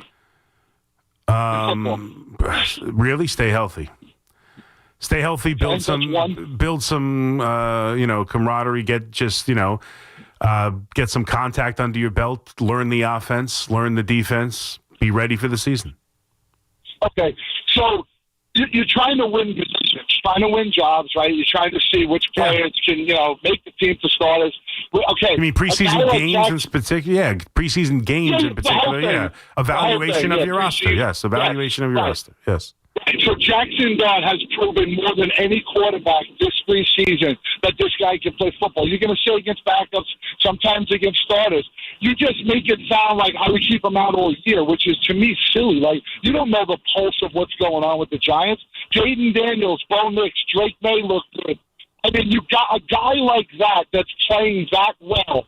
If they give him a shot, I have a problem. You know the angle I have a problem with? Here's the angle. Russell Wilson. If you give Jackson Dodd a chance, during the game, the second, third week, what does that do to Russell Wilson? Did he earn that position and then you take it away? Like, I think that's more of the problem. He's been a good teammate, a good leader, and then you take it away for a rookie. But you can't sit here and tell me that Jackson Dodd hasn't done enough to prove, hey, I think I could do this with the guys. He hasn't done anything to prove anything. Played well in the preseason, so what? What do you mean? Like, okay, why did Jaden Daniels get a chance? Why did Bo Nix get a because chance? They didn't have because they were drafted at the very top of the draft, and their organizations made the decision that they were going to give them the starting job from the jump. And if that was because they went out and signed Russell Wilson to not do it, and I think and to me, I think they were more desperate to win football games because of how they've been losing for forever, and the idea of they want to. They've tried it before. They gave, they want to give him some time to learn. He's coming from he's coming from a college where they did technically run a, kind of a pro offense, but they cut the field in half a lot for him. They want to let him develop. That was the plan. If they came out, never signed Russell Wilson, and said, we're going to start the quarterback from Jump Street, that's fine. But they didn't, and I think it's better. You just mentioned a bunch of quarterbacks who stepped right in and played well. Absolutely, there's plenty of them. There's also quarterbacks who stepped right in and were a disaster, and maybe they would have benefited from it. And there are quarterbacks who got some time, and it worked out pretty well too. It worked out pretty well for Patrick Mahomes. It worked out pretty well for Aaron Rodgers. It worked out pretty well for a lot of different guys. So. There's no wrong way. There's no right way. I just think there's a plan, and I do think Russell Wilson can go win them football games, and I'd rather see Jackson Dart just learn. But I'm not opposed to playing Jackson Dart. I'm not opposed to Jackson Dart playing this year. And I understand that most likely he will. When they make the designation of him as the second string quarterback, they probably have an indication that he's going to play relatively soon. I want to see the Giants win. And if they're winning, I don't think they'll make the change. That's part of the reason I'm saying I don't want to see him, because I want to see the Giants win. And I don't think this owner has it in him to, like, even if the Giants are 4-6, say the Giants are 4-6 after 10. I don't think they'll make a change at 4-6. I really don't. They'll probably still be within a game or two of the final seed of the playoffs, and the owner is going to be like, "You ain't taking this out to give me a rookie quarterback now. I want to try and win." Robbie in Lake Success, what's up, Robbie? Chris, I agree with you 100% on the Giants, and I want to talk baseball, but just to throw out the Giants, I'm very high on them, and I agree. Russell Wilson was brought here to start. Giants are going to win 9 games this year. I really believe they're that good. And that's really not that good. It's just better than 800. So I think they're going to compete. The defense is going to be phenomenal. And I think he has weapons, and they got a quarterback in there, Neighbors. It's all about injuries, but and you don't know how teams are going to be, Chris. 100%. I don't go by records, and I don't go by schedules, because we don't know what teams are going to look like, mid-season. So I do believe and the coach is going to coach out of his mind, because he's on the hot seat. If he goes out, starts out 0-4, he can be gone by halfway through the season if they just keep on a tailspin. So he's going to coach like year one. He's going to be aggressive. He's going to coach like he knows his job is really on the line, and I think the Giants are going to be really competitive, and that over 5.5, whatever that nonsense is, they're winning a lot of games this year, and they're going to be competitive. Now I want to get to the baseball, and I heard your opening last night, and I want to compare it to today. Number one, you were going berserk, and you were saying, "Oh my God, look at how great the Yankees are." You can't get this high. I don't think I did. Well, okay. I don't think I ever said, "Look how great the Yankees are." I don't take me word for it. Your excitement, okay? What I want to say, it was a good win. It was a good win. As bad as last night was a bad loss, and I want to take two things. Number one, I'm a Red Sox fan, okay, and I'm very even keel. You don't want to play the Red Sox, and what it's going to come down to, Chris, is every team in baseball is pretty much even in the playoff hunt. The Yankees are going to get in. The Red Sox are going to get in. They might not win the division, so you're going to have to win 13 games. So if you go 13-9 with 3 good pitches, you're going to win the World Series. I'm not saying the Yankees or the Red Sox are going to get there. Everybody in the league, Detroit I think is a fraud. I think Seattle, they'll be probably the last team that gets in. The Yankees could beat anybody. If I'm a Yankee fan, I'm worried about right now. I'm talking about the American League. Forget the World Series. I'm talking. You don't want any part of the Red Sox, and if they meet in the best of 5, I think the Red Sox will beat them. A best of 7 with 3 pitches. You got Gill, you got Rodon, and obviously you got Fried. They're going to be very competitive, and you could use Fried as a Game 7 mop, win the game, like the last inning if you need to put a starter in versus Williams has been a bust. Now, I want to throw one last thing out. Last night was such a bad loss for the Yankees. That's why you can't get high and low. The Giants were 7-7. They were, again, I was at that Jet game and I went to San Francisco. They won. They ran the table. That's the greatest sports run, in my opinion, to win 6 games in football in a row. Not baseball going on a 6-game win streak. That is an incredible run. My point being, it's going to come down to the last, basically, the playoffs. Get in, you can win. Yeah, so of course. That's my motto, Robbie. Get in, get hot. That's what I've been saying forever. And I don't care about these games all that much, other than they're a means to an end about winning the division. It's important to play well in these games because the Yankees are going to need them if they want to win the division. It's unlikely they play poorly over these 12 games, specifically against the Blue Jays and the Red Sox, and still win the division. That's tough. But I don't care. I was saying the same thing the day before Evan and Marash were debating it. I don't care. I don't care if the Yankees lose every single one of these games, the rest of this gauntlet, and then win every single game after it and still win the division. I don't care. I just want to win the division. I want to win the division. I want to have a bye. I want to not have to worry about the wild card, and I want to have home field advantage in the ALDS. That's it. I don't care how they get there. I don't care if they do it by winning all the next 10 games of this gauntlet, or if they do it going 2-8 in the next 10 games and then just don't lose again after it. I don't care. I don't care how it gets done. I don't think it matters at all. I really don't. Don't think it matters at all. But, yeah, look, I said this yesterday when someone asked me what's the least likely or the one playoff thing I would try to avoid. The one thing that would scare me the most, and it doesn't mean I don't think the Yankees could win it, would be a wild card series at Fenway. That's the one thing I desperately would want to avoid. I don't want to have to go to Fenway for 3 and win 2 out of 3 there. Other than that, I think the Yankees could win anything. Even that, I think they could win, but they could lose anything. But that's the one I would try to avoid that. I don't want to play a wild card series in Fenway. 888-808-1019, quick break. More of your calls as we take you the rest of the way till 5 o'clock right here on The Fan. Throws for the end zone. The home of the NFL on Westwood One is WFAN. Touchdown! The Cowboys take on the Super Bowl champion Eagles to kick off the 2025 season. 8:20 tonight.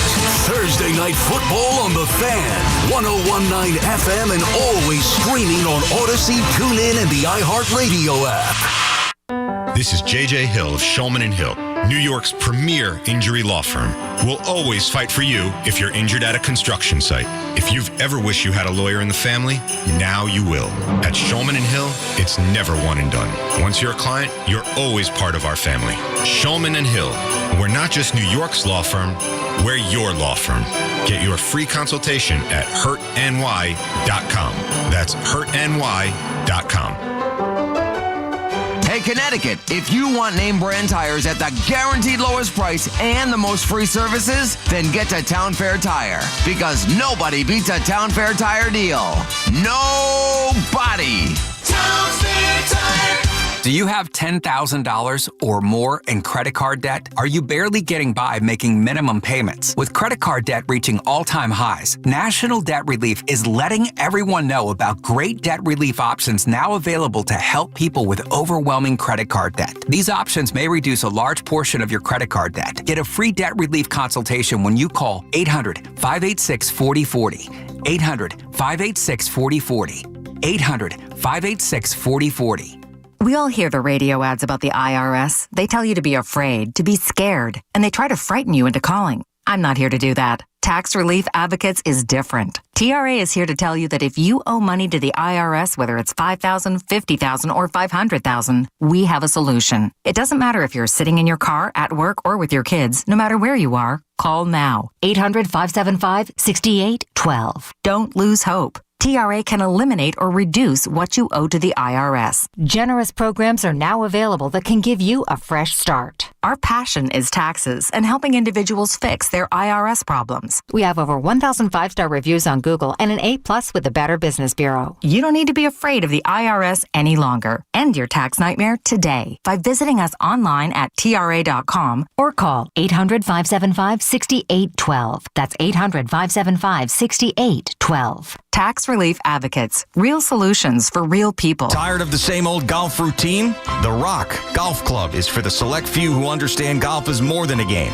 Join me at the best club on Long Island. No tee times, just incredible greens and great people. It's premier, it's exclusive, and we're intentional about who joins us. Located just 25 minutes from the Hamptons on the North Fork, the Rock Golf Club is a place where the focus is solely on the sport. Visit playtherockgolfclub.com to learn more about this one-of-a-kind experience. That's playtherockgolfclub.com. Injured? Don't be a whiner. Call me, attorney Mark Miner. I'm Mark Miner, and I have over 30 years of experience handling personal injury cases. If you or a loved one has been injured in an accident, don't whine. Call 1-800-LAW-LINE. You can trust that the personal injury law firm of Zalman, Schnurman, and Miner will treat you with respect and fight for your rights. Don't whine. Call 1-800-LAW-LINE for a free consultation. Our goal is to transform your pain into payment. If there is no recovery, there is no fee. We handle all type of accident cases and value the opportunities to help you. The sooner you call, the better. If you are injured, call 1-800-LAW-LINE so we can discuss how to transform your pain into payment. Don't be a whiner. Call Zalman, Schnurman, and Miner at 1-800-LAW-LINE. Zalman, Schnurman, and Miner, personal injury attorneys. Don't whine. Call 1-800-LAW-LINE. That's 1-800-LAW-LINE.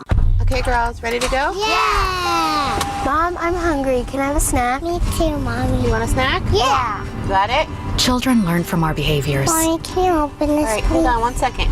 Okay. Okay, here. Thank you. They learn what is okay from the adults they see. Mommy, are you on your phone? If you're a distracted driver, chances are they will be too. What kind of driver are you raising? Funded by the Governor's Traffic Safety Committee. Go to WFAN.com/contest to enter for a chance to win tickets to see Breaking Benjamin and 3 Days Grace at Prudential Center on September 10th from our friends at Live Nation. To purchase tickets, visit livenation.com. Talk New York sports on WFAN 888-808-1019. Powered by Paramount Plus. Count on Sundays all season long with the NFL on CBS and Paramount Plus.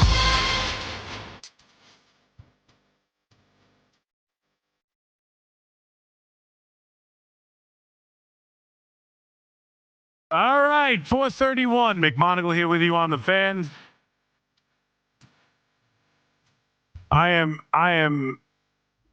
I cannot wait to see Aaron Rodgers back at MetLife in a Pittsburgh Steelers uniform. I think that dynamic to open the season is a fascinating one. I think there's a real chance that the Pittsburgh Steelers, I know a lot of people are down on them. I know it's, Aaron Rodgers. I know it's an impossible division. I think there's a very good chance. I think Joe Burrow's got an opportunity to win the MVP this year. I think that team offensively is going to be dynamic. Obviously, you've got Baltimore, still the best, rivalry in football between them and the Steelers. It's a very difficult division. It's a new offense for him. They've been kind of mired in mediocrity over the last 10 years or so. Haven't won a playoff game in a long time. But I don't know what it is. I think when Watt's on the field, they're obviously a very good defensive football team.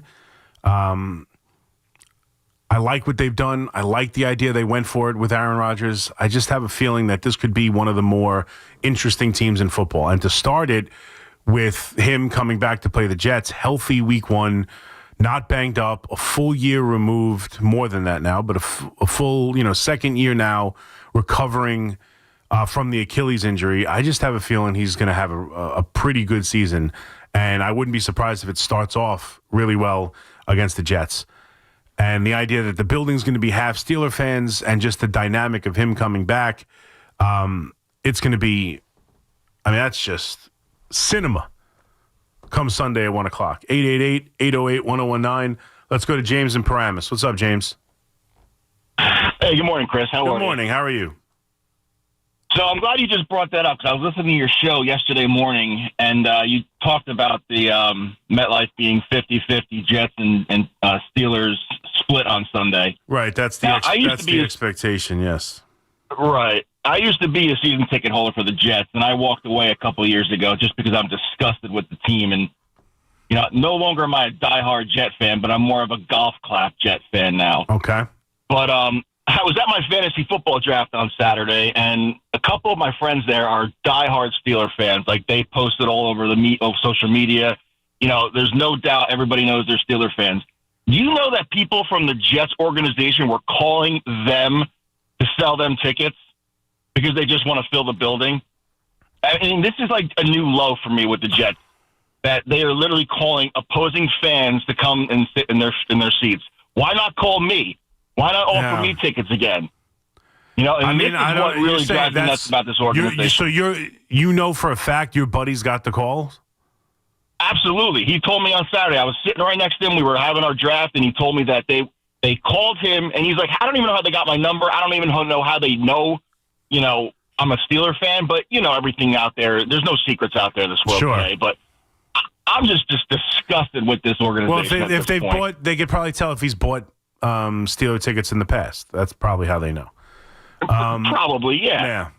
But why not call Jet fans? Why not call your old season ticket holders and offer them something? This is why I am just so done with this team. I hope it's 80% Steeler fans there, and I hope Woody Johnson's just disgusted with himself and this organization. Anyway, that's my rant. Listen, I get it. There's a lot of Jet fans who do that. I heard Evan talking about tanking yesterday, and the idea that you're not going to root for them with this owner and everything. Like, look, I do think there should be some renewed optimism. It is a new regime with a new head coach. Certainly, as much as I'm a pro tanker, I'm not a tanker week one, no matter how bad the situation is. I don't believe in tanking from week one, even if there's no real reason to believe in having any success. There's always the possibility of it. I do believe that losing still gives you you'll reach a point in the season where losing is beneficial. Change the rules. Make it so that's not the case. I'll be all in. But unfortunately, just the realities of the sport, you benefit from losing once you hit a certain point. But I would never say it to start the year. And look, the idea that any Jet fan would hope they lose tomorrow, on Sunday, because, I don't know, they're calling up Pittsburgh Steelers fans, or that Steelers fans are going to be 48% of the crowd, or that, you're fed up with everything Woody Johnson has done. This team, even with the AVT injury, they've got an opportunity to be a winning football team. Like, they've got an opportunity to end the playoff drought. I don't know how good of an opportunity it is. I don't feel overly confident about it. The quarterback scares the hell out of me as far as opportunities to make the playoffs. But they do. They have an opportunity to be a much better team than we think, an opportunity of a team to, dominate the line of scrimmage, and a team to be able to run the football with their tandem backs and their quarterback who can make explosive plays. Wasn't that long ago he was making explosive plays with the Chicago Bears and went on a run of, scoring touchdowns. So it's not impossible this Jet team surprises people. I just think I don't have a lot of confidence in the quarterback play. I don't have a lot of confidence in the passing attack. Now the offensive line's in question, that they lost their best offensive lineman, and that's so huge to what this team is and what it's trying to be. And I think it's a tough week one matchup. I think the Steelers are going to be good this year.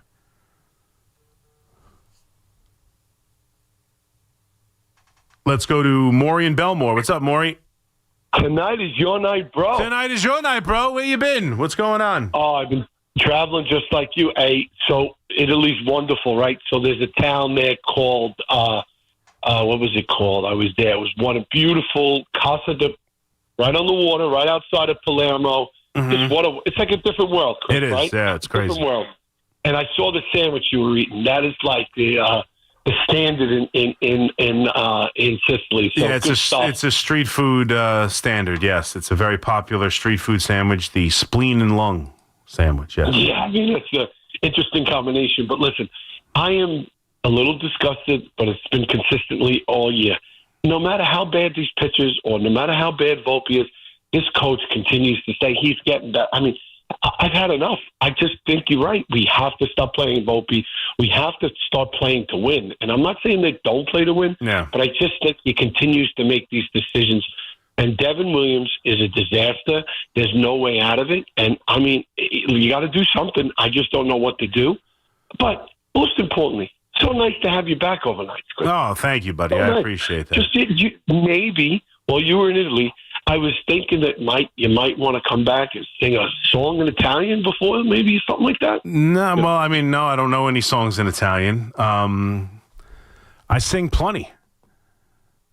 We'll be singing during football season. Don't worry about it. Hopefully. Yeah, I don't know what you can do with Devin Williams. I do think they're going to need him. I was joking about it before. You know, you could say, you need everybody, all hands on deck if we're going to win this thing. I do think they're going to need Devin Williams in some manner, but I don't know if you could throw him in any sort of high leverage situation at all anymore. Same thing with Helsley for the Mets. I just don't think you can. Even if it made sense last night, and I think it made some modicum sense. I had no problem with it. I mean, other than you just you can't. I shouldn't say I had no problem with it because I did have a problem with it. But it's just I sort of get it. You're trying to stay away from them, then the game gets tied. You could throw Leiter out there. You could throw Bednar out there. But do you really want to throw your closer in a tie game? He's got to go out there and get outs. He's got Correa 1-2. He makes a terrible pitch. All he has to do is get the 9-hitter out, and he walks him on 5 pitches. It's unacceptable. He's been brutal. And Anthony Volpe, and I have to admit, sometimes the Yankees do things that just make no sense.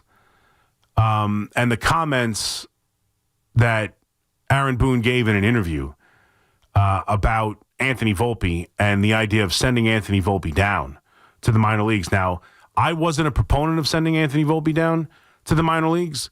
I wanted him to play it out through here. So I'm not even saying I agree with the concept of sending him down to the minor leagues. I don't know if I ever did. But to say in an interview that he is so productive that in what world would a player of Anthony Volpe's caliber be sent down to the minor leagues is an asinine statement. It's a borderline insulting statement. It makes no sense. I'll defend Anthony Volpe at times. I didn't want him sent down. But to make it seem as if he's been so productive that no other organization in the sport or no one would even consider sending Anthony Volpe down is ridiculous. And to make it seem like that, and to make it seem like, please, don't ask me dumb questions. Don't bring up this nonsense. In what world would we send him down? He barely played in AAA. You called him up. You've played him every day. And he's borderline one of the worst everyday players in the game. He's one of the handful of worst players who play every single day in all of Major League Baseball. That's just a fact. And the idea that kid can't be sent down or that anyone who suggested that is an idiot, it's insulting. And it's gone so far beyond with defending Anthony Volpe. I don't understand it. I don't understand it. Now, there are things to say, and then there are things that you can't say. There's defending him. There's talking about how he goes in these stretches and we believe he can be more consistent. And, defensively, we still believe him to be a Gold Glove caliber defensive player, even though he hasn't been this year. We expect him to get back there. I think those are fair. But to look, to make it seem as if anyone who would suggest doing something dramatic because he's been that awful, to switch that around and go, well, he's been so good, you can't do that, is insane. It's insane. Anthony Volpe's been that bad. And the Yankees just refuse to acknowledge it publicly. And there's no way they can't acknowledge it privately. They have to be aware that he's this bad. Some of the comments from Rowan, the hitting instructor, were kind of just like, yeah, it makes no sense. He works hard, everything seems all right, but he's just not coming through. Like the comments about Anthony Volpe, I've never seen anything like it. They defend this kid to the nth degree. Like, I think the fan base is probably a little too hard on him, but the Yankees defend him to just the nth degree. It makes no sense. And I'm already at the point with Anthony Volpe where it might even become a platoon situation where I'm playing Caballero at shortstop at least once, twice a week, and then maybe into the postseason. Like, that's how bad Anthony Volpe is right now. And without question, next year, heading into camp, he is promised nothing. Anthony Volpe is no longer the starting shortstop of the New York Yankees next year. He might win that job, but you don't go into the season with that as you have to have at least, at the bare minimum, a legitimate major league player who can play shortstop for you and be the starting shortstop in camp at the start of the year. You have to. Because it's one thing to be a light hitter and be a defensive gold glover at short. It's another to lead the world in errors and be one of the worst offensive players. Like, it just can't happen. And the at-bats he had yesterday were putrid. I mean, just awful at-bats against left-handed pitching. Awful. And that's where he's been his best. So, I mean, it's getting to the point where Caballero is going to have to, they're going to have to start to consider playing him more than just a couple of days when they think Anthony Volpe needs a reset. Like, at some point, you have to acknowledge what your best team is. And it very well could be Caballero at shortstop and not Anthony Volpe. 888-808-1019. Quick break. Come back and finish with your calls rapid fire style as we take it at 5 o'clock right here on The Fan. It's Evan and Kiki. Afternoons on The Fan, 101.9 FM. And it creates the issue that the Giants have had over the last couple of years, which is one of your really good players gets hurt, and now you're doing, shift the chess pieces all over the board to figure out how to make it work. Listen to Evan and Kiki on demand on Apple Podcasts, Spotify, or wherever you get your podcasts.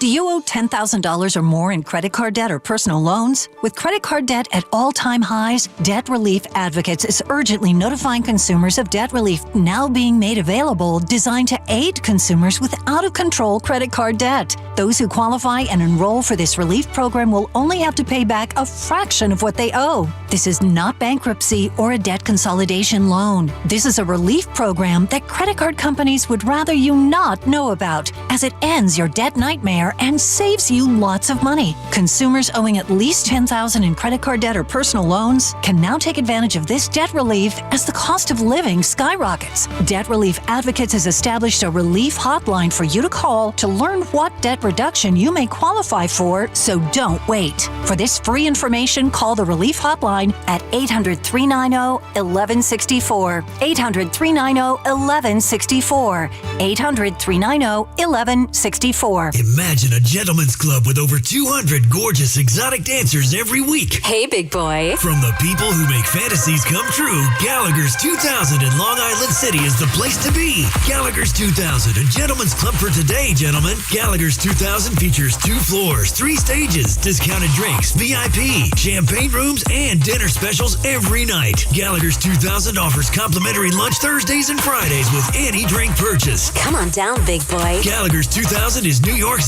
largest upscale gentleman's club, and Gallagher's 2000's bachelor parties will blow you away. For their bachelor party specials, call 718-361-1348. Gallagher's 2000 is located at 4319 37th Street in Long Island City, Queens, just a half a block north of Queens Boulevard. Call 718-361-1348. Gallagher's 2000 is unlike any club in New York. Come tonight for the time of your life. Gallagher's 2000. Let your imagination run wild.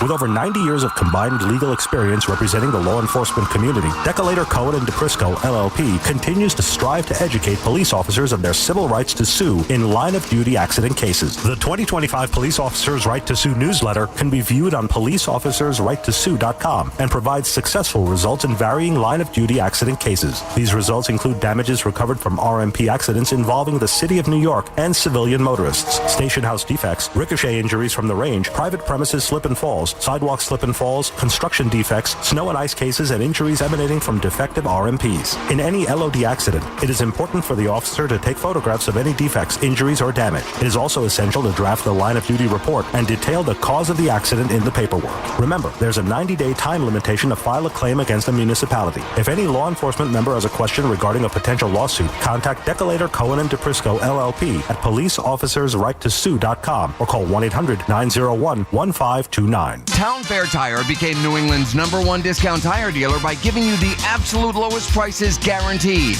And with over 100 stores from Connecticut to Maine, we'll beat anybody's price. Other dealers, we beat them. Warehouse clubs, we beat them. Online sites, we beat them all every day. So remember, for the absolute guaranteed lowest price on name brand tires, nobody beats Town Fair Tire.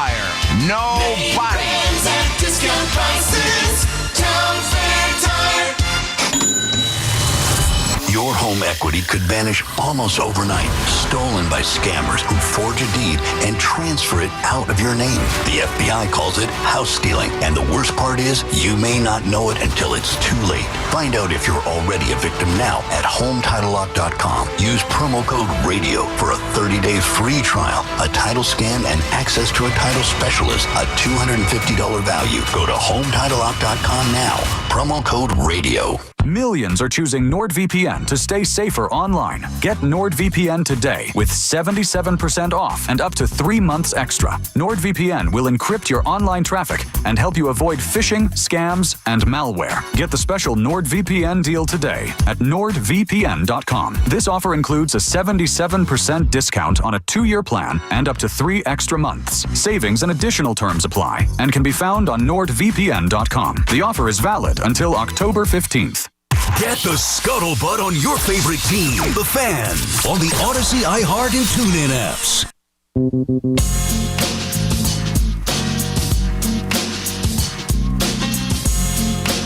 All right, 4:51. Let me tell you about the city's biggest indoor pickleball event, and it's coming back October 10th and 11th, and it will sell out. Sign up for the fun or for the cash prizes. Go to 1010wins.com. He's been atrocious. Yeah. He's been atrocious. Yeah. Devin Williams is also another one that's really hurting. Sure. But you know that those umps last night were horrendous. They were. I can't even be too mad at him. Yeah, you know, I in fairness to him, I agree. He was squeezed last night. He threw at least 4. I agree with everything he said. There were 4 pitches that the umpire missed on him, absolutely, and the entire 100%. Inning could have been different. But at the same time, you know, when you've been as lousy as he's been, no one wants to hear you make excuses after the game. Like, I mean, I know that he's right, and I agree with him, but like, but in the post game to be so just like, you know, I had an inning like that, and then you're calling strikes on Jazz and blah. Like, you guys, listen, you've been awful all year, bro. Why don't you just sit one out? And let us take it on the chin. Take it on the chin and let us be the ones defending you instead of you out. Like, it was. Now, he shouldn't have been thrown out of the game because I don't think he did anything deserving to get thrown out of the game. But he was squeezed last night. He was. It was an unfortunate thing. There's no doubt. And speaking of defending, the Yankees really got to stop defending Volpe, and I think that really hurts his rep. And then, right before I go, let's go Cowboys, C-Mac. Oh, no. Let's go Cowboys. What are you, crazy? I'll call you tomorrow, and we'll rant about how they beat the Eagles. You think so? I think they're going to get blown out. But maybe they'll beat the Eagles. I'm not high on the Cowboys this year, obviously. I mean, we'll see. We'll see about their run. The passing attack is really the only thing that stands out to me as a competent unit, a dangerous unit. Like, they should be able to throw the football. Outside of that, I really don't know what the Cowboys are going to do well. I don't think they're in the same class as the Eagles. Anthony in Brooklyn. What's up, Anthony? Hey, Chris. Great show as always. Welcome back. Thank you, buddy. Listen, how does to me, you got second and third no outs. How do you not pinch hit for Volpe at that point? Yeah, I mean, you're not going to pinch hit for Volpe there. Well, at some point, I think they have to. As far as Devin Williams, I agree with you. If we're going to win anything or go far, we need him. But he needs to go on that mound and see that somebody's in the bullpen warming up. And as soon as he starts walking somebody or something, he needs to get pulled. I don't know if that's going to maybe psyche in his mind that, okay, they're going to come and get me. I don't know about that. Like, I don't think that matters. I'm normally, the last handful of times that he's killed them in big spots over the last month or so, I've usually been more upset about Boone not being quicker to pull him than Boone bringing him in. Like, I've kind of understood bringing him in. Sometimes I was just like, but you can't let him just implode. This one's a little bit different because he gets to that point. Yes, the bases are loaded, but he gets that strikeout.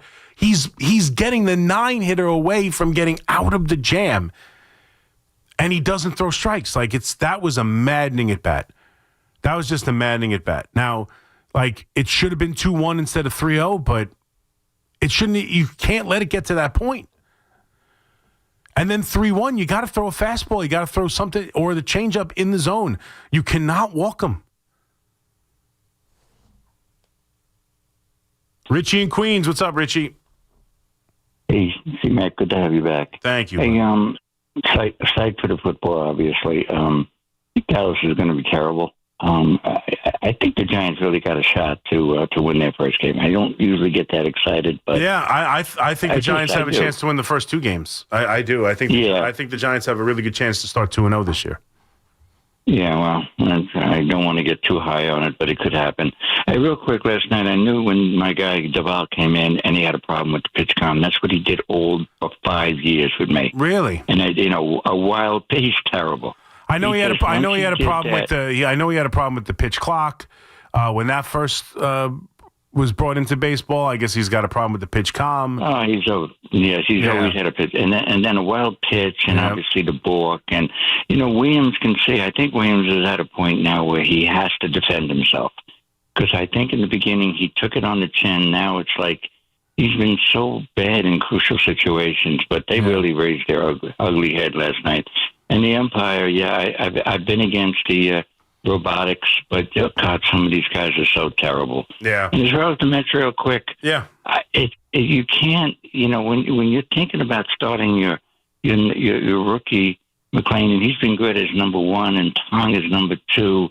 Maybe keep Manaea off, keep Sanger off. That's a disaster at this point. So obviously, if their pitching doesn't come around, that's why I think the Yankees will be fine because they got the starters. But I think the Mets are in some real deep issues with their pitching. It's got to catch up. And my team is 10-1. I know. How about that? Idea how. Every time we talk, my team's out of it. My team's out of it. Your team's 10-1. Yeah, we're 4 behind, and we've hit 8. We couldn't hit a home run and throw the ball in the stands, and we've hit 18 home runs in 18 straight games. We've hit a home run. Wow. So that's baseball, Susan. That is always great. You got it, Richie. Thank you for the call. Yeah, I know your team is hot. And it's been one of those seasons. What a weird season it's been baseball-wise. I mean, the runs and falls and collapses every team in first place has had like a 7-game losing streak. It's just been a weird season where there's been, this is the epitome of wide open. This is the epitome. There is not a dominant team. I understand right now Milwaukee. I have a tough time buying into Milwaukee being a dominant baseball team, but to be fair, they have been. But outside of Milwaukee, who even Milwaukee early in the year went on a terrible losing streak, there is no dominant team in baseball. There is no doubt. And as far as the Mets and the pitching, I'm with you. I think hopefully we're going to find out tomorrow whether or not Senga accepts going down to the minors, and hopefully he can work it out because I think they need him or Manaea in the playoff rotation. I have a hard time envisioning the Mets going far in the playoffs if they don't at least get one of those two guys to find themselves. And that's a tough ask with 3 weeks left in the season, or a month left in the season. All right, that's it. Thank you guys for calling. Thank you for listening. Thanks to Fleegs on the other side. Football Friday is upon us when I speak to you again at 2 a.m. We'll have reaction to the games, both the football and the baseball, and obviously we'll have all the fun of a Week 1 Football Friday. So we'll catch you then. Enjoy the rest of your Thursday. I'm out of here. Bye-bye. Sports Radio 101.9 FM. WFAN New York. We're talking New York sports. WFAN, WFAN FM, WFAN FM HD1, New York, and Odyssey Sports Station. WFAN Sports Flash. Good morning at 5 o'clock. I'm Marco Belletti. The Yankees built up a pair of 3-run leads, but the bullpen melted with Devin Williams right in the center of things again. He walked in the go-ahead, allowed 4 runs in the inning as the Astros scored 6 times off the Yankees' pen in 3 innings of work for an 8-7 victory. Cody Bellinger had a 3-run shot in the 9th that brought the Yankees to within a run, but Jazz Chisholm called out on strikes on a pitch that appeared to be outside. This after Aaron Boone and Williams had already been tossed during that 4-run 8th, and afterwards, Williams beside himself. I don't know. That's just ridiculous to have the inning that I had, and then for us to, Jazz got the bat taken out of his hands on a pitch that was a lot further from the zone than pitches I was making. Couple this with the Blue Jays' victory, and the Yankees now tied with the Red Sox 3.5 back in the AL East. Ryan Helsley continues to struggle mightily for the Mets. Allowed a 3-run shot to Kerry Carpenter in the 7th. That put things out of reach as the Tigers finished the Mets 6-2. Helsley an ERA north of 11 in his 14 appearances since being acquired. Clay Holmes gave up 3 runs, 2 earned over 4 2/3. And the Jets fear that Elijah Vera Tucker suffered a torn tricep in practice, which would end his season before it began. And this report is brought to you by NJMEP Manufacturing Day on October 3rd in Freehold. If you work in New Jersey manufacturing, your chance to network, learn, and connect with resources for your business is October 3rd, the annual Made in New Jersey Manufacturing Day in Freehold. Both gubernatorial candidates will share their vision for industry in New Jersey. Register today at njmep.org. 65 degrees, clear skies, Central Park. That's what's happening. I'm Marco Belletti.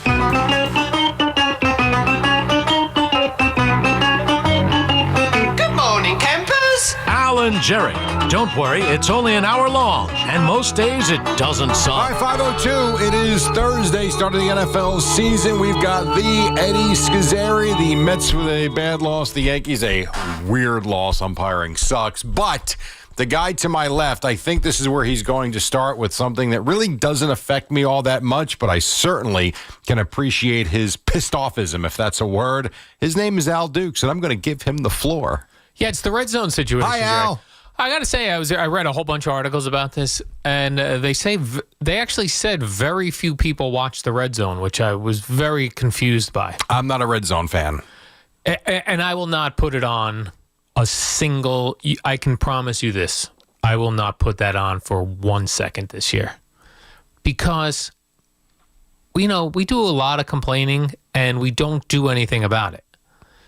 People complain. Yesterday we took calls from people talking about, why are Jets fans selling their tickets? And then the Jets fans calling, go, the stadium sucks. It sucks getting in. It sucks paying for parking. Then do something about it. All you can do here is, if you're angry about the red zone starting to show commercials, don't buy it. When you buy it, they keep doing this crap. You got Cracker Barrel to change their logo back, and all I did was change a logo. That is true. That worked. So just don't, we were fools when cable first came out many years ago. We were foolish. We paid for television to give us commercials. That's not the deal.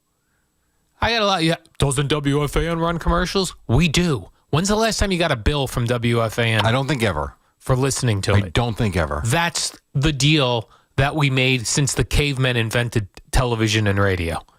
If you get commercials, you don't pay. If you pay, you don't get commercials. It's that simple. But then cable came along in the 70s, and for some dumb reason, because I guess we were starved for entertainment, We paid for commercials. Didn't that start mostly with because of HBO? Wasn't that like the first real reason why you wanted cable was to get the premium movies?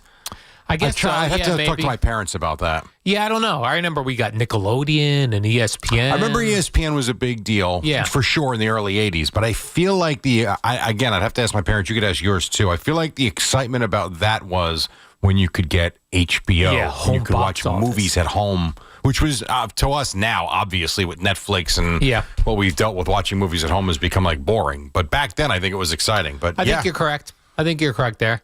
But for some reason, us fools paid for cable with commercials. But then streaming came along, and streaming told us, oh, if you buy this, there will be no commercials. Netflix, whatever else is out there, like Netflix. And now even Netflix, like why you would buy the Netflix version that has commercials blows my mind. You're telling me you can find, $10 for Netflix, but you can't find $17 for no commercial? Of course you can. Why are you paying for commercials? It doesn't make sense. To get Red Zone, you also have to be buying something else. You can't just buy Red Zone. You have to buy something else for the privilege to buy Red Zone, which will now have commercials in it.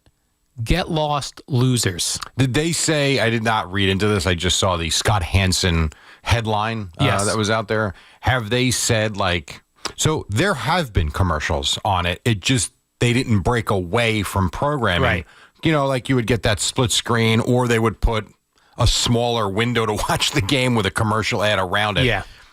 Is this going to be, like an NFL game? Did it say, to what extent we're talking? I saw different things. One, if they were only going to be doing what they were doing, Scott Hansen would not have made a big deal about it. That's true. But Scott Hansen on the Pat McAfee show got out in front of this because he doesn't want to get hammered on social media. Like he did last year for saying 7 hours commercial free, and then they were sneaking commercials in. Correct.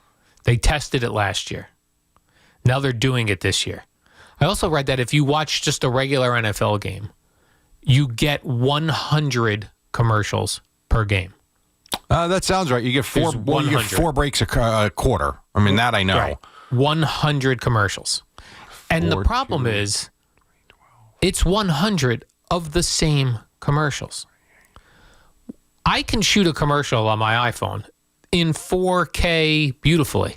Why these places can't film a bunch of commercials is beyond give you some me. Different variations of it. You run the same commercial 1,000 times again. You ever try to go to a sports bar and watch the games on Sunday? Never. I used to do this.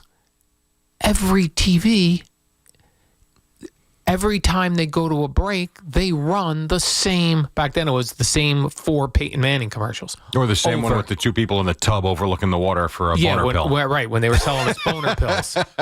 And then boner pills became generic, and they cost now $0.05. Now they don't advertise anymore. That is very true. We've all got our boner pills. Thank you.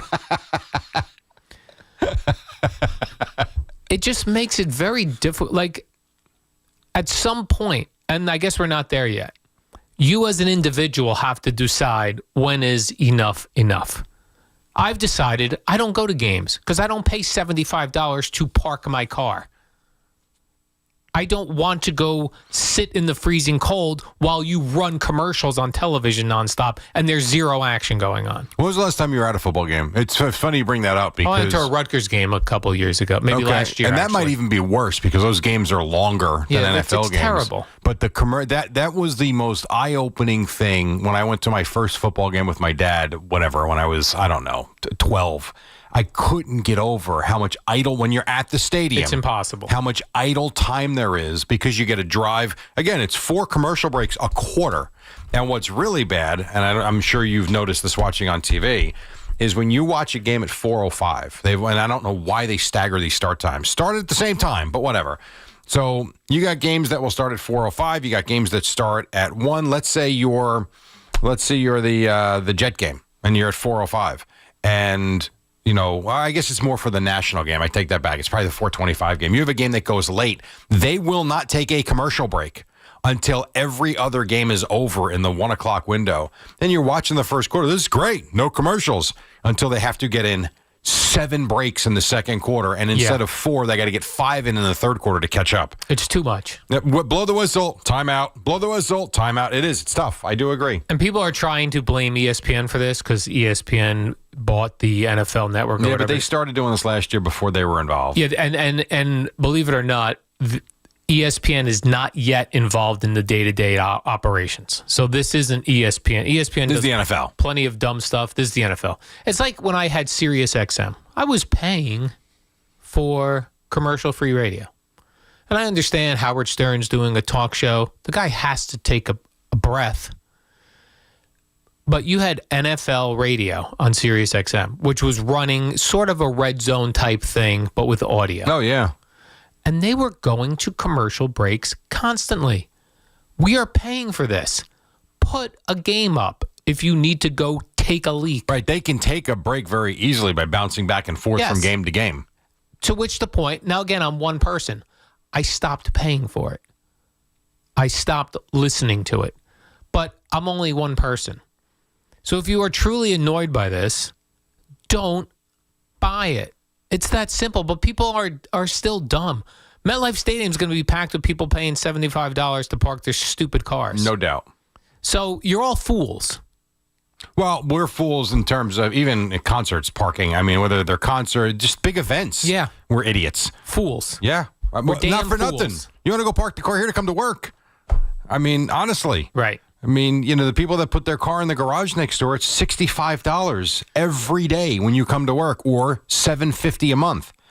I mean, it's, and maybe Eddie he's a little older than the two of us.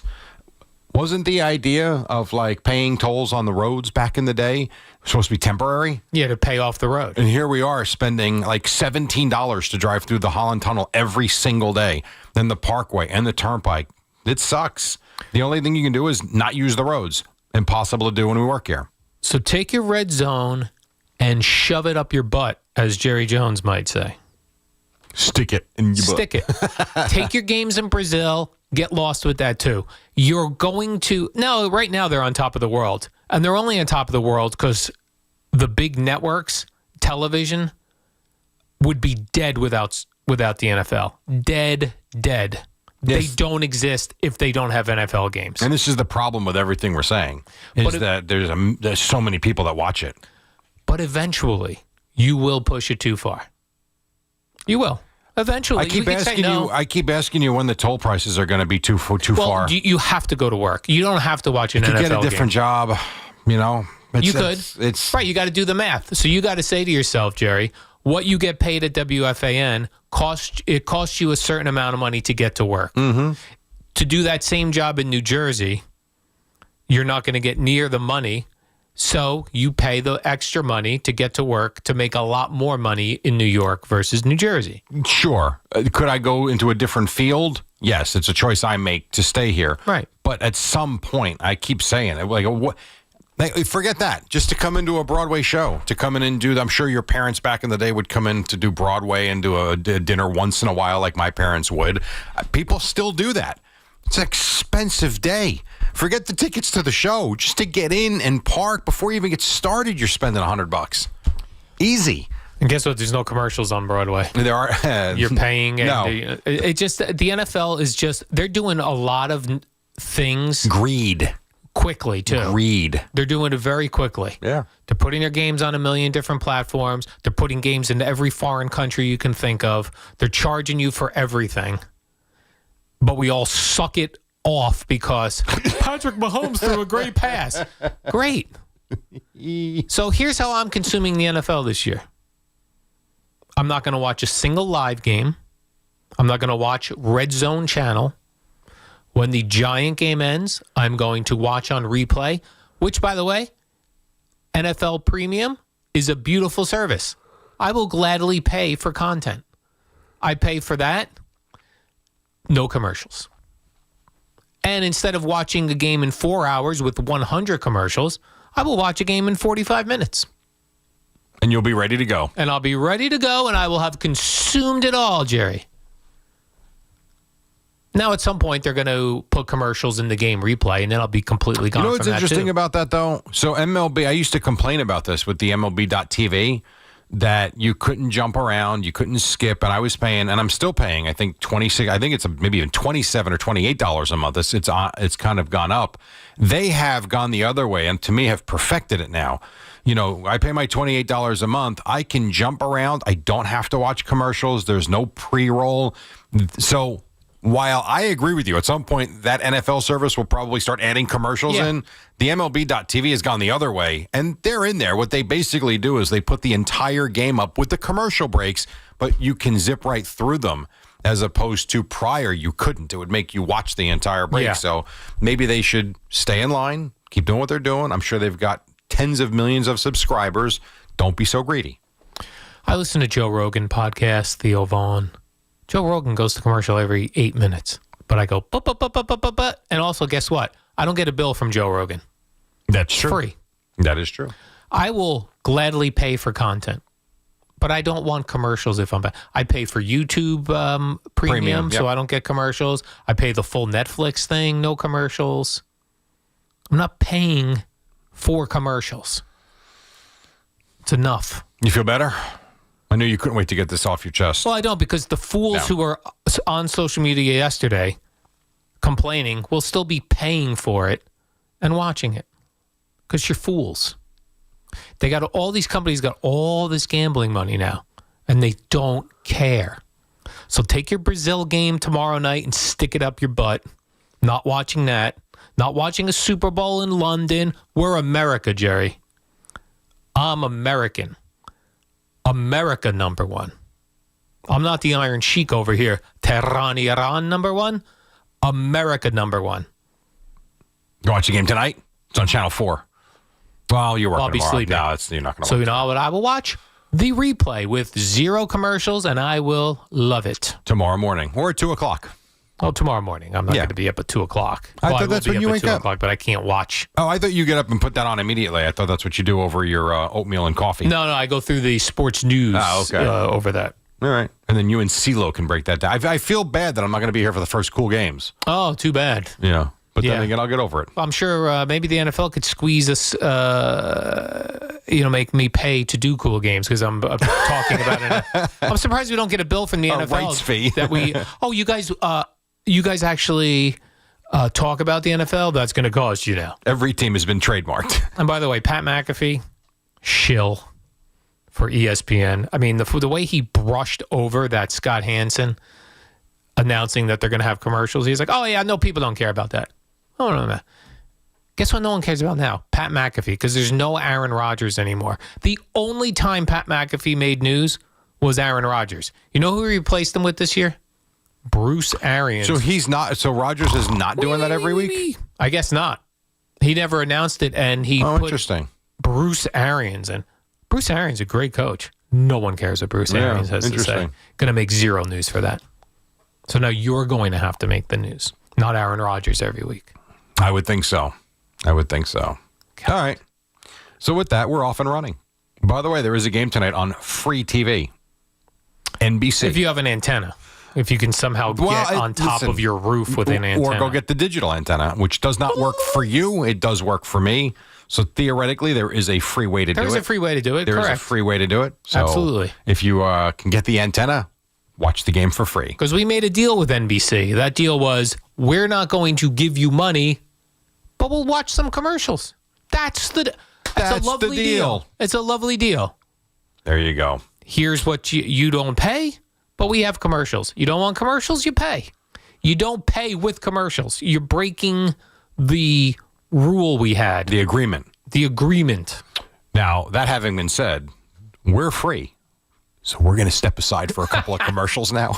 You won't get a bill from me and Jerry. You will not. But we'll be back in like 3 minutes. Correct. So hang out, and then we got Boomer and Gio at 6 on the Fan. There's a line drive right field. That ball is hammered. It's Thursday Night Baseball with the Yankees and Astros. 7:40 tonight. Driven by Jeep. That was an extraordinary play. Susan Waldman and Dave Sims call all the play-by-play. The home of Yankees baseball is the Fan. Always live on the free Odyssey app. Come visit the engagement experts at London Jewelers at any one of their 6 locations.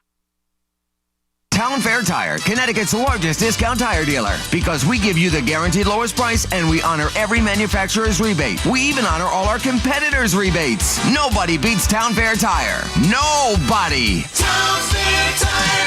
Hey, it's Al Licata. Get your game on at Wing Creek Bethlehem. Play the hottest slots and table games, or go big in the poker room. Feel the thrill of live dealer stadium gaming. Try axe throwing or virtual golf. Dine at their classic steakhouse, chop house, or enjoy contemporary urban cuisine at Urban Table. Cap it off with cocktails and a stay at Wing Creek's AAA 4-Diamond Hotel. Play online anytime in the Wing Creek Casinoverse. Learn more at wingcreekbethlehem.com. Must be 21 years or older. Gambling problem? Call 1-800-GAMBLER. When your name's on the paint job, your primer better hold up. Painters Trust kills primers for serious adhesion, stain blocking, and a finish that lasts. Now, the full Kills lineup is available exclusively at the Home Depot. Need it fast? Get same-day or next-day delivery, or order online and pick it up in-store. Kills primers. Pro results faster. The Home Depot. If you're a pro, you know. Actual price will depend on product and subscription plan. Featured products are compounded drug products, which the FDA does not approve or verify for safety, effectiveness, or quality. Prescription products require an online consultation with a healthcare provider who will determine if appropriate. See website for details, restrictions, and important safety information. Want to boost in and out of the bedroom? Hims has you covered. Introducing a new 2-in-1 approach to level up your game. Tadalafil for better bedroom performance and zinc for testosterone support. Turn things all the way up and find affordable treatment options at up to 95% less than brand names at hims.com/joy. That's hims.com/joy. Lowe's knows that free makes everything better. That's why our rewards members get free standard shipping on the things they need and want, starting at Silver Key status every day. Savings for rewards members add up fast, so why wait? Join for free today. Lowe's, we help. You save. Not available in Alaska and Hawaii. Exclusions and more terms apply. Loyalty program subject to terms and conditions. Details at Lowe's.com/shipping terms. Subject to change. Are you searching for a warm and welcoming community for mom or dad? River Spring Living just may be the right option. Set on a 32-acre campus right there along the beautiful Hudson River, there are plenty of chances to engage in activities, wellness programs, and so much more. From independent living to assisted living and memory care, specialized teams are dedicated to making everyone feel right at home. I've seen firsthand what makes life at River Spring Living so special. Visit riverspringliving.org today. You matter, and so does your well-being. If you're facing tough moments, struggling with anxiety, depression, thoughts of suicide, or substance use, help is here anytime you need it. Call, text, or chat 988 for free confidential support. New Jersey's 988 Suicide and Crisis Lifeline is here 24/7 for you or someone you love, with trained counselors who listen and care without judgment. You matter. Remember New Jersey's 988. A message from the New Jersey Department of Human Services. Week 1 starts now, and every touchdown brings you closer to a payout with DraftKings Sportsbook. New customers, this one's for you. Bet just $5 and get $300 in bonus bets instantly. Plus, grab over $200 off NFL Sunday Ticket from YouTube and YouTube TV. Your season starts now. Download the DraftKings Sportsbook app and use code WFAN. That's code WFAN to get $300 in bonus bets instantly when you place your first bet of $5 or more. Plus, over $200 off NFL Sunday Ticket from YouTube and YouTube TV in partnership with DraftKings. The crown is yours. Gambling problem? Call 877-8-HOPE-NY or text HOPE-NY 467-369. 21 and over. New York only. Eligibility restrictions apply. Bonus bets expire 7 days after issuance. See sportsbook.draftkings.com/promos. NFL Sunday Ticket offer for new subscribers only and auto renews until canceled. Digital games and commercial use excluded. Restrictions apply. Additional NFL Sunday Ticket terms at youtube.com. Good morning, boys. From the 1010 Wins Traffic Center, it's Andre Ferro with the InjuryLawyer.com Fan Highway Patrol presented by the Rothenberg Law Firm. Trouble in Brooklyn, inbound Gowanus, no sleep till Brooklyn. As you travel up towards 39th Street, there's a crash, knocking out one lane delays that go back to Fort Hamilton Parkway. Inbound George Washington Bridge, here's what you need to know about the bridges and tunnels. About 20 minutes in, as they're wrapping up road work, outbound is wide open.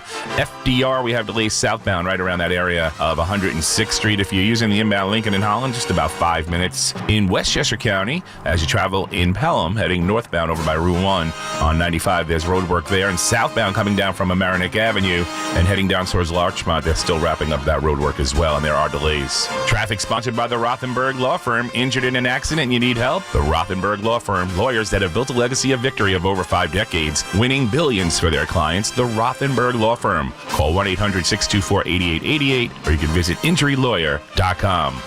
It's the warm-up show with Alan Jerry. Kicking it back old school, 525. What is up? It is Alan Jerry till 6. We got Boomer and Gio at the top. It is the start of the football season tonight in Philadelphia with the Cowboys and the Eagles. We've got the baseball, of course, from yesterday. Lots going on. Very weird Yankee game last night. Very. A lot of bizarro things going on. The Yanks not happy with the umpiring. No, it's the same old story. It's inconsistent crap. Yeah. Honestly. They had just a strange set of Devin Williams walked in a run. Yeah. Then some other dude who, I don't know when this guy even showed up. Duvall, he's the guy. He's supposed to be that was supposed to be the big acquisition at the trade deadline. He balked in a run. Yeah, which was kind of, again, even David Cohn's it was a weird call. So if you watch so I was watching it this morning, and they were having issues with the pitch comm. First of all, as soon as he got out there was an issue with the pitch comm. Okay, fine. They get it set up. Place is loud. He can't hear, so he's got his glove over his ear trying to get the call. He gets the call from Wells. Then he gets into his set. I suppose it was slightly quick. The problem, like David Cohn said, is that should have come from the umpire behind him, not the umpire behind home plate. The umpire behind home plate was the jackass that was throwing out Williams and threw out Aaron Boone and had these garbage strike calls or non-strike calls. So all of it didn't make sense. You got the wild pitch. You got Giancarlo Stanton having a line drive hit right at him in left field, goes over his head. There was a lot that went on in this game. It was pretty wild. Weird. So 3 of their runs came on a bases loaded walk, a balk, and a wild pitch. Yeah. Yeah. They still almost won. They did. I mean, you got the home run from Bellinger with 2 out in the 9th, and then the strike 3 call. And this is not to say that Jazz or they were going to win the game or tie the game, but the strike 3 crap call on Chisholm to end the game is nonsense. I actually counted because, before I watched it, I read the story. So I knew there were a lot of questionable calls in that 8th inning. I counted 4 pitches that Devin Williams threw that caught the strike zone that were called balls. And then the pitch they strike out Chisholm on at the end, just garbage, inconsistent. Yeah, so Aaron Boone got tossed. Aaron Boone also not happy with the getaway game today being played at 7:40 p.m. That happens. Eastern time. Yeah, it's not the first time that we've seen this. And they have a very big series in the Bronx with the Blue Jays to get home, too. They do. They're at least home, though. And they think that this was done on purpose because Houston, they're just going to, they're playing the Rangers. Okay. So that's their getaway, just, however far away that is. A 3-hour drive. But the Astros don't decide that, do they?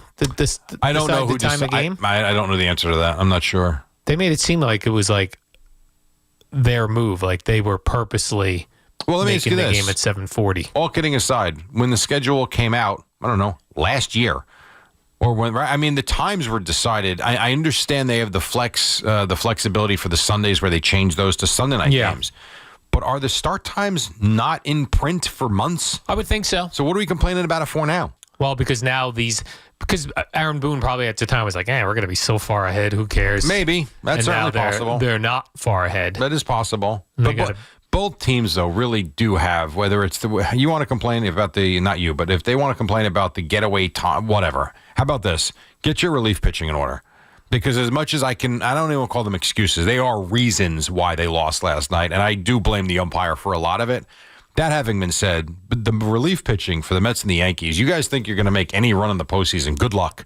I mean, this Ryan Helsley can't get anybody out. Yeah, he stinks. I mean, and as much as, the Yankees have been, I don't want to say consistent, they haven't been up and down, but more up than down. I don't know when you get into the postseason if they're going to be able, we love to take the starters out after 3 innings in the playoffs. If you got to go to the bullpen in the 5th or 6th inning, good luck getting anybody out. Yeah, I don't know why teams do that. All these teams with suspect bullpens, and then you get to the playoffs, and they're yanking pitchers You can't early. wait to get the guys in. I know. So weird. I understand how much a win or a loss means when you're talking about a best of 5 or a best of 7 series, but sometimes the options you're going to aren't great. I come in the morning and I'll go through the highlights of Mets Yankees because I was sleeping, and most of I would say 99% of the time I have a good feel for what happened. I watched that Yankee one, very good feel for what happened.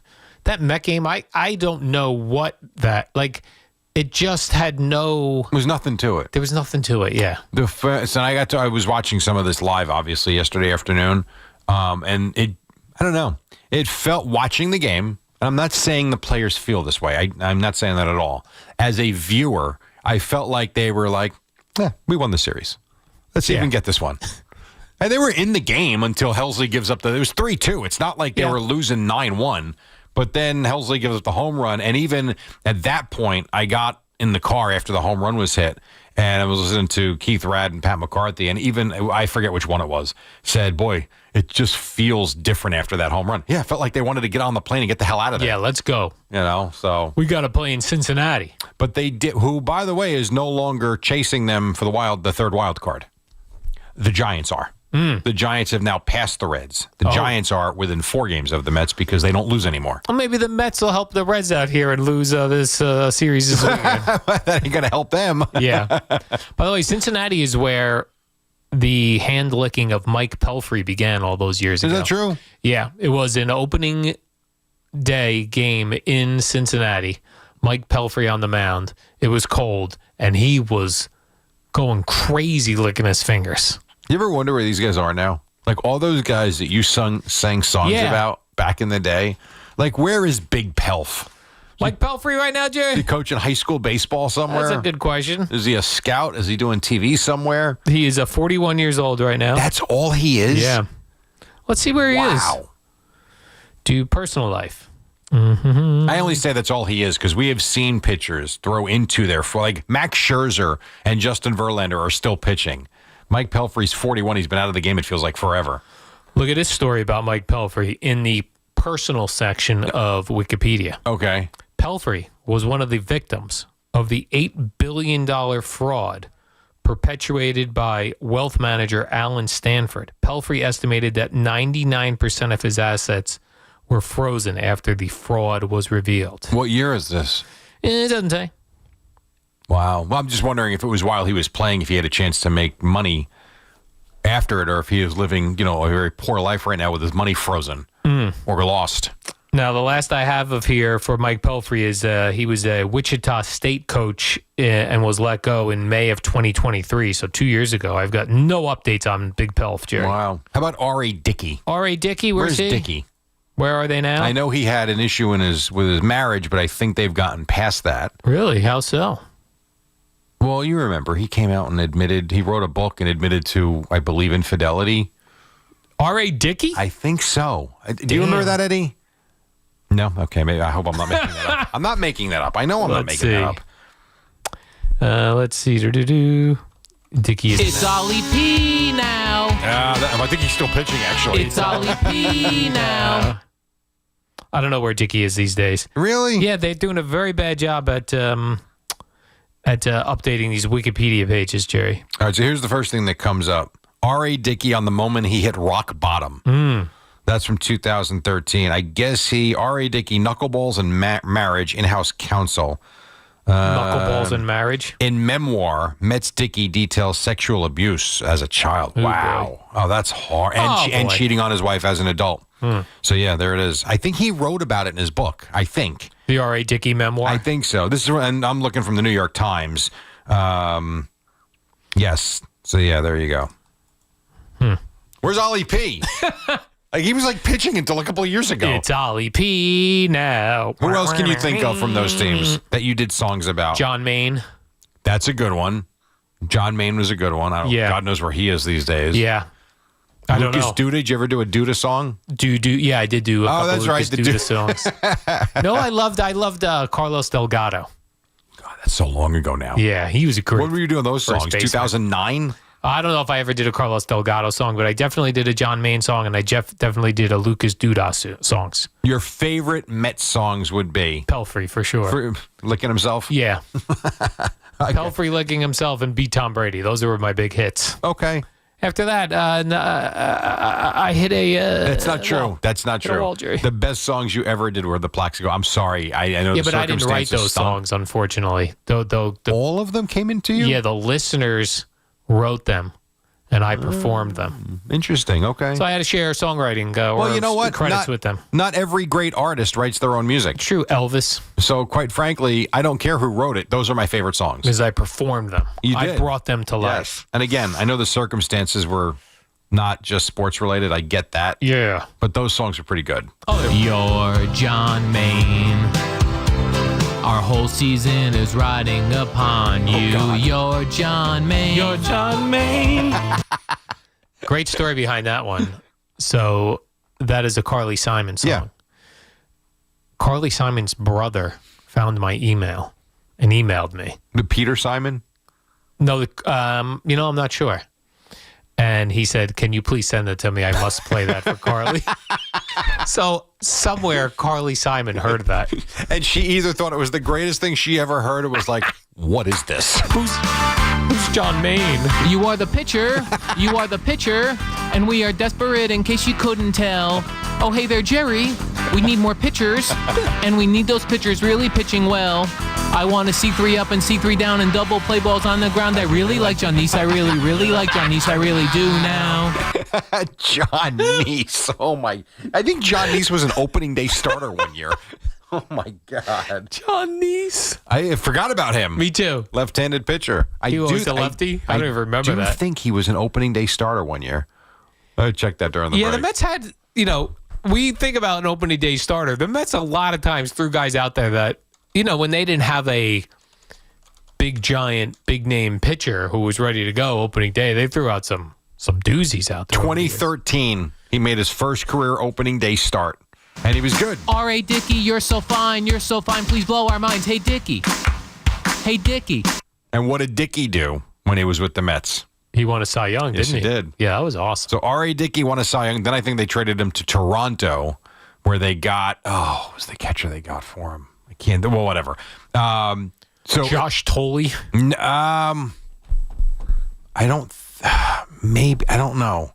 It was I know they got a catcher back in return. It wasn't Darno, was it? I don't think so. It might have been. Here comes the tongue. Here comes the tongue. And I say, we'll be all right. Oh, my gosh. Very funny. Walking down memory lane. Why not? I was just doing real quick. Who did R.A. Dickey get traded for? Let's see what we got here. Travis d'Arnaud. It was d'Arnaud. And okay. pitching prospect, Noah Syndergaard. Oh, that's right. That's right. How about that? How about that trade? And I remember, too. And Josh Tolley as well.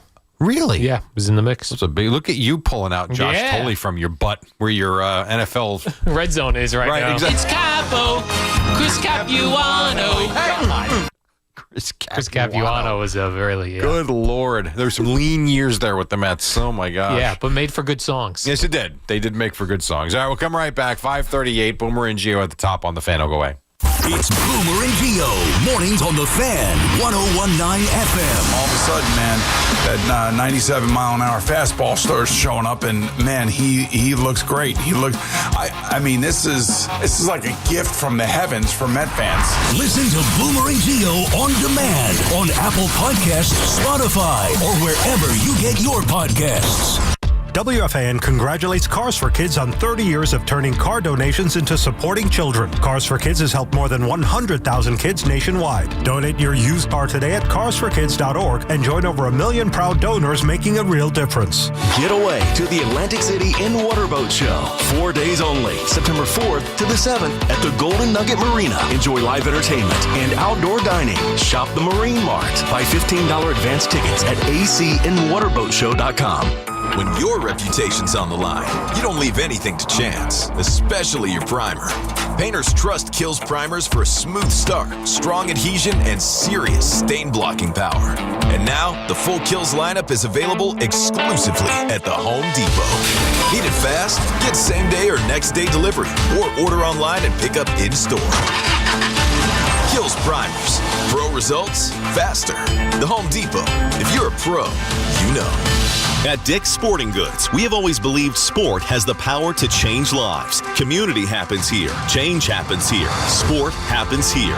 Introducing the all-new Dick's House of Sport, bringing new experiences, new services, and unrivaled selection from the top brands to a new place Jersey City can call home. Featuring a rock wall, a HitTrax multi-sport cage, and 3 golf hitting bays. Dick's House of Sport at Newport Center. Grand opening celebration September 19th through September 21st.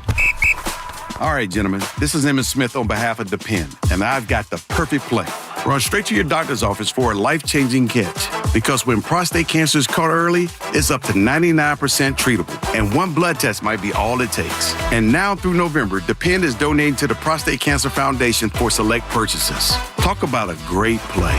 From September 1st to November 30th, Depend is donating 25 cents to the Prostate Cancer Foundation for Depend Shields Guards Real Fit products purchased in the U.S. up to a maximum of $300,000 or in Mississippi.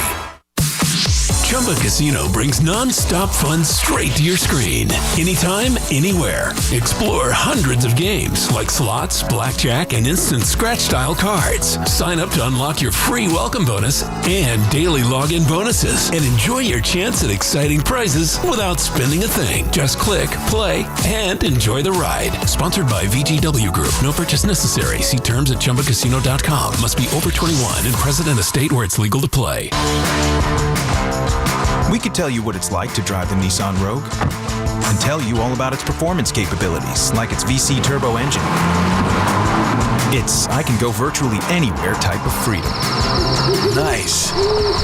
But you don't have to take our word for it. Go drive it for yourself. You're up. Experience the power of the Nissan Rogue.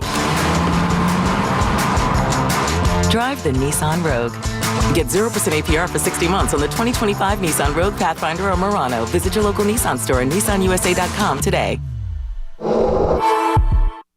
For well-qualified buyers, example, 0 down payment, 60 months financing at $1,667 per month per thousand financed. Actual down payment may vary. Subject to Nissan Motor Acceptance Company credit approval, not all buyers qualify. Dealer contribution may affect actual price set by dealer. Contact dealer for details. Ends September 30th, 2025. I'm Piera Palazzolo, VP of Digital Marketing for the American Management Association, a company